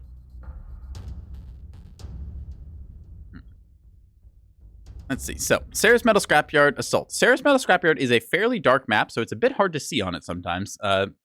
If you try and like hunt a stealth flea on this mech, just give up. Like they literally just do the like peace sign disappear gif. They're just gone. You will never see one of them unless they like hang out in one of the little like fog rivers that's on the map. So yeah. That said, I do kind of like it because it's like atmospheric. It's got this kind of like whole spooky dark vibe to it. So yeah. All right. Let's see. Anyone we recognize around here? I don't see anyone from the last games. Oh, hey, there's this guy NekoboyBlue in that. Smoother brains think faster because they're more aerodynamic. Yeah, exactly. See, it's aerodynamic. The thoughts and enemy fire just like slide right off of them. No, we're gonna hit him with the 007 salute. Yeah. I also like to think that like some of the smooth brain gaming I'm doing here in description to what I do, some of it's helpful to someone out there. Maybe, perhaps. I am just like, you know, Mechwarrior's silliest little cat boy here trying his best to like do something for edutainment, but here we are. No thoughts, only stompy. Like, yeah, exactly. I mean, sometimes I do just go and make little stomp noises because the mechs are kind of fun when you hippity hop around with them, but they're saying this is just a simulation. I mean, sure. It's a simulation. Yeah. Those are simulated drones on the enemy team. Yes, we believe that. All right. Override. Engaged. SRMs. Locked and loaded. We are down here. They are up there. Let's go figure it out. Whee! I will also say that just looking at the map, this reminds me a lot of, I don't know if anyone knows this game. Has anyone here ever played Battlezone? That's kind of an older title. It's from like 1997, 98, kind of like there. It might actually be like 98, 99, but this was a game that I played a lot when I was a kid, and I really liked it. The Moon Bio Metal Tanks. Yes, exactly. Thank you. Somebody knows what's up. It's not just the arcade game, although I have played that too. Yeah, like the map reminds me a lot of that, and I get really bad nostalgia for it. I kind of wish there was another game like it because it's a first-person shooter RTS, and it had hover tanks, and it was just really interesting at the time. Yeah, I liked it a lot. Affirmative. Just looking at this map reminds me a lot of some of the maps from that one, so What you got? I may have a slight bias towards Ceres because of it. TA Spring had first-person RTS. I don't know which one that is. I know there's a new game called Silica that's kind of in similar vein, where you've got like RTS combined with first-person shooter. There's other ones like, what's it called? Natural Selections 2 was another title where you had like one person as commander, and everyone else was basically RTS units. Oh, that's a lot of them. I'm getting a shot here in a second. Yep. Beyond All Reason should have it in the code. Beyond All Reason. That'd be interesting. It's Balanced Annihilation Remastered. Okay. Yeah, I know what bar is. I said, Target acquired. it'd be kind of cool to like see the first-person mode just for more games. Like you have a lot of people just like playing the first person. you got back do there, a little Argo? bit of the real-time strategy. Stone Rhino with beam lasers. Did I do this? Yeah, Chat? I Is saw this my that. fault? Did I teach people you can fire like 6 beam lasers at once and You're just not- everyone did they went out to notice their you? 100 tonners and did this? Oh no. I'm seeing more of this. What have I wrought? It's probably not just me who's doing this, but like I showed it off earlier in the stream. I was like, hey, this is a cool thing. Maybe you should try this. And now people are doing it, and I've lost to it before. Ah, that's a wall. Alright, Stone Rhino 1s. See all the beam lasers there with the white beams. We're just going to be running around trying to get a good angle here. kind of gonna drop down here and then see if I can't cut closer. New target Hello, what are acquired. you? You're a catapult. Okay. You're a splatterpult. All right, you know what? I respect it, buddy. Are we really gonna do this? UAV activated. There's no way, right? Like, yeah, he's breaking off. He knows that I'm a splat build and he took his 2 free shots and then dipped. Fair respect to him. I salute you, fellow catapult, but I am going to kill you. Because if he just, like, YOLO charged into me, then it would have been free because my weapons are just better at the ranges we're doing. Okay. He's there. He sees me up here, so he knows. And because I know that he knows that I know... Wait. Because I know that he knows, and he may know that I know that he knows. We're going to see how we go about this. We're going to keep him marked and just try and close in. See a bunch of the combat is already engaged. It's 1 to 2 right now, but Hey, yeah, this guy's trying to run. Catapult. Yep, let's get a Julia catapult. He's Get him. looking at me. He's looking at me. That's why I'm just hiding. Get him. Sorry. I don't have the armor to tank you. Don't worry, dude. I do. I'm right behind you. He's got a new zeal with him. He has a new zeal with him. Copy. And Go more. time. I'm coming. I'm hopping over this hill. All right, let's fight on the far side as well, where you guys are at. Don't push the catapult. I'm pushing the catapult. Don't overcommit. I'm bigger than him. He's getting help. He's getting help. Don't overcommit. Yeah, he's got 3 more coming. He's got 3 more coming. We need a bit. Left torso critical. Just Kill the run catapult. away. No, just run away. Kill the Stay alive. catapult! You're fucked up, Nico. We may have oops on the catapult. I had to assert dominance. This guy calling USA cheaters? What? You're calling cheats in a game that's like 10 years old. And this is gonna be another down, dude. God dang it. Idiot. I'm an idiot. Sorry. I had fun, but Acquired. was that the right call? Maybe. I don't know. told Juliet Could it we was have rolled gonna him? be Possibly. Did my shots kind of go wide? Yeah, probably should have aimed for his legs. Oh well. Was funny. You see that? What the? Yep, I know how. I'm a What is that fucking guy's phone. cursor sensitivity? Like, do you see how fast that guy's like swinging back and forth? Destroyed. I mean, he's like really zoomed in, but I had to assert dominance over the enemy catapult. It was a matter of pride. Fair enough. I don't know what this guy's on about, but Arr.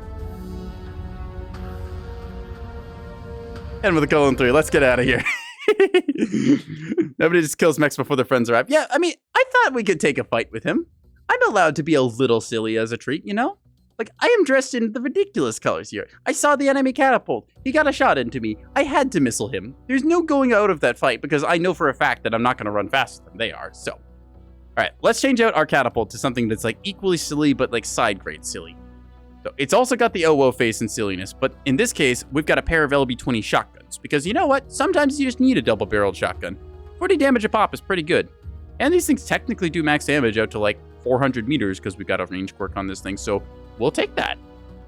Let's be silly. Ha ha ha. Hello. Welcome to the chat, Kakia. I think that's how you say your name. Yeah. We do silly things on this channel sometimes. Oh, hey, Crystal. Glad to see you back too. All right, the Awoa Pult will live again, now with shotguns instead of SRMs. Even though SRMs are kind of more like the classic video game shotgun, but don't question it. We're using actual shotguns. All right, let's go Terra Therma, because that's a fun map, and Assault. Probably ending up on Ooh, River City all of a sudden. Just like, you saw that fast chat. It's like, we vote Terra Therma, it bumps up to Tourmaline, and then just everything over to River City. Oh, now it's toss up. Oh, back and forth. Go, go, go. Oh, maybe Tourmaline. We'll find out. Tourmaline, last second upset. Pretty even votes. All right, Tourmaline it is on skirmish. There you go. Yeah, meow and oh, woe to you too. Yeah. We're on some real silly hours right now, so we may have synced. We'll find out. Huh.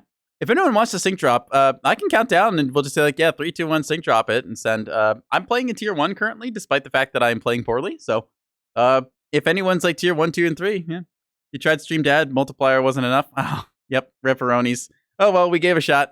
We'll build it up for next time. That's all.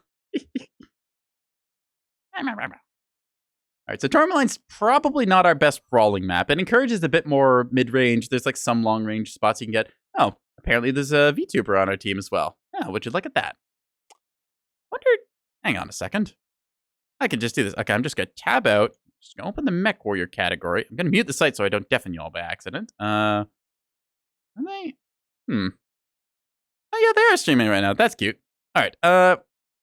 Go pop into their chat and say hi to them, and just like tell them that I said hello. Yeah. They've only got like one viewer right now, so go be friendly, chat. It's like pop over there, say hello, and tell them good luck in the game. We'll have fun with it. We gotta encourage our fellow VTuber in this, you know? Yeah.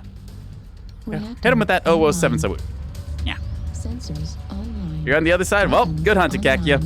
If I shoot you in the face, I'm not sorry. All systems And nominal. Ghosty, you're in here too? All right, let's do it. Yep. Here's the list of peoples. It's a thingy. There's Kakia. Let's do it. Where's it? Ghosty, are you in here? Yeah, there you are. All right. You two have fun over there. No. Are you E-famous now? I don't know. You could be a little E-famous. Oh, yep, there's Supernova doing the same beam laser thing. I swear I've seen like more of these since I just offhandedly mentioned it early in the stream to like 8 people. I'm like, yeah, you can like sync up like a bunch of beam lasers. You just have to space the firing by like a half second and it works. And then you get people who just microwave everyone with 100-tonners. We might have to start running that. I mean, I don't think that's necessarily good because it requires you to stare at somebody for a while. But if you have 100 tons, you do have some armor you can bleed, so yeah. All right, oop. We had a disconnect. Who was it? It was a commando. Okay, they'll be able to get up to the front in time. Damn, that Victor is damn fast. Stone cold, even. All right, let's see. So Death Valley's over here. It kind of lives up to the name. You go there if you want to die. Sometimes the push out of it works. Sometimes it doesn't.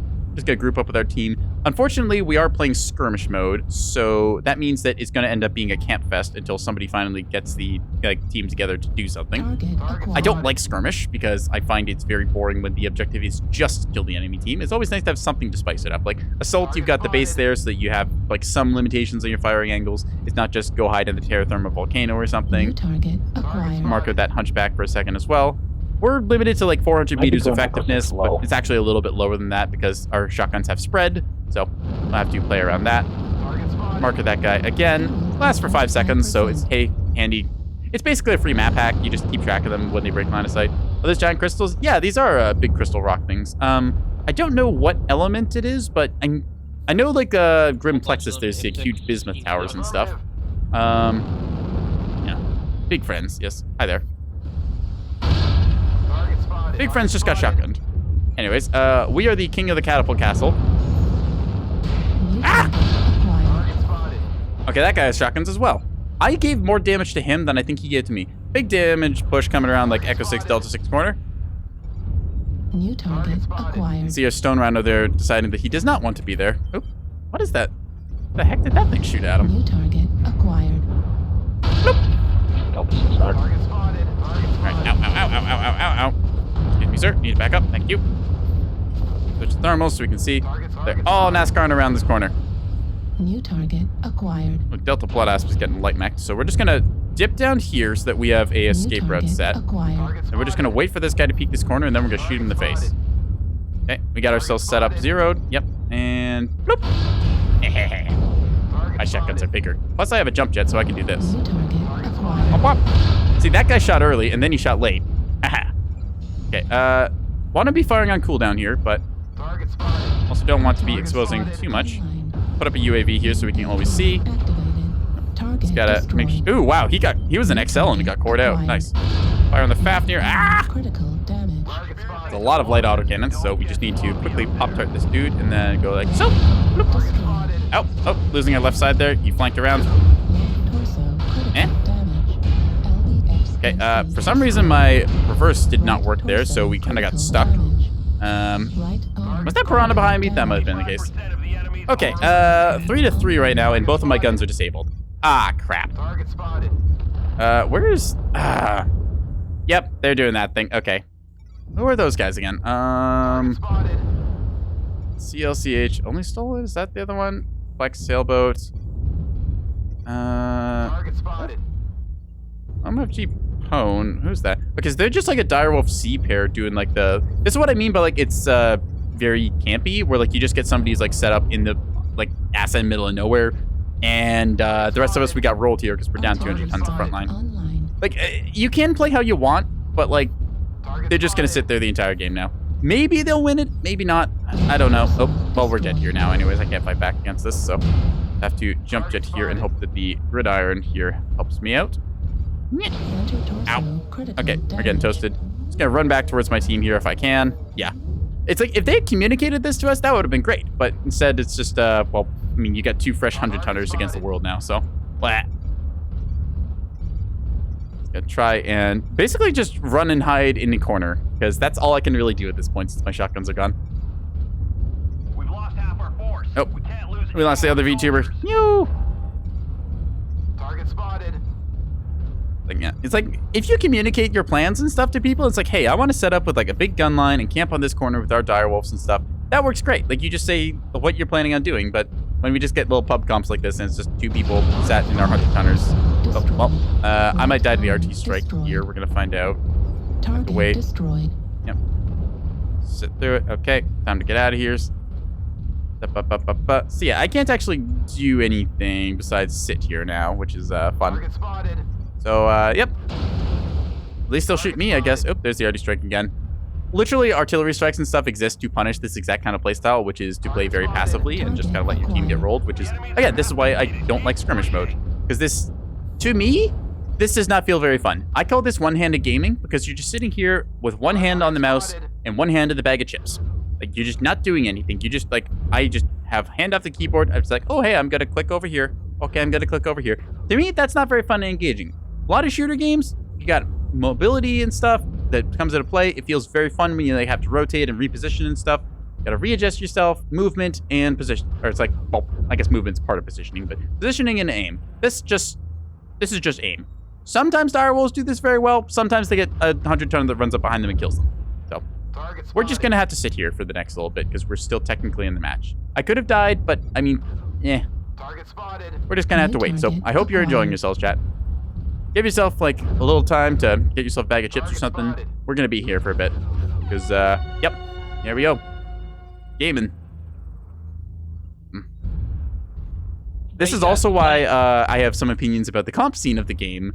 Yeah, let's see if Blue Laser play up. Yeah, because the comp scene of the game, they're very much like a lot of them in the fan of the I want to be a big gunline mech, where you basically just sit in the corner like this and then just click on enemy dudes and that's it. And I had to say that for most players is boring as hell, because I like brawling a lot and I think brawling's really fun versus just basically role-playing a base defense turret. So, meh.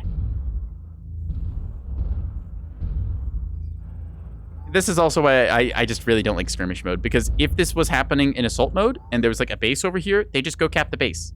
And it means that you're like, the position on the map actually matters. Instead, you're just encouraged to basically do this thing, except if the enemy team does it, then it's like, okay, you just have 2 people sitting like 2 kilometers away from each other. They can't actually hurt each other, and then you're just playing the waiting game for everyone to actually queue back up again. And the thing is, I could go off and die right now, but if I disconnect early, I'm actually punished, even though I can't do anything right now because I, punched out of a match early. So I'm just, chilling. And this works because in pubs where you just get 2 people queued up like this, you just kind of sit in the corner, and it's a little bit boring. Yeah. I'd much rather brawl, but, well, here we are. Gaming. Now, because we have a kill up on the enemy, we just have to sit in the corner for the next, 7 minutes. Yeah. I'm sorry, chat. I really don't have any interesting things to say about this. I just find this kind of gameplay style to be incredibly boring, and this is why I want skirmish to not be a thing in the game. I think skirmish is the most boring mode. Like, give us assault mode, give us bases, make the map matter instead of just finding the ultimate camp spot. It's just boring. I guess we just chill here. Like, yep, got the spot. Never gonna leave the spot. How do you do? Just, I'm a stick. Blue laser gaming. The other thing too is like, even if you peek your head for a millisecond, blue lasers are instant and they're super long range. And I'm actually going to set my soapbox up here. 2 dyers march to the far corners in avant-garde approach to see if they can look in all the directions. Yeah, it's like this. Normally what happens with this is that it's like normally this happens and it's like these 2 guys left against like 10 players on the enemy team because we were down 200 tons on the front line and nobody communicated it. So it's them against the world, and then they die doing this. In this case, we brawled enough on the front line to wound stuff that they didn't just kind of trickle piecemeal in and ended up fighting these guys, and well, one of the dyers just went down.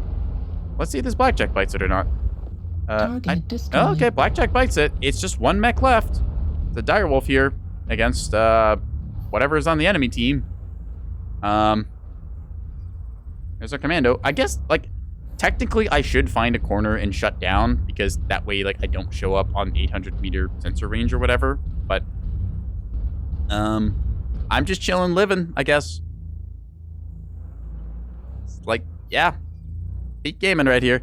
Anyways, answering question, which is the best clan and why is it these society and stuff? I could scout. If I scout, I end up dying. And the thing is, if both me and this commando die, then the game is tied. And that will lead to us losing. Versus right now, where we're up by 2 points, it means that we can lose our commando, or we could lose our direwolf. And then if both of us are still hiding until a match timer goes out, then we actually end up winning. So that's why right now the right thing for me to do is literally just sit here like as a stick and hang out. So, and which clan is best? I will say this. I don't actually like the clans in BattleTech lore. I think they're really boring. Like, they just kind of show up as like 30, 50-ish. They're basically power creep everything. Where just all the stuff is ER or Ultras or XL engines and double heat sinks. And also they just have this like really stupid like mindset for all their stuff. It's like, oh, we're a warrior like society. I'm like, okay, you made less interesting Klingons. Target spotted. Cool. Like, it's just, Like, I liked seeing the whole thing that led up to the clans and stuff, like the Ameris Civil War. I think that's a fascinating part of BattleTech history where the entire Ionosphere is just going collectively to shit. It's like suddenly just the, okay, we finally kill Ameris. Like, cool, the Civil War is over. We've done this. We've recovered. Then all the successor states are like, hey, y'all got any more of that pie for me? And they're just trying to, like, fight over each other. You get Operation Exodus where Kerensky just throws his hands up and says, all right, guys, figure it out yourself. I'm dipping out. Your problem now. I think that's fascinating. But then just the clans, like, they leave the Ionosphere. Well, they weren't the clans yet, but yeah, it's just like, then the clans show back up. It's like, okay, so we're just a bunch of assholes now. Target acquired. And that's it. And it's like, ugh. I also think that some of the portrait of them as complete asshole society, constantly self-defeating, is pretty good. Yeah, I'd like to see, like, settings where it is like you have characters who are flawed and stuff. I think the Ionosphere is fascinating because of that, because each of the great houses, they've got their own things going for them that are good. They've also got like a bunch of their flaws and stuff on display, which is why I think, oh, that's he's very stripped out. So yeah, I like the Ionosphere a lot. I think it's an interesting thing. Yeah, what was Kerensky's son's name again? I don't remember. I'm gonna be real. Like, I know some stuff, but like I am not 100%. Oh, so yeah, there you go. Anyways, we sat here for like the better part of, I don't know, like, what, 8 minutes? I don't remember Kerensky's son as faction. Yeah, like, clans, I think they have interesting potential, but, like, just, Let's take a look at the direwolves. Yep, one direwolf pulls, like, 1,100 damage. The other direwolf pulls almost that same amount. They both jerk each other off on Discord, and they're like, oh, yeah, bro, I'm the best. Yeah, man. Just like, pat each other on the back, and that's like, okay, yep, congrats, good job. I had to just sit here for like 8 minutes and stuff. Again, I say, if you're gonna play an assault mech, like, if you want to play an assault mech, play a frontline assault mech. They are fun. It's fun to be the, like, brick wall, as opposed to if you want to do sniping. Most snipers are better off as just, like, mediums. Like, if you play a Shadowcat, it's really good at sniping. Push for gameplay, yeah. Yeah, also clans, like, designed as villain, Op4 faction. Yeah, it's like, I don't know. Another red arrow, or, well, salute you. You gave it good effort. I mean, like, we just had a pair of direwolves that sat there. Like, I really don't like blue laser gaming because to me it represents the most boring part of the game, which is sitting still on a hill, clicking on anything that like slightly pokes its head out within a kilometer because of your range factor. So yeah, Vehicle heavy portfolio. Yeah, vehicles are good. Actually, tell you what, chat. I'm gonna show off some of the snipery stuff. I could find a Vehicle. Search for a Vapor Eagle. I've actually got 4 of them. I haven't played this one yet, but the Shadowcat is something I particularly like, and since I am a cat boy, I think it's perfectly fitting. So yeah, it's about what you expect from a Shadowcat. ECM has a bunch of double heat sinks, 2 ERPPCs in the left arm. I mentioned this before earlier on stream, but we do this for convergence. This way, it's basically firing a single projectile. We don't have to worry about any of these shots linking together and like having any like crisscross problems in that. So yeah, we're gonna run the Shadowcat. I also gave it woodland camo and then painted it all black because yeah, no, black Shadowcat. It blends in really well. ERPPC apparently took the DHS nerf poorly. I don't remember which DHS nerf you're talking about. I think that was when the clan ones got like slightly toned down, but Do you have to strip a ton of armor for an extra heatsink?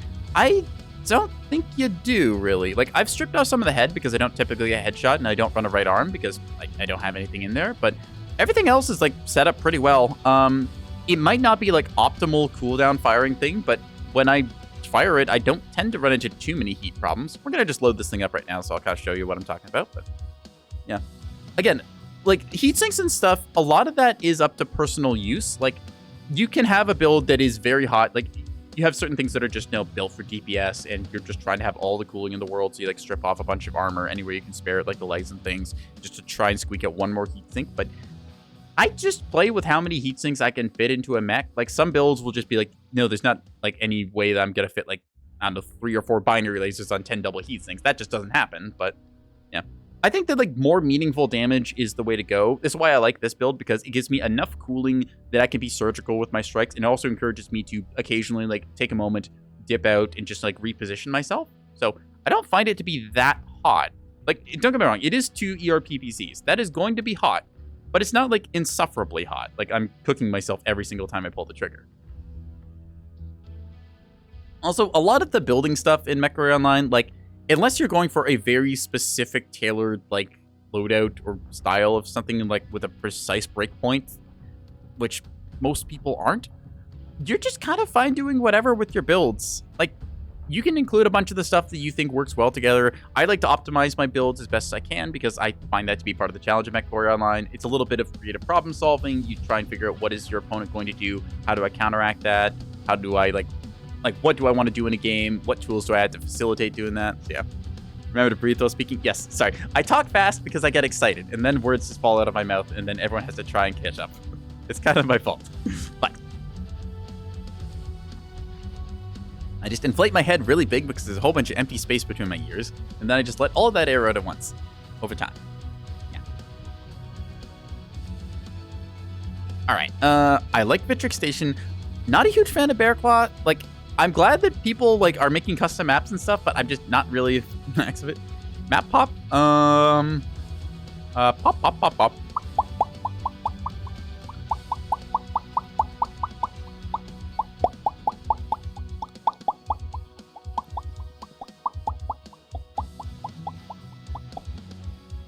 Anyways, as for Bearclaw and stuff, I'm just not a fan of Bearclaw. The lighting on it feels a little off. I don't like that it's all indoors. I think the artillery and airstrikes and stuff, I think that those have a reason of being in the game. So, like, them just not working on Bearclaw, I don't really like that. It feels like it's a little too easy to get stuck into certain spots where you just can't really move things around. But it's fun. Oh, hey, Rogaine, how you doing? Nice to see you. Yeah. Black? No. Blue! Alright, we're playing Mechwarrior Online. Let's do this. So, joined by a 3-stack here. Do we see the dire Wilson last time? No, we do not. Okay. How do you pronounce that? Esoteric Stoned Rhino. Rogaine! Don't make me put you in the corner. Khaki on the other side. All right, well, good hunting. 007 to you. Let's do this, chat. All right, so we got ERPPCs. We have half of a plan. We have 1 functioning brain cell, which is still more than I normally do when I end up on maps like this, but let's go for it. And use our jump jets to get up here ever so slightly. Then we're going to press our left alt key, which is my mask button. It makes me go really fast. So I'm just going to zoom our way over to here. We're going to get to the midfield, fire some shots at the enemy, kind of pop-tart our way in and out of cover, and see what we can do with it. Yeah. Should be fun. Also, holy crap, I just looked at the clock. We have been streaming for 4 hours. Let's go. Y'all showed up on a raid, and I'm hoping that y'all sticking around because you're enjoying the content. Or maybe I'm just boring enough to put you to sleep. Either way, that's a good win for me. So we got here way faster than our team did, so we should be able to see when the enemy peeks over here. We have ECM, so they shouldn't spot us immediately. Come on. There should be somebody coming up any second now. Target acquired. Well, here's first customer. Gonna marker him. Where are you at? Like, there should be somebody peeking out either side. Like, come on. There you are. New target acquired. Anyways, we boop him. He now is thinking about us, and now we're going to dip out. Check out. Yep, okay, he dropped down. SRM 6s I saw on him, so he's a brawl build. Maybe another one there, too. guy by the name of Redshanks with a second Highlander. Highlanders are very fun right now because their jumping is insane. After this match, we're going to run a little ad break so that we take a 3-minute window where, just like, traffic jam. Target spotted. I do a 3-minute ad break on the hour. That way it gives everyone a little bit of time to stretch and grab a drink and whatnot. And it keeps you from getting pre-roll ads because nobody wants to be interrupted in the middle of a stream. So. But as for this game, I'll just ramble about Highlanders if I see them doing some of their funny stuff. Whee! Just gonna jump our way up here. At 25%. Turning off our mask thing. Use our extra acceleration to get up top here. New target acquired. Fuel at Shoot that guy in the back. 25%. Oh, I think I killed his MRM. Let's go. Uh-oh. Hi. Awkward. New target acquired. I don't think he saw me. Target spotted. Okay, he's all SRM6s. He did see me, but he just couldn't shoot me. Target spotted. Hey, buddy. New Bonjour. target acquired. Whee! Okay, so our Timberwolf here, he wants to shoot him. Oh, I overshot him. New target acquired. Okay, yep. Hi, bud. I'm playing with fire right now, but I'm being a real jerk about it, so. Hi, bud. Heat level critical. And now we're just gonna dip out. Later, nerd. Target spotted. Oh, there's the SRMs. I saw the UAV, I thought, I bet that there's gonna be a guy over there. Heat level critical. Missed that shot. Target Ooh, there's acquired. an Atlas down there. Okay, so we're gonna disengage for a little bit because we need to cool down. Target spotted. Like we said before, these weapons do run a little bit hot. But as long as we're like spacing and repositioning ourselves, we should be fine. Base is being captured. Our base is getting capped. That's not actually an issue right now because by the time that they actually cap it, we will have decided the match. See that there's a guy over here that we're going to try and run down. Oh, he stopped at the last second. Check his heat real quick. He is not very hot right now. Base is being captured. Whip a shot into that guy's center New torso. target acquired. Aim for this guy's backside if we can. Hey, there's Hit the arm. there's some heavy metal back there at our base. It's not just one or two. Ooh, that could actually be an issue then. Okay, well, we'll just keep pecking away at these guys then. Hi there. Shoot him in the back because that's the easiest place to shoot somebody. Yeah. Look at that guy would go with his jump jets. Oop. Uh-oh. Target spotted. All right, chat. Tell you what, 1 second. I just need to snooze the ads and stuff. All right, tab back in. Let's go. Base is being captured. New target Boop you in the CT. Very nice, very nice. Target destroyed. He has gone out of here, done and dusted. Just gonna stand still to improve our cooling ever so slightly, and then hit that Atlas again. Target acquired. Hi, you. Heat level You can't actually hit me because all your guns are super low. That's funny. Base is being captured. Okay, we can use seismic and tell that there is a Base guy around there. I think he's 25% below captured. us, given the positioning. Target spotted. There we go. Just chip our damage into him. I'm actually gonna pop a cool shot here and go for some more DPS here. Heat level critical. Trying to really add up the numbers. I can pop his left Base torso here, I is being think. captured. Heat level Okay, so he is actually retaliated against us in an effective way now. But I'm helping my teammates out, so there we go. All right, that's that bushwhacker we saw before. So we want to just heat level Target critical. spotted. gonna chip away at this guy. If I kill his right torso, that should kill him. Base is being Oop. captured. Okay, yep, Heat there we go. level critical. Black Knight is Override helping out there. shutdown. Gonna stop moving so I can cool down a little bit more and also check the area. Base Got a bunch of 50% guys over captured. there. Base is being capped. I'm gonna help this Black Knight here in a second, and then we're gonna go back to base. Base They is are on the being base. captured. Target acquired. Ah! You want to come back and push it with me? I'll push it real good. Nice to hear some witty banter. Shoot that guy's center torso as much as we can. Hi, bud. Base is being Moonwalker in the funnel. center You torso. active. Critical damage. There we go. Target destroyed. I was like a millisecond off hitting my shot there, and I clicked, and it was on cooldown, and it did not go at first, so I might have done an oops there. Anyways, we need to get back there, so let's go. Whee! Base is being captured. Okay, that is a Moonwalker with a interesting combo. AC-10s and Ultra 5s. Very good damage, but it's also running cord. Okay, we don't want to burn our legs out here, so 75% captured. we will have to really like put pedal to the metal. That guy should go down, though. All the lights are ganging up on him. Base is being See, captured. yeah, they're just trying to buy time right now. Nope, almost cooked ourselves there. As long as I can pop tart over and shoot a guy on the base, that'll stop the cap. So, I have to be smart about this. There's an ATN Madlock up top who's going to try and shoot you in the back. Gonna try and jump jet my way up top here. 25%. Oop. Fuel at Ah! 0%. No, ever so slightly off. Okay, that's leg damage, but that's fine. This is okay. We are actually holding the base now. Target acquired. Cool. Let's go on this guy. once again, zoomy our way up top, getting our elevation advantage like so. Thermal's on. Bloop. Hit him. There we go. Okay, he's cooked. Nice. There's a guy down below us here. Are you? Target acquired. Ooh. I need to not let that guy shoot me, so we're going to use our arm here for our advantage. New target acquired. Affirmative. Okay. Heat level critical. Trying to put damage into this guy at the point. Could do this here now. UAV activated. Target Okay, spotted. taking out one of his arms. Almost got his other side there. Crap. Okay, our urban mech there is dying. Luckily, our Black Knight is with us, so Target spotted. to actually drop down on this guy. Right arm critical damage. Target Okay, yep, he's destroyed. dead. Cool. Just got Right tank torso that burn there. critical Nice. damage.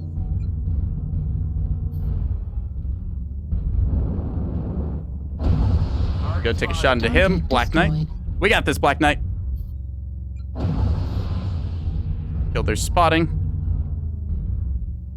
All right. Okay, so we just need to make sure that we don't accidentally throw this. Yeah, nice piloting. You're one of the Shadowcat pilots you don't want. Yeah, I have slept on the Shadowcat for a long time, but taking it up sometimes, it has a lot of wonderful tools, and you can poke really annoyingly with it. So, yep. That said, it does run very hot, so you have to be careful. Ooh, uh-oh. Oh, fuck. Not what I want to see. Left shoulder, right visual. Target spotted. Left torso on it. Anyways, what was I saying, Nice. chat, before I accidentally pooped myself there? Okay, I need to help my guy on this dude. Switch to thermal so we get the best shot possible. And bloop. 25%. There we go, right in the CT. Target spotted. And let's see it. Good jump jet him. Target Let's destroyed. go! Good game, y'all. Woo! Oh, man. Quality strategy and gameplay have the same build, not so good at running around. Yeah, it takes a little bit of time knowing where to go in that. Yeah, man. Shout out to that Black Knight. Who is that guy? Where is he? Yeah. Donic over here, just like delivering with a Black Knight. Wow. Also, we pulled 718 damage with 2 PPCs. Like I said, if you want to play a good sniper, like, you can get some really good stuff done with a Shadowcat. This is 45 tons. This is a good fucking mech. Okay? Ah, man. All right, so, talk about chat. We're going to be back after a 3-minute ad break. Y'all have been wonderful in that, and I want to keep going for another little bit. My voice is not cracked, so we can still keep streaming, but we are going to take our little 3-minute on the hour break thing here so that way Twitch doesn't interrupt anyone, and I can also grab more water because I am thirsty after yelling and screaming so much. I will see you in 3.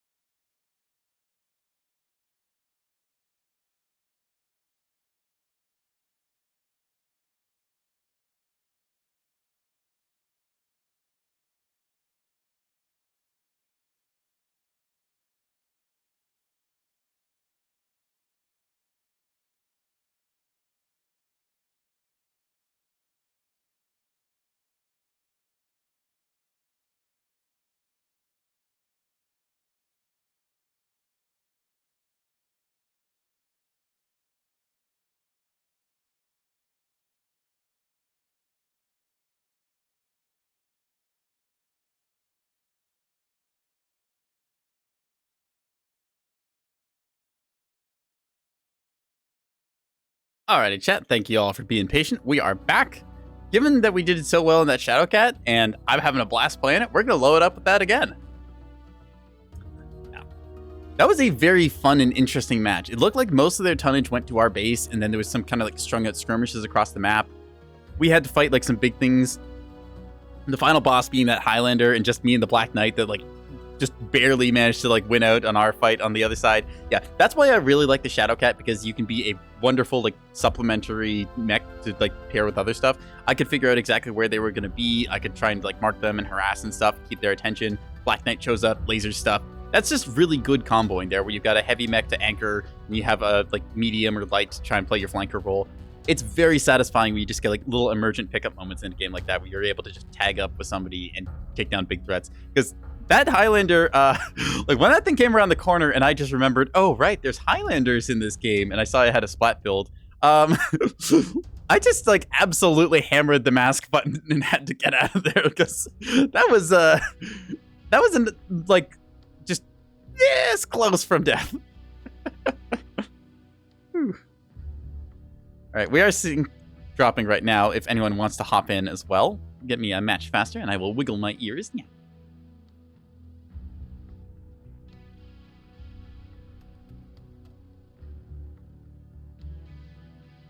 I will again say thank you everyone who comes out to these streams and stuff. It's very fun to talk about the game and like showcase some of the different strategies you can employ. And I hope that some people like look at my stream and think, hey, I could try doing this. I think I might be partially responsible for like the 6 beam laser builds that are running around right now, because I showed people how to do that earlier in stream. But, well, at the very least, they stare at you so you can shoot their center torso. All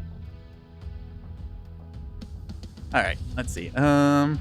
Should get a match in a second here.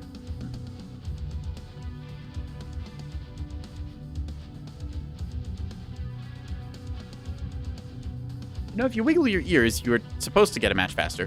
I'm told that that's the way the magic works. But it's also magic, so I don't really know. All I know is the wizard tells me that there's certain locks. Locks? Well, I guess there's certain locks I'm not allowed to lick, but also rocks I'm not allowed to lick. Apparently they taste spicy. Some radium actum or something like that. I don't know, I munch on them anyways, and I'm fine. Most people insult the matchmaker. Yeah, I mean, the Mechwarrior Online matchmaker, it could be better. It could be worse. I will say this, at the very least, it functions. Like, sometimes you get some silly matches. Understand, like, how it tries to pair people together with, like, the player base that it has and, like, parameters it can go by. It tries to do its best, so I will say that it, like, I would obviously love it to be better. I'd love pretty much, like, any game's matchmaking to be better.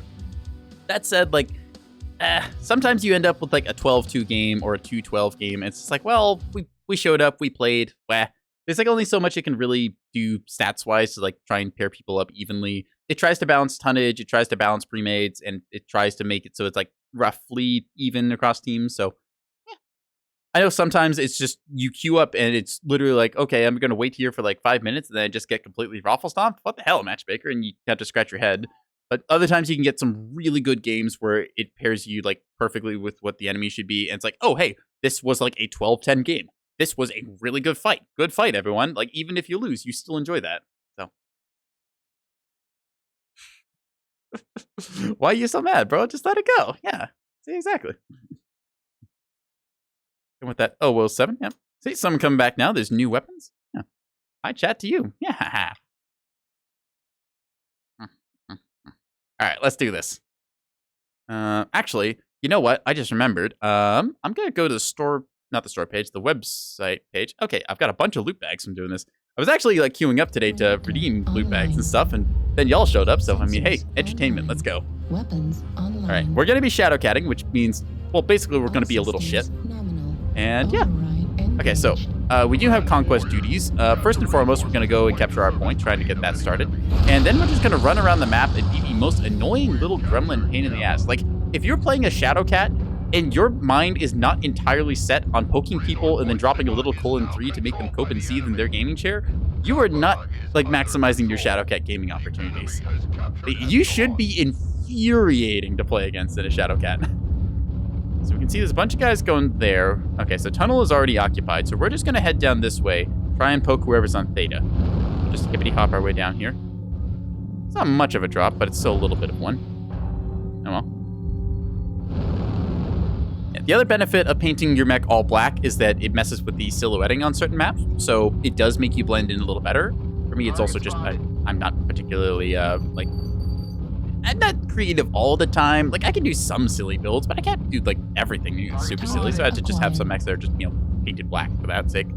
Also helps the ECM. Hi, buddy. Boop. This guy did not see us. He is running light PPCs, and he missed his first shot, so we're going to Pop-Tart, like so. Oop, okay. So we're going to do that again. Just going to peek out here in a second, right? Yep, there you are. All right, so we've gotten another chip there. We know there's 2 of them on Theta. 2 mediums on Theta, Blackjack and a Phoenix Hawk. We just call that out to our teammates, and then they will magically die in a few seconds, because all of our team will rotate over and kill them. All right, let's see.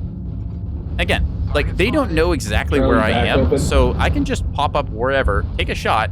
Ooh, hey, so that guy tried to take a shot there, right? New target acquired. There's that Blackjack, okay.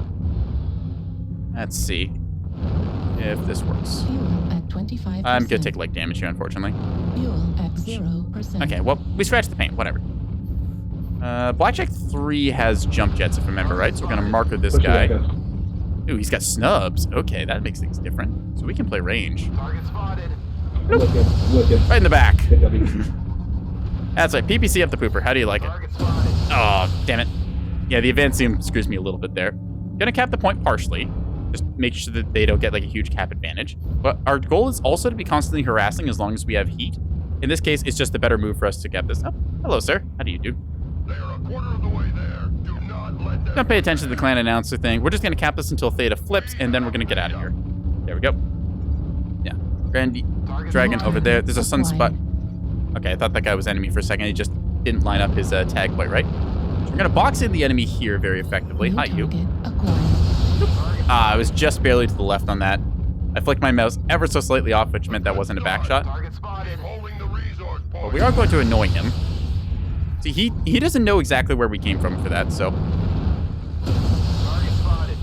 we're just going to keep doing this, because that was a LRM build. It's not the most efficient usage of damage, but we have a really great firing line right here, so we're going to be trying to actually see who has... Oh, dang it. I hit the building there by accident. They know roughly where we are right now, but I can still get some good shots in, so... Here we are. Left torso, India, awesome. LRM boat, punish that. You say the words LRM boat, and everyone on the map just immediately will focus on him. I don't know how that one missed, actually. That was a little bit odd. Okay, just gonna hold still here. Cool down, cool down, cool down, cool down, cool down, cool down, cool down. That is a UAV, which is target of opportunity, so we're gonna take that out. Wait for the cooldown, and then... Oh, hi! Ah! Nope, nope, nope. We have overstayed our welcome. Hello, Mr. Black Knight. Was that the same guy from last game? I don't know. We're not gonna find out. New target. As a acquired. Blackjack there. Bravo, Blackjack, running cord, mark target, Charlie 3. Little opportunity. Call outs here. New target. Fire on that acquired. guy. Bloop. There we are. It's little surgical precision shots. New target. Let's see, acquired. that is a Thunderbolt who's almost missing his side torsos. We can go on that. Julia, Thunderbolt, weak side torsos. Target acquired. That guy's doing the quad beam laser build, so you can see how much he's almost cooked himself. New target. Ah, I missed him barely. Just going to do this. We'll put up a UAV here so that we can see some of them when they come over. New target You. acquired. You. Oh, that didn't... Target spotted. Okay, I can get this kill, though. Target. Go. Surgical. New target. Okay, that acquired. Ebon Jaguar is down. The Phoenix Hawk here has light peeps, so he's a problem in a second. New target acquired. Hi. Target spotted. Charlie, Phoenix Hawk CT. New Okay, target target of acquired. opportunity. Again, shoot enemies that point their back at you, like LRM boats. Aha. New target acquired. Who's that? Okay, he's dead. That might have been an AFK. Target. You are an annoyance. Boxer Sun Spider, open CT, mark target. Spotted. Hop. Destroyed. New Hit this target guy next, acquired. popping a cool shot as well. Kilo, blood ass, CT, mark target. We're gonna actually face tank him here. Ooh, maybe not. New target acquired. Okay, that guy I can kill in a second, so just give me an angle. Target spotted. Ah, damn it. CT Charlie. Target spotted. Let Okay. him get him. I got him. Okay, where did you? There you are. Bloop. I can just close in and kill this guy here in a second. He knows it. Oh, respectable twist there. Oh, missed that shot, actually. Fair enough. I am over-focusing here, but I do want this kill, so... Yeah, mag shot guy got him. Never mind, we're good. Alright. Alright, boys, we're tackling. Let's pick a target. New target acquired. That guy's useless within 180. Stuck in your butt. Alright. New target acquired. There's that guy. He's not a threat. You are. Destroyed. Here we are. New target acquired. Going to Juliet Thunderbolt. Juliet. He's gone. Nice. Alright, finish off that Thunderbolt. Let's go. Where'd he go? There he is. Target acquired. Reach for the sky. You're not an XL. Wow.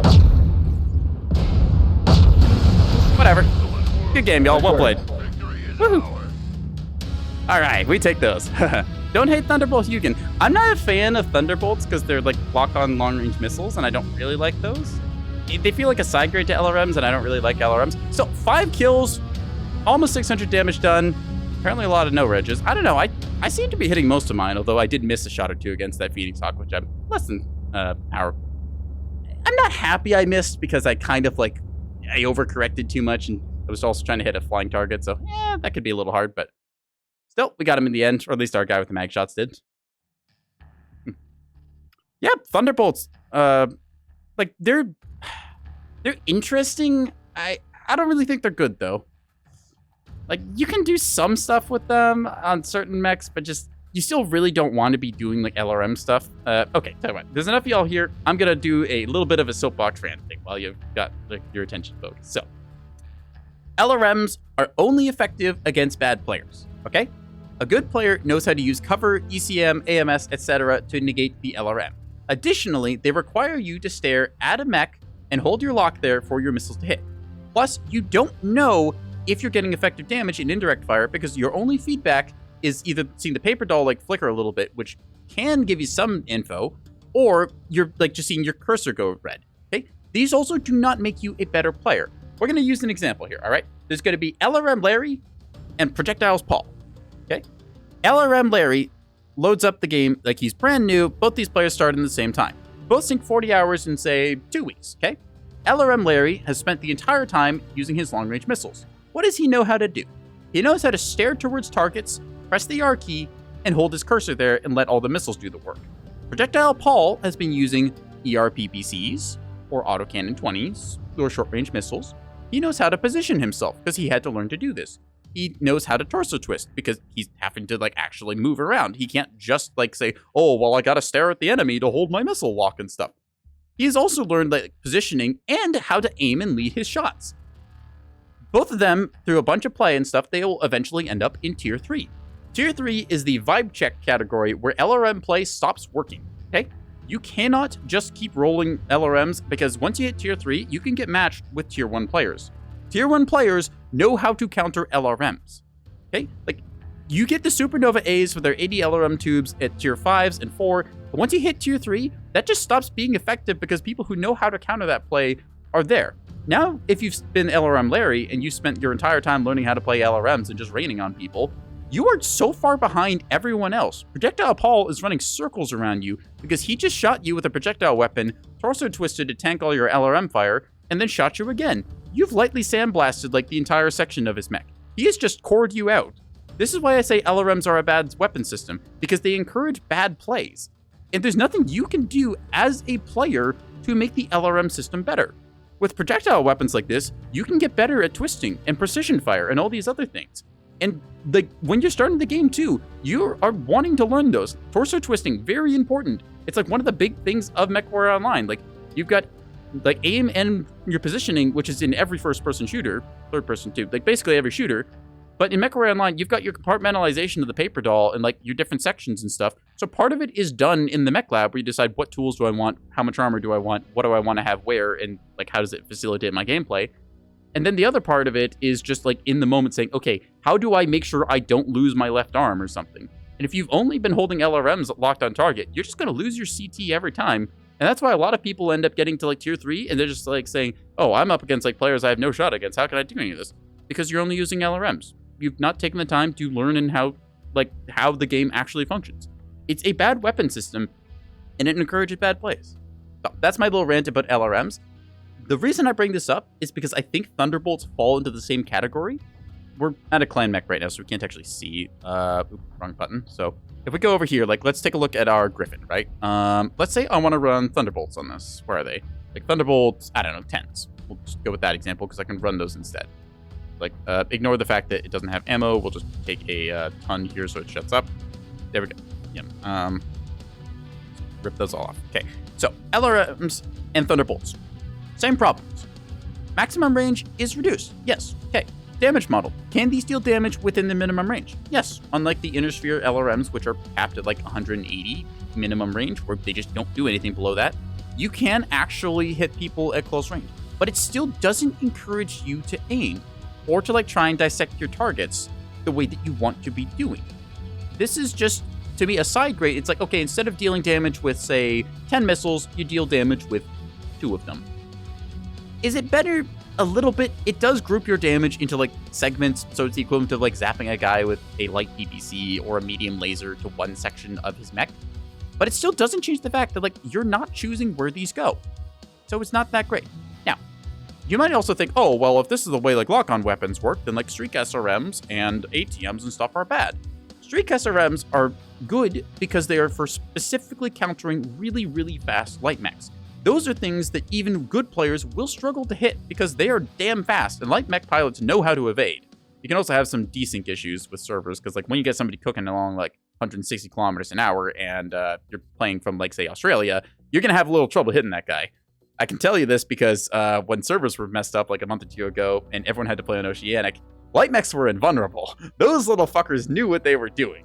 So, with that said, ATMs are the other standout. Like, streak missiles, they are there because they are good at killing lights and to some extent mediums. You don't take them against big mechs because you can just fire a bunch of short-range missiles and it's just more tonnage efficient. Now, with something like the, where is it? One of these, I swore. I think it's the Veagle A. I want to say it's the Veagle A. Oh, wrong button. Didn't mean camo. Yeah, I want to say this. You can run like 3 ATM 9s. ATMs used to be a lot better. I don't know why this thing is set up this way. I just got it from the store at one point. Anyways, if we take a look at ATMs here, right? These things deal a lot of damage at close range. So like in close quarters, they are actually dealing, I believe it's not 50% more anymore. It's a little less because they had to tone it down. These things used to deal like in their like 120 to like 270 meter bracket, 36 damage. It says it deals 24 damage. That's their mid-range. It's like you get a little bit of fall off. ATMs are good weapon systems because despite being lock-ons, they deal a lot of damage. And they've got a caveat with their minimum range. It's 60 meters now, if I remember my patch notes right. So if you get within 60 meters of an ATM mech, they can't hurt you. Well, they could, like, I don't know, just say mean words to you or something. But most of the time with ATMs, you're trying to manage your range brackets. So there's a little bit of skill and finesse involved. They can hit people at like 1100 meters, but you just aren't using them effectively then. Like at that point, I don't know, maybe you use LRMs, but LRMs aren't going to hit people at that range either because by the time a missile travels like 1,000 meters, that target's already gone. Like they've either broken your lock, found cover, or just like you get a hit against them. Okay, it does some damage. Was that more effective than any other tonnage investment? Not really. So yeah, ATMs, they're okay because you can do direct fire. Like you can jump jet with build like this. I think it's like, I can't remember what the build was, but it was like 3 ATM 9s was meta defining with this Vapor Eagle for a while. To the point where that was part of what got ATMs nerfed because you could pop tart up with a Vapor Eagle, lock onto somebody, and then fire 3 ATM 9s. And let's see, that would be like 27 times 3, which is math, 61 damage, I think. That was really strong. So they nerfed them down, so now it's only like 2.5 damage per missile in close range. But they also lowered the minimum range, so yeah. That's why, like, I think that the long-range missiles and by extension Thunderbolts are kind of bad. it's encouraging bad plays, and there's not really an upside you're taking advantage of. 27. Oh, I'm dumb. I forgot to carry my... Yeah. Lesson learned, chat. Carry the 10s. Yep. So yeah, 81 damage. That's a lot of damage. I know in my build, where was it? I had a Night Shear. I think this is the one. Actually, this might be the loadout. Yeah. You can see how this thing, like, you got 12 missile tubes on it, right? Yeah. This thing, you can fire 2 pairs of ATM-12s. This thing dealt a disgusting amount of damage because you would fire the shoulders and then the arms like a half second apart. And that's like 3 times 48 damage. So, figure it out. It's like, what, 144? Yeah. This was redonkulously good, which is why ATMs got nerfed. Is this build still good? Well, yes, but no. Your damage is lessened, so you're not hitting as astoundingly hard. But you still do hit respectably hard. It does come with the caveat of I have to stare at the enemy, meaning my center torso is right here, and people are going to core me out. This is the same reason why I say that certain weapons like rotary autocannons or X-Pulse or beam lasers or stuff, why I say they are bad, because you are not torso twisting with them to mitigate like incoming damage. You're just surviving off your CT. You can like make somebody wither a whole bunch of fire and then like they have to try and core out your CT, and if you're just constantly hammering them, then that can be a bit of a vibe check against them. But for the most part, except for very specific mechs, you don't want to be running things like rotary autocannons or X-Pulses just because they require you to spend too much time staring at the enemy, and that's not a good thing. So, yeah. Anyways, soapbox rant over. That's my thoughts on Thunderbolts and stuff. You know, I kind of want to load the Shadowcat back up again. Like, part of me was thinking of playing the ATM thing, but at the same time, I don't really want to be staring at the enemies. I much prefer my snappy playstyle. If I'm going to place a like good shot here, it's going to reward me. Because I think that literally if everyone just started running things like, where is it? Yeah, this is a rifleman that'll do as an example. If you just run something that's like AC-20s and snub BPCs, or a Hunchback with the AC-20, or the Centurion. I loved the Centurion when I started out because it had a shield arm. Now we've got the Centurion Onyx, which has a literal shield arm, and I wish that that shield arm was available for other Centurions, but you've got the option to run an AC-20 and snub PPCs on certain builds. This encourages you to be surgical. You can put your shots into place. You have to account for lead. You also have to twist with this because you've got a side that you want to protect. Granted, this is an XL engine, so it's not the greatest example because once your left side goes, you're dead, but you get the idea. Yenlo Wang has salt. Yeah, the Yenlo Wang was a staple brawler for a long time. Heck, that thing was run on a standard engine before we had light fusion engines because you could still survive with 2 medium pulse lasers in zombie for a little bit then. It was effective. You were essentially teaching yourself, how do I get good at like torso tanking and shielding with my dead side? It was a good mech for like the learning phase of that. That's why I think that in the trials right now, let's check mediums and stuff. Okay, so they don't have it anymore, but one of the trial mechs when I started was a Blackjack that had an AC-20 in the right arm and 3 medium lasers. I think you can still find it in the store as the champion mech. Let me check on that. Mediums, Blackjacks. Yeah, the Blackjack 1C. Let's take a look at this thing. Yeah. This was the mech that I played way back in beta, for context. Like, this has an AC-20. This has medium lasers. You shoot, you twist, you shoot. It teaches you how to do certain things. Like we mentioned in our example on our little LRM rant, Projectile Paul is having to get better at the game. Also, if you're a guy who wants to use lasers, that's fine too. You're figuring out, how do I surgically dismantle certain parts of their mech? I don't have to account for travel time. Lasers are easier to hit with. You can just then decide, I want to focus on coring out like certain parts of the mech. I want to try and like carve off everyone's left torso or something. Or it's like, hey, there is, you know, like a Hunchback that has a right torso that I want to make sure is not there. I'm going to load up a build like, say, go back to our mech lab here. Go to clan owned. Heavies, yeah, the Ebon Jaguar I showed earlier. I'm going to load up a build kind of like this, bunch of lasers and stuff.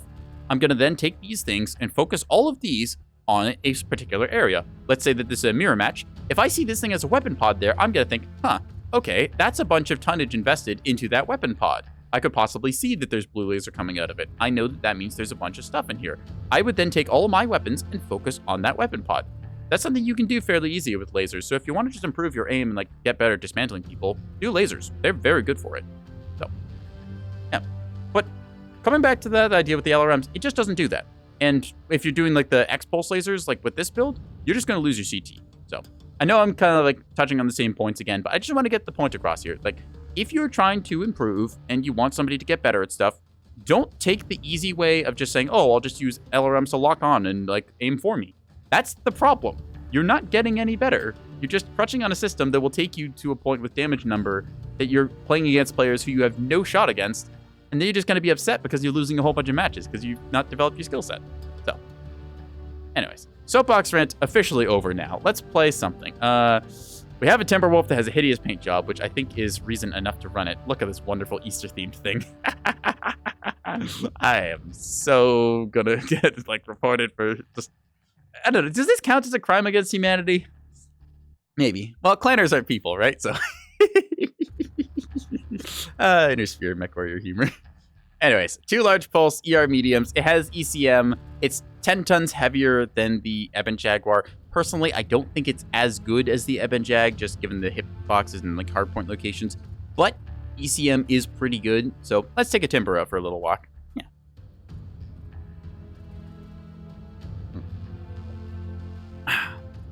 Oh wow, that was a short one. All right, let's go to Grim Plexus. Grimplex. Ooh, there's Ceres. Oh well. Probably gonna be Canyon, because whenever Canyon or Mining Collective comes up, they're usually the ones who win it. But hey, we can build multiplier this way. Probably gonna be Skirmish. Not. Oops. Ceres Metal Skirmish. Okay. Canyon, Ceres, Canyon Conquest. All right, that's fine. We can do that. I do like Conquest as a mode. I know a lot of people are like, oh, I don't want to play like light mechs and run off to the corners and like lose a map because we capped out. I'm like, that's the point. Like, you can have light mechs running around capping stuff. There's things on the map besides just, you know, like, hey, let's rotate to the usual 4 hexes. Conquest is good. It spreads people out. It makes you take unconventional fights. What hero do you want from the event? Hot takes appreciated. Okay.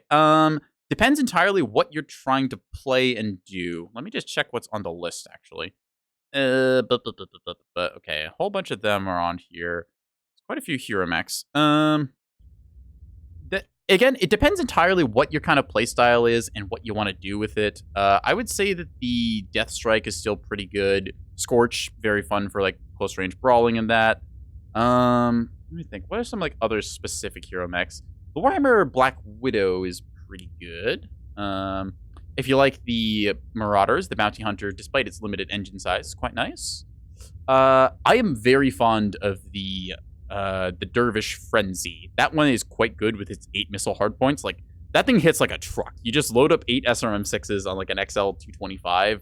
You need an extra double heatsink for it, but you just fire your arms and then a half second later fire your torsos, and wow, does it do a lot of damage. So, there's a couple other choices. If you like light mechs, the Locust Pirate's Bane is kind of fun, but since we have Fleas now, I'd say that it's a little kind of like contested in that niche. There's other mechs that are, you know, 20 tons that have ECM, so that's a hero mech that I would recommend for everyone, I guess. Reactor online. I showed off the quick draw earlier. It's got 20% cooldown, which is kind of nice if you like doing MRMs. All systems Just hit our override. engaged. Commando warriors. No, it'll really depend what you're trying to go for. Gamma is theirs. Alright, we got our caps. I think that, well, because we have jump jets, we can get some routes that we normally wouldn't be able to with the Timberwolf. I'm running the Timberwolf S, which has the center torso jump jet, so only one, but still. Having, like, one jump jet is a pretty big difference just in terms of, like, avenues you can explore, because I couldn't do that with any other mech that, like, is lacking jump jet. So, yeah. I'd say jump jet's kind of weird category, because, like, usually it's either none, one, or, you know, fucking just full send it. So, hippity hop our way over here. It is also kind of fun to holster your jump jets and just do little bunny hops as you run. Target acquired. Anyways, ooh, ATM Jenner. Interesting. ATM 3s do not have ghost heat, if I remember correctly. So, I mean, hey, that's a respectable amount of damage. Hello, you. What are you? Need assistance? A Banshee, I believe, judging by the target profile. Have data. Right. Ooh, hello. Target spotted. Is that friendly? I don't think that was friendly. Might have been our Mad Dog, but Alright, interesting either way. Dog is under control. Yeah. I'm still deciding myself what hero mech I would want and then like play a bunch from the event and stuff. Need assistance? Get this point. Fully capped. There we go. Enemy has Alright, I'm gonna stay close to this guy to provide ECM support to him, so that way we don't get tracked immediately. That Banshee is pretty happy to be set up there, so we're gonna go ruin his day. Ow. No, I was saying that I had ECM, they wouldn't see us. I forgot how ridiculous our paint job was. Like, you know, I think they might see us coming, chat. Just kind of getting that feeling, you know? Alright, that Banshee should still be up there, though. Let's see, that champion, he's kind of peeking out there.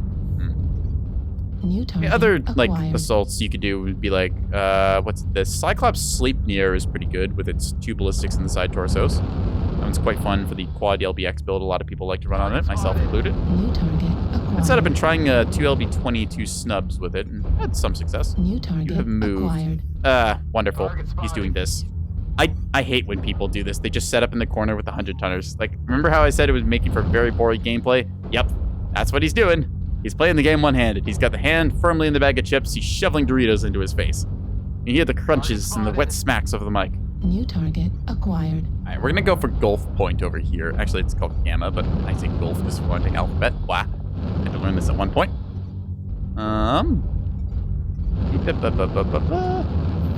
Are you going to be camping over on that hill and able to shoot me? Let's find New out. target acquired. Well, he's not looking at me right now, and I don't think he has line of sight here, so we're just going to do that. And me. Is for me. Oh, he's got a UAV up over there. UAV over Echo 5. Watch your pushing, champion.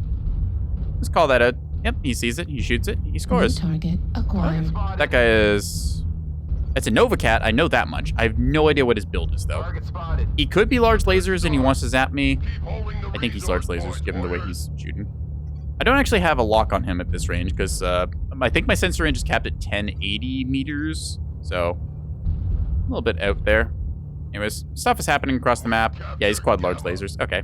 So, yep, they're playing very much into the, like, I call it passively, just trying to, like, acquire passive value and stuff.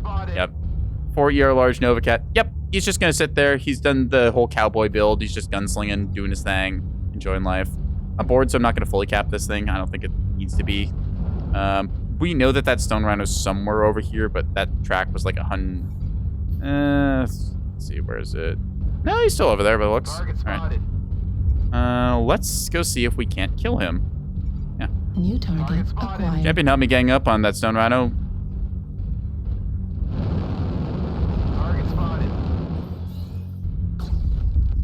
This is what teamwork does. Gonna try and get a little bit closer here. Hit him in the back. Right torso, Gulf Stone Rhino. You gotta cook off half this guy's weapon systems. He's gonna have a bad time. Like that. There we go. Yep. Just get cool down here for a second. Left torso. Yeah, that's fine. Damage. You can try and shoot me. Let's go. Just gonna twist him, fake him, twist him, fake him. Twist, fake, twist, fake. Yep. Hi, bud. Twist and fake. Let's go. Yep, you're getting yellow around. That's fine. Oh, he has good aim. I'll give him credit. Destroyed. I'm gonna take out his arm, though. Laser destroyed. Nope, maybe not. Destroyed. Okay, who is actually grouped up and shot me now? That's rather annoying. Critically damaged. Oh, yeah, right. I forgot the Timberwolf has, like, a giant head. Okay, so his teammates are shooting me now, and my team is nowhere in sight for that, so it's fun. Joy. Alright, whatever. I'm just gonna rush him. Honestly, like, my team is gonna kill him with the missiles here, so I'm just, like, providing extra value. Hi, bud. He's already paid for his tonnage, though, which is kind of annoying. Yeah. Missile him. It's 3 to 11. Yeah. Wop, wop. Heat level. I kind of was hoping my champion would, like, just a little second later so we could both jump on him at the same time, because I couldn't quite get an angle, but we got rolled on the front line, unfortunately, so wop, wop. I really don't like that the game can reward playing very passively like that, where you just basically pick a corner to set up in. We saw it with the, like, large laser Nova Cat. We saw it with the Stone Rhino in the corner there. Yeah. I don't enjoy games that reward you playing very passive. I like it when the game, like, sets you up and it's like, oh, I'm going to, like, take a moment, be patient, and, like, ambush someone. But when you're just, like, very static for most of the game and just kind of clicking on people, that doesn't make for very enjoyable gameplay, in my opinion. But that is, of course, my opinion in that, so, yeah. Take it with a grain of salt. I know I have a bias.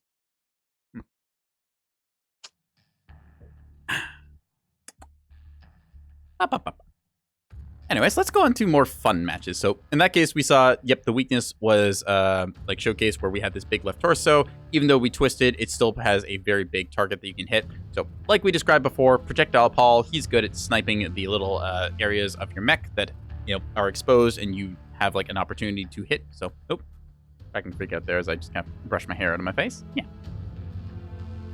All right, let's take a look. So we did the Timberwolf of ridiculousness. Kind of got punished for it, which is, I mean, fair. Let's go to that dervish I was telling y'all about. Where is that thing? Is that it? I think that's it. Looks different for some reason. Did I paint this thing silly? Owned colors. Ah, yes, I did. Okay. Well, let's go back to this thing being ridiculous. We'll do the hottest pink possible, and then we'll do the hottest green possible, and we'll do like a white. That doesn't quite look right. Hang on. Maybe this one was green and this one was pink. That looks a little bit better. Yeah. There we are. Incredible. Perfect. Now, we were loading up this thing as a test of certain missile cheese. You can do this. Hit Ridge gets a little bit screwy when it tries to calculate all of these rockets, which is what I was testing. And you shouldn't do this because this is an absolute cheese build and it like doesn't consistently work. If it did consistently work, I'd say, yeah, it's in the game. Try it. But then we're going to go back to a more sensible build, which is just a ridiculous amount of SRM. So maybe not more sensible, but more fun anyways. I'm going to save that loadout. So yeah, it looks like this. Like I said, bunch of SRM ammo, XL225 because you need the tonnage, single additional double heatsink to make your like 10 minimum. And yeah, you splat ridiculously hard. Your side torsos have missile doors. So again, 20% damage reduction there. Very good stuff. We're just going to queue up for this thing and see if we can't splatter somebody. Yeah. And yes, I do know that the mech does look like a sheet that 2 highlighters spilled ink on. I am not changing it. Oh, I didn't see that there was Emerald Vale. Stupid selective vision. Yeah. Polar Highlands. We can splat on Polar, but it's not our best map. I guess we'll go there. Interesting that Kenyan Network got completely passed up. Kind of surprising, actually. Just, again, like I said, Kenyan and Mining Collective are 2 of the most popular maps, it seems. Oh, well, Polar Highlands Skirmish. We will see if it ends up with another long-range camp mode or not. That's another angle of why I don't like the long-range camp mode, because certain maps have areas where if you're in skirmish, you just set up like a 1-kilometer sight line. And if the enemy team, through no fault of their own, has just brought like brawling or anything like that, they just end up getting screwed. And there's not anything they can really do. Like if you have short-range missiles, it's like, oh boy, the enemy is 1,000 meters away. I have 270-meter max range. Now what do? Do I just charge across an open field and die? Oh, that sounds fun. So, yeah.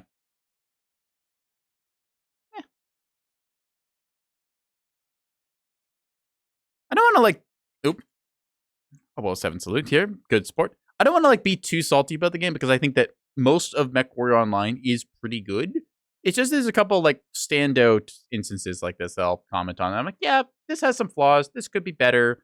Would like to like not see this. Like, there's also the Alpine problem where like one player on a team typically wants to play Alpine Peaks. They might have saved like a 12 times multiplier for it. They get put into Alpine Peaks. Everyone who's a short range build basically is just like, oh, well, I'm just going to like chill here. Oh, they say OMG Kitty. Well, they might be talking about me. I don't know. I'm going to assume they are because being a cat, part of the benefits is that you can be egocentric as you want. So, yeah. All right. Let's go see if we can't splatter a fool or two. We might not be the fastest medium, but we certainly hit like a truck. So. What else do we have? I don't recognize too... Well, we've seen Gauss Peeps around somewhat. At least I've seen that name a couple times. Gauss Peeps referring back to when Gauss rifles and PPCs didn't share a Ghost Heat Think, so everyone would literally just run like 2 ER PPCs and a Gauss rifle, or, well, basically die, because that was the build. And that was like completely meta-defining for like the longest time. Anyways, we've already got our weapon keybinding things set up, so we just got the arms on the left click and the torso on the right click, and then we've got them all set to chain fire on 3. Chain fire is nice to have as like a tertiary option if you want to just like fire one missile. You can fool some people and make them like twist and stuff.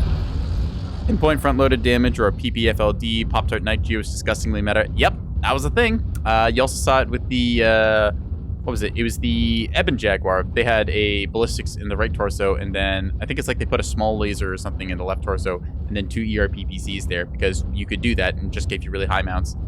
Goss PPC Timby. I'll be honest, like, a lot of people have, like, these rose-tinted glasses for old Timberwolf gameplay. I don't really see it. Like, was the Timberwolf good? Yeah, I think it's still, like, an okay mech. I just think that it's, like, not as good as some of the other clan mechs. Yeah. Like, I know it was, like, one of the few mechs that had, like, really good mobility at the time, but... Okay, we're actually pushing a really stupid angle. I just realized where we are, so... We're gonna just take a second here and chill. We are a close range, like, damage dealer. That is... Okay, that is a Crusader 6T. Alright, I'm betting 2 snub PPCs and 12 small lasers. Because that's what Crusader 6Ts do. It could be a different build. Like, I'm not saying that it can't be, but I'm just placing my bets. Launch didn't have much competition. Yeah, engine desync and stuff. Yeah, you had some things like that, like Timberwolf. Yeah, in terms of like initial clan rollout, I wasn't actually around for initial clan edition. I played the beta for the game, then I played 1.0 for a bit, and then I kind of stopped for a while. J8. Oop, you can see this Jaeger mech out there. Rotary 5s on a Jaeger mech? I don't know. You're better off taking that on a Bushwhacker because you can stare at the enemy better. And the Jaeger mech, Jaeger mech's just a brick wall that you like look at people with, and then they core your center torso and you cry. New target acquired. A lot of MRMs on that Cyclops. Ugh. I still haven't thought of like what hero mech I'd recommend to people. There's a couple mechs I would recommend to people no matter what, but not hero mechs in particular because I try to avoid being a paywall. Look over there. Okay, that Crusader is danger close. I think we can get him. Yep, snubs and smalls. Ah! Okay. Whew. Let's just put up a UAV and chill for a second. Okay, so he knows where he's gonna be. I think they scouted me, but I don't know if they got a good lock on me, so they might not know what I am. We have no radar coverage over here, and it feels like we're gonna get rolled, so... Oop, they're gonna already strike here, so we need to get out of dodge. Ow! Yep, there's the machine gun fire. Owie, owie. Got turn around here. Ouch, ouch, ouch.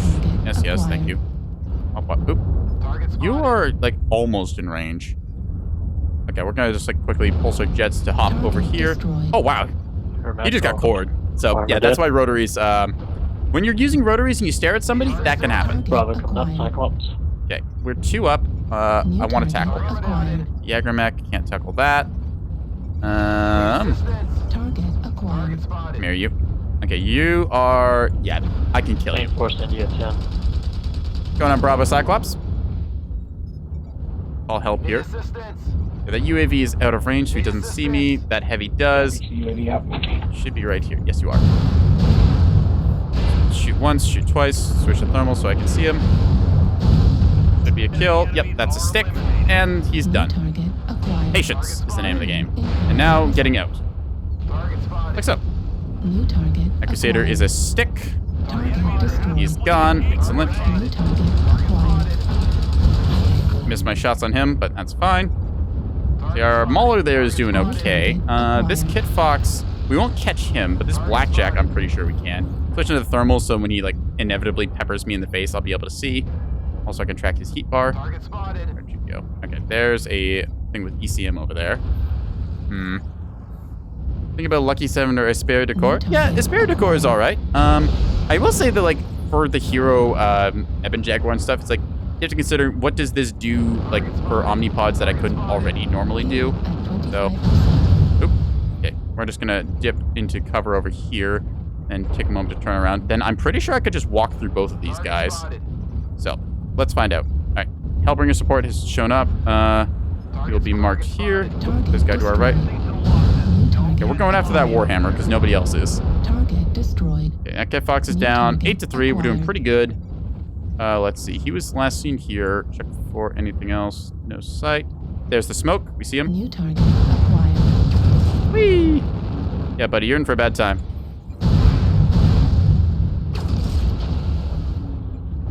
Buddy, I'm sorry. It doesn't work like that. Yeah, that's how you you just play patiently, and then you wait for somebody to line up in front of you, and you just remove them from existence with the Dervish Frenzy. It's kind of good if you know how to play it. Target acquired. Like, we're not the fastest thing in the world. Nope. Yep, Jagermech goes down there. New target Just the Arctic Wolf acquired. now, so he's way out there. 11 to 5. He's got ATMs, so yeah. ATM Arctic Wolf is like, it's not bad, but I still think the SRM builds on it are the best because that thing can move stupid fast. I don't think there's like any builds on the Esperi Decor that's like something you can't normally do with an Ebon Jag. I'd have to take a look at it and confirm. Lucky number 7, I mean, yeah, the 100% reduced crit chance is kind of funny. It's not that different than like the Charger 3K though, I don't think. I guess you could do like large pulse in the right torso, I think. Yeah. Anyways, not the most damage, but we did decisive things. We finished off that Cyclops. We finished off the Warhammer, so we punched above our weight class. Full laser vomit. Yeah, I mean, you can do full laser vomit on the Ebon Jaguar, like, A. Okay, I'm not sure how to pronounce your name, but Emenephis, I want to say? Thanks for the follow. Pull up a chair. Welcome. Yeah. Ultra Autocan Side Torso. Okay, well, tell you what, chat. Let's find out together. So, we're going to do a little bit of battle mech searching. Go to heavies. Where are they? Ebon Jaguar. Take a look at the Esperi Decor. All right, so you get a left torso. Yeah. Okay. What do you get for your Omnipod bonus? Ballistic cooldown, missile cooldown, ultra autocannon, jam chance. Okay. So like, if you wanted to run what, like a ultra 20 in the left torso, you can't because fixed. Yeah. Actually, wait, hang on. Could you? Oh, you could. Okay, so if you wanted to run like a left torso ultra 20. With like this stock loadout, you could do that. 15% ballistic cooldown's kind of nice. Actually, ooh, extra bit of work on that. So that's 25%. That's not bad. Could do that with like 2 SRM6s and I don't know, some lasers or something. Question is again, for the Omnipods, what do we get that we don't normally have? Take a look at the left torsos. Are we looking at the right one? Okay, yeah, right, because it doesn't show up on this because it's a premium mech. Yeah, we take a look at this. It's got 1 ballistic hardpoint. We don't technically have that for other mechs, so that is a unique factor. Take a look at the right torso. It's got a single energy hardpoint. You can get this with the B. You can get this with the D. In the arms, you've got, let's see, it's like 1 missile and 1 energy. You can get that. You can get a missile on the C variant here. You can get energy with the A's and the B's. So there is options like, if you want 1 energy, 1 missile in the arms, that's there. If you want a ballistic left torso, that's there. That said, the rest of the mech, it's okay. Ebon Jags are pretty good. This does come with, yeah, the 30% chassis C-build bonus. So if you want to use this as your basis for like building another Ebon Jaguar, because again, Omnipods, you can do the laser vomit builds I've shown off. You could do like a weird LRM or ATM build or something. You could run ERPPCs on it. I believe that I've got one of mine. Where is it? We showed this earlier, but I don't know if I kept it up. Yeah, you could do something like this as well, where you're running hags in the arms, and that works okay. So there's options. Yeah, ultra side torso is kind of unique. I don't believe that is actually, because if I remember right, the A variant has. Let's take a look. Yeah, it's got an ultra 20 in the right torso, and that's got UAC jam chance. 25% reduction. It's got 10% ballistics cooldown. I don't think there's any other ballistic cooldown, but yeah. So like, it's very similar to the Ebon Jaguar A. The difference is like it's got slightly faster cooldown, I guess, with the torso specific left torso one. I guess you could run like 2 ultra 20s there. Actually, hang on. No, right. I think there is actually one very specific thing requiring the Esperi Decor left torso. Let me just set this up real quick. If we go here, where is it? Right torso gets a ballistic. And the left arm should get a ballistic. I think the D variant, yeah, it's got ballistic cooldown, so we'll give it that. Same with this one. If you take this loadout, like so, I believe that you can get 1, 2, 3, and 4. Yeah. You can run 4 Ultra AC2s on this. We'll just add ammo so it doesn't freak out. You need to add like a little bit more armor and stuff, so probably another extra ton on there. But with the Esperi Decor, that does enable you doing this kind of like Daka build where you get 4 Ultra 2s on the Ebon Jaguar, which, I mean, that's not bad.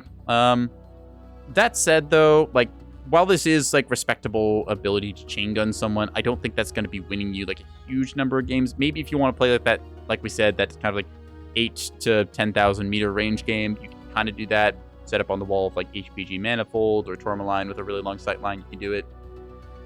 Let's take a look what else we can do. You can also run that build basically for 5 tons more on the Sun Spider, and you get ECM with it. So, like, you end up looking like this. It does blind you a little bit with the right torso fire, but if you use thermals or just kind of have, like, your target zeroed, it's not as big a deal. So, yeah. I guess there's 2 Sun Spider heroes. They can do kind of interesting things, 'cause if I remember right, their arms have energy mounts. So you could do, like, 4 ER large lasers, like 2 in each arm, and then, like, you have a really good peaking profile because they're really high up or something. That's like an okay build. I'm not typically one to recommend like quad ER large builds to people because, to be honest, like, it's not really that complicated to put 4 ER large lasers on something. You just put them wherever they're high mounted and then add a whole bunch of heat sinks. Like, yeah. I don't know. I also just don't find them to be the most effective because a lot of the game tends to take place below that like quad ER large gaming range, and most of the time people who are running those builds, they end up just taking like a direwolf and sitting in the back of the map the entire time and then contributing nothing. Sometimes you do see it, like we saw on stream twice now. You can have like direwolves that completely clean house, but just saying most players, not typically the ones who are hitting their shots with that or have the awareness, and they also tend to get punished by lights. So don't recommend it. Can work, don't recommend. Right, back to some actual fun, silly stuff. Let's see. What do we want to run? I think that this will probably be my last one for the night because this is 5 hours of stream, which is a little more than I expected. Y'all have been wonderful as an audience, so. We could be kind of boring and go with something like, it was the Nightgear H. This was one of the builds we saw earlier in the stream, other people running. So you go ER larges in the head and the left torso, ECM right torso, Gauss rifles. This is a very safe, very stable 8-kilometer build. 800 meter build. Use Gauss rifles because they generate no heat and they deal good damage. ER larges because you can just zap into people and cook away their armor, and that's what uses heat on your mech. You're pretty good at just kind of staying afar and contributing damage that way. It's not the most exciting playstyle, but I will say that it does work. So if you had to pick like a mech to kind of like, I don't know, mid to long range backline with, Nightgear is respectable for it. Also the H variant, it's good to run this because like you get this thing just out of the store, you set up this loadout. If you're only running Nightgear H parts, you do get a 10% cooldown bonus, which is kind of nice. 2.5% XP bonus exists.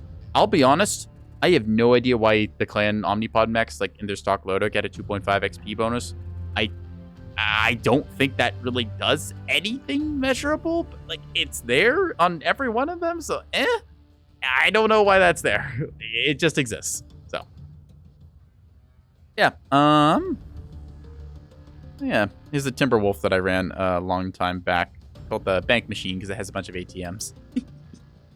Yeah, had 4 smalls, 2 ATM 12s, respectable mobility, threw out a bunch of missiles, did, what was it, it'd be 12 times 3 times 2, math, so it would be 36 times 2, so 72 damage with these. That was quite good. Now it's down to just, I believe it's 30 damage each, so salvo 60. So respectable. Plan active probe to counter ECM and also boost my targeting and range and stuff. Helps counter ECM. Targeting computer here. I think this is just for targeting game time because I didn't really know what else to put. I could have put another double heat sink, but I thought, T-comp, why not? All right. A lot of theory craft in that. Let's give it one last hurrah. You know what? It did us really well earlier in the stream. We're going to give the OO Griffin one last hurrah. Let's do that, chat. Shall we? Yeah. Queuing up for it.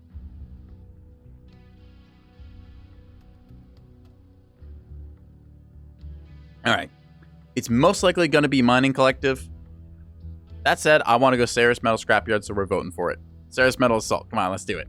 Yeah. I'm amazed nobody voted Mining Collective. Wow. Like, seeing 0 votes on Mining, that is almost unheard of. All right, let's do Ceres Metal. So it is skirmish, but I don't think there's as many, like, super high up campy spots that you can find yourself into on Ceres Metal, so we'll see. Yeah, take a picture, like straight up, just like unheard of, like never before seen footage right there. Just 0 votes, Mining Collective. Like, what? That does not happen in most games. I mean, maybe everyone was like me and thought, well, everyone's going to vote for Mining Collective, so I'll just vote for something else, like Sarah's Metal. And, well, now we're here.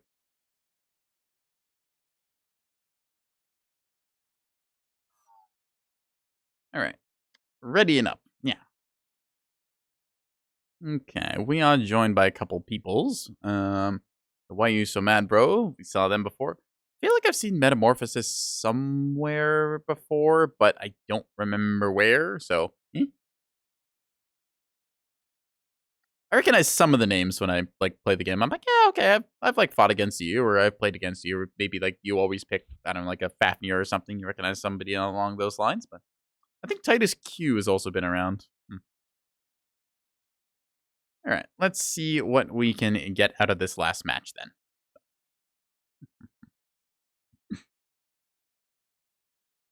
Hurtful? What do you mean hurtful? Nah. I can feel my voice starting to give out a little bit here, but it may have been because I excitedly babbled for about, like, I don't know, what, 5 hours?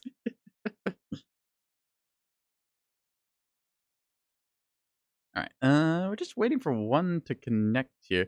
No, I don't want to start ads. I distinctly want to avoid that, Twitch. Why do you insist on doing this to me? So rude, really. All right, let's go. Reactor online. Beep boop, press the buttons. We have an OWO Griffin. We have a smooth brain. We have one shot, one opportunity. Let's make it count. All systems. OWO override, engaged. And with that OWO... Eliminate all enemies. No Yeah, can't spell. OWO 7 Sawut. Yes. Jeffy Bezos demands tribute. I've never paid your taxes, Jeff Bezos. I can't pay taxes, I'm cute. That guy's got a bunch of light PPCs. That's kind of interesting. Shake and bake. I read that at first as like Shake and Blake, like what's his name? The one Comstar guy named Blake, who kind of caused like, I guess he didn't really cause a whole lot of problems. Just everyone kind of took his word as gospel, and then there's like a whole weird Comstar cult like revolt thing in like the what was it, like the 3100s in BattleTech. Yeah, the Jihad era was weird. Anyways, we're just gonna be running off this way because, you know, hey, why not? Turn on that night vision. Night vision for fight vision. Don't really see too much else around.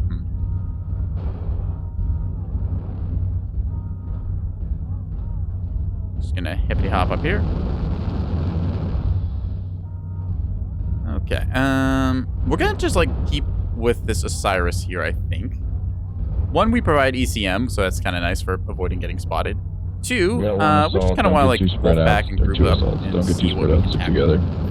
Ooh, hello, we see there's somebody over there. All right. I can peek this because I have ECM and they don't really see me because of the dark map.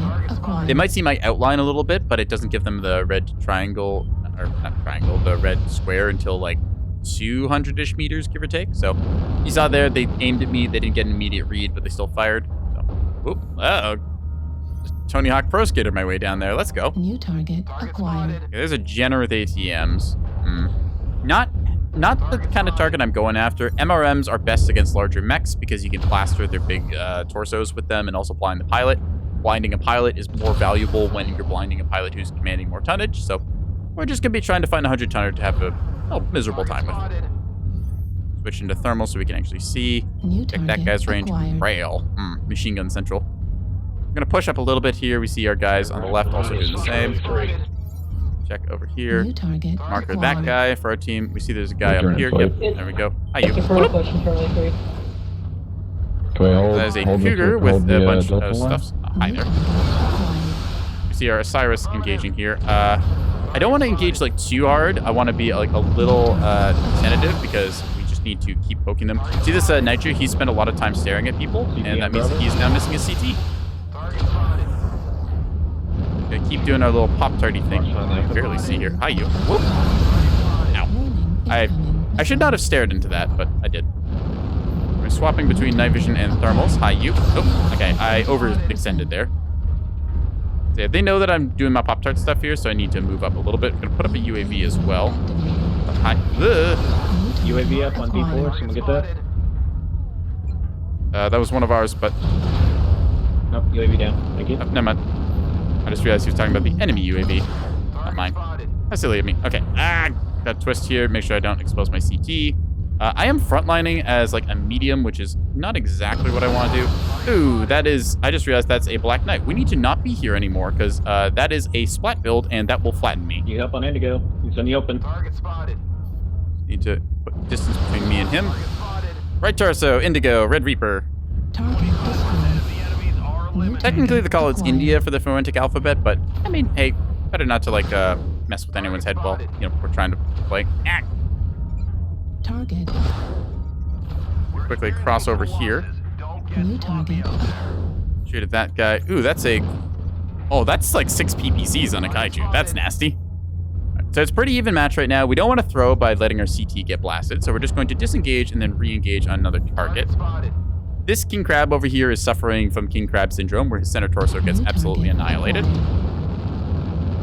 Fuel at 25%. Okay, now we're just going to hope that we have enough armor for this. Never mind, we're good. Again, we're going to try and blind that guy. That Hellbringer Virago has heavy, large lasers, which is nasty.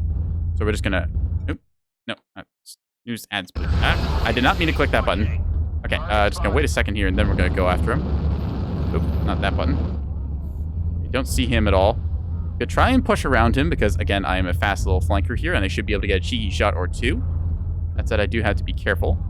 I don't remember if I have seismic on this. I don't think I do. He should be right around here. New target acquired.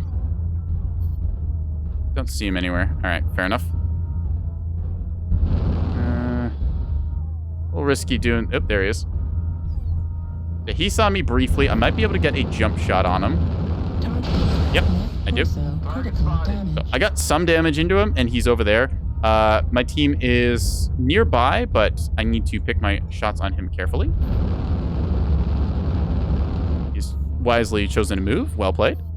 So he could have gone that way. I think he did. I'm pretty sure I saw sparks. Yep, you see that Marauder going on something here, so we know that he is down there. There we go. Just gonna quickly jump jet here. Twist myself. Target Go, and he's destroyed. cooked. Excellent. Yay, teamwork. Occupying the flanks, keeping him pinned in. Target You. Gonna zap you. Back armor, bro. Chase after him. Oh, ow, ow, ow. How is this guy still alive? What the hell? Am I not dealing damage? MR. Like, I just shot him like twice in the back. What? Heat level. That was... like, y'all saw me. Like, I was aiming center torso, right? Okay, Sun Spider here, clean and house with a large pulse. Respect to that. Just you, Sun Spider. Kill him dead. Heat level critical. Doing pretty good. Yeah, look at this guy. As long as he doesn't, like, get cooked. Center torso on the Night Gear is scored. Arm destroyed. He just Large needs to, pulse like, not laser overheat here, destroyed. so... We're gonna see if he makes it or not. The Night Gear has a lot of damage front-loaded, but as long as he cools down and, like, gets a shot and doesn't lose his right torso, he does have this. Oop, PPC fire from that one. There he is. You should be Cherry CT. Target acquired. You see him wisely, like, Heat twisting to level the side there, critical. tanking that. He sees left torso on the Misery, will kill it. He's just worried about the Night Gear coming around his side. So, Right torso. that. Good try. Can anyone read? Unfortunately, he got 2v1 there. Still, that was a very close game. I'm so confused by that Cougar and how we didn't just annihilate it. Because, like, I fired into that thing's back twice with, like, 260 damage bursts. And I'm pretty sure that that should have cooked. So, pilot skill rating go up. 670 damage. Loving the Griffin. Great mech. Would recommend the Griffin 2N to most people. Like, it's just a good mech. Side torso heat. Yeah, he also lost the side torso there, which really messed his heat up. So, oof. Hey, we got supply cache. All right. We'll end off the stream with us opening a supply cache. Let's do that. What do we get? A rare. Okay, let's find out. What's in the box? SRM6 and Artemis. Nice. A Narc, an ER large laser, and a gift box. Hey, nice. Kind of a weird season for, like, holiday Christmas gifts, but hey, I'll take it. Free stuff is free stuff. All right, anyways, let's go ahead and find somebody to raid. Let's check who is streaming Mechwarrior stuff.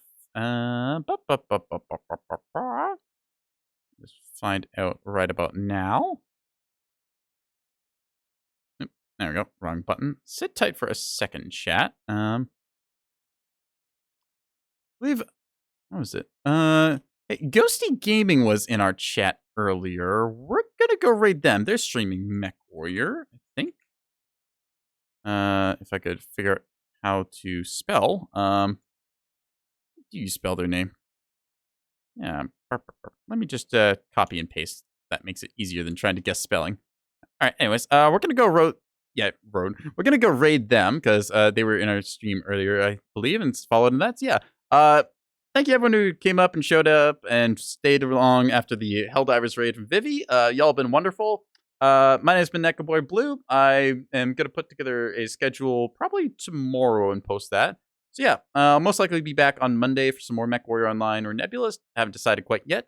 But yeah, y'all have a good one. Follow my Twitch and Twitter if you want. I post silly things now and then. And yeah, I'll probably see you on Monday. Have a good one, chat. Tell Ghosty I say hi.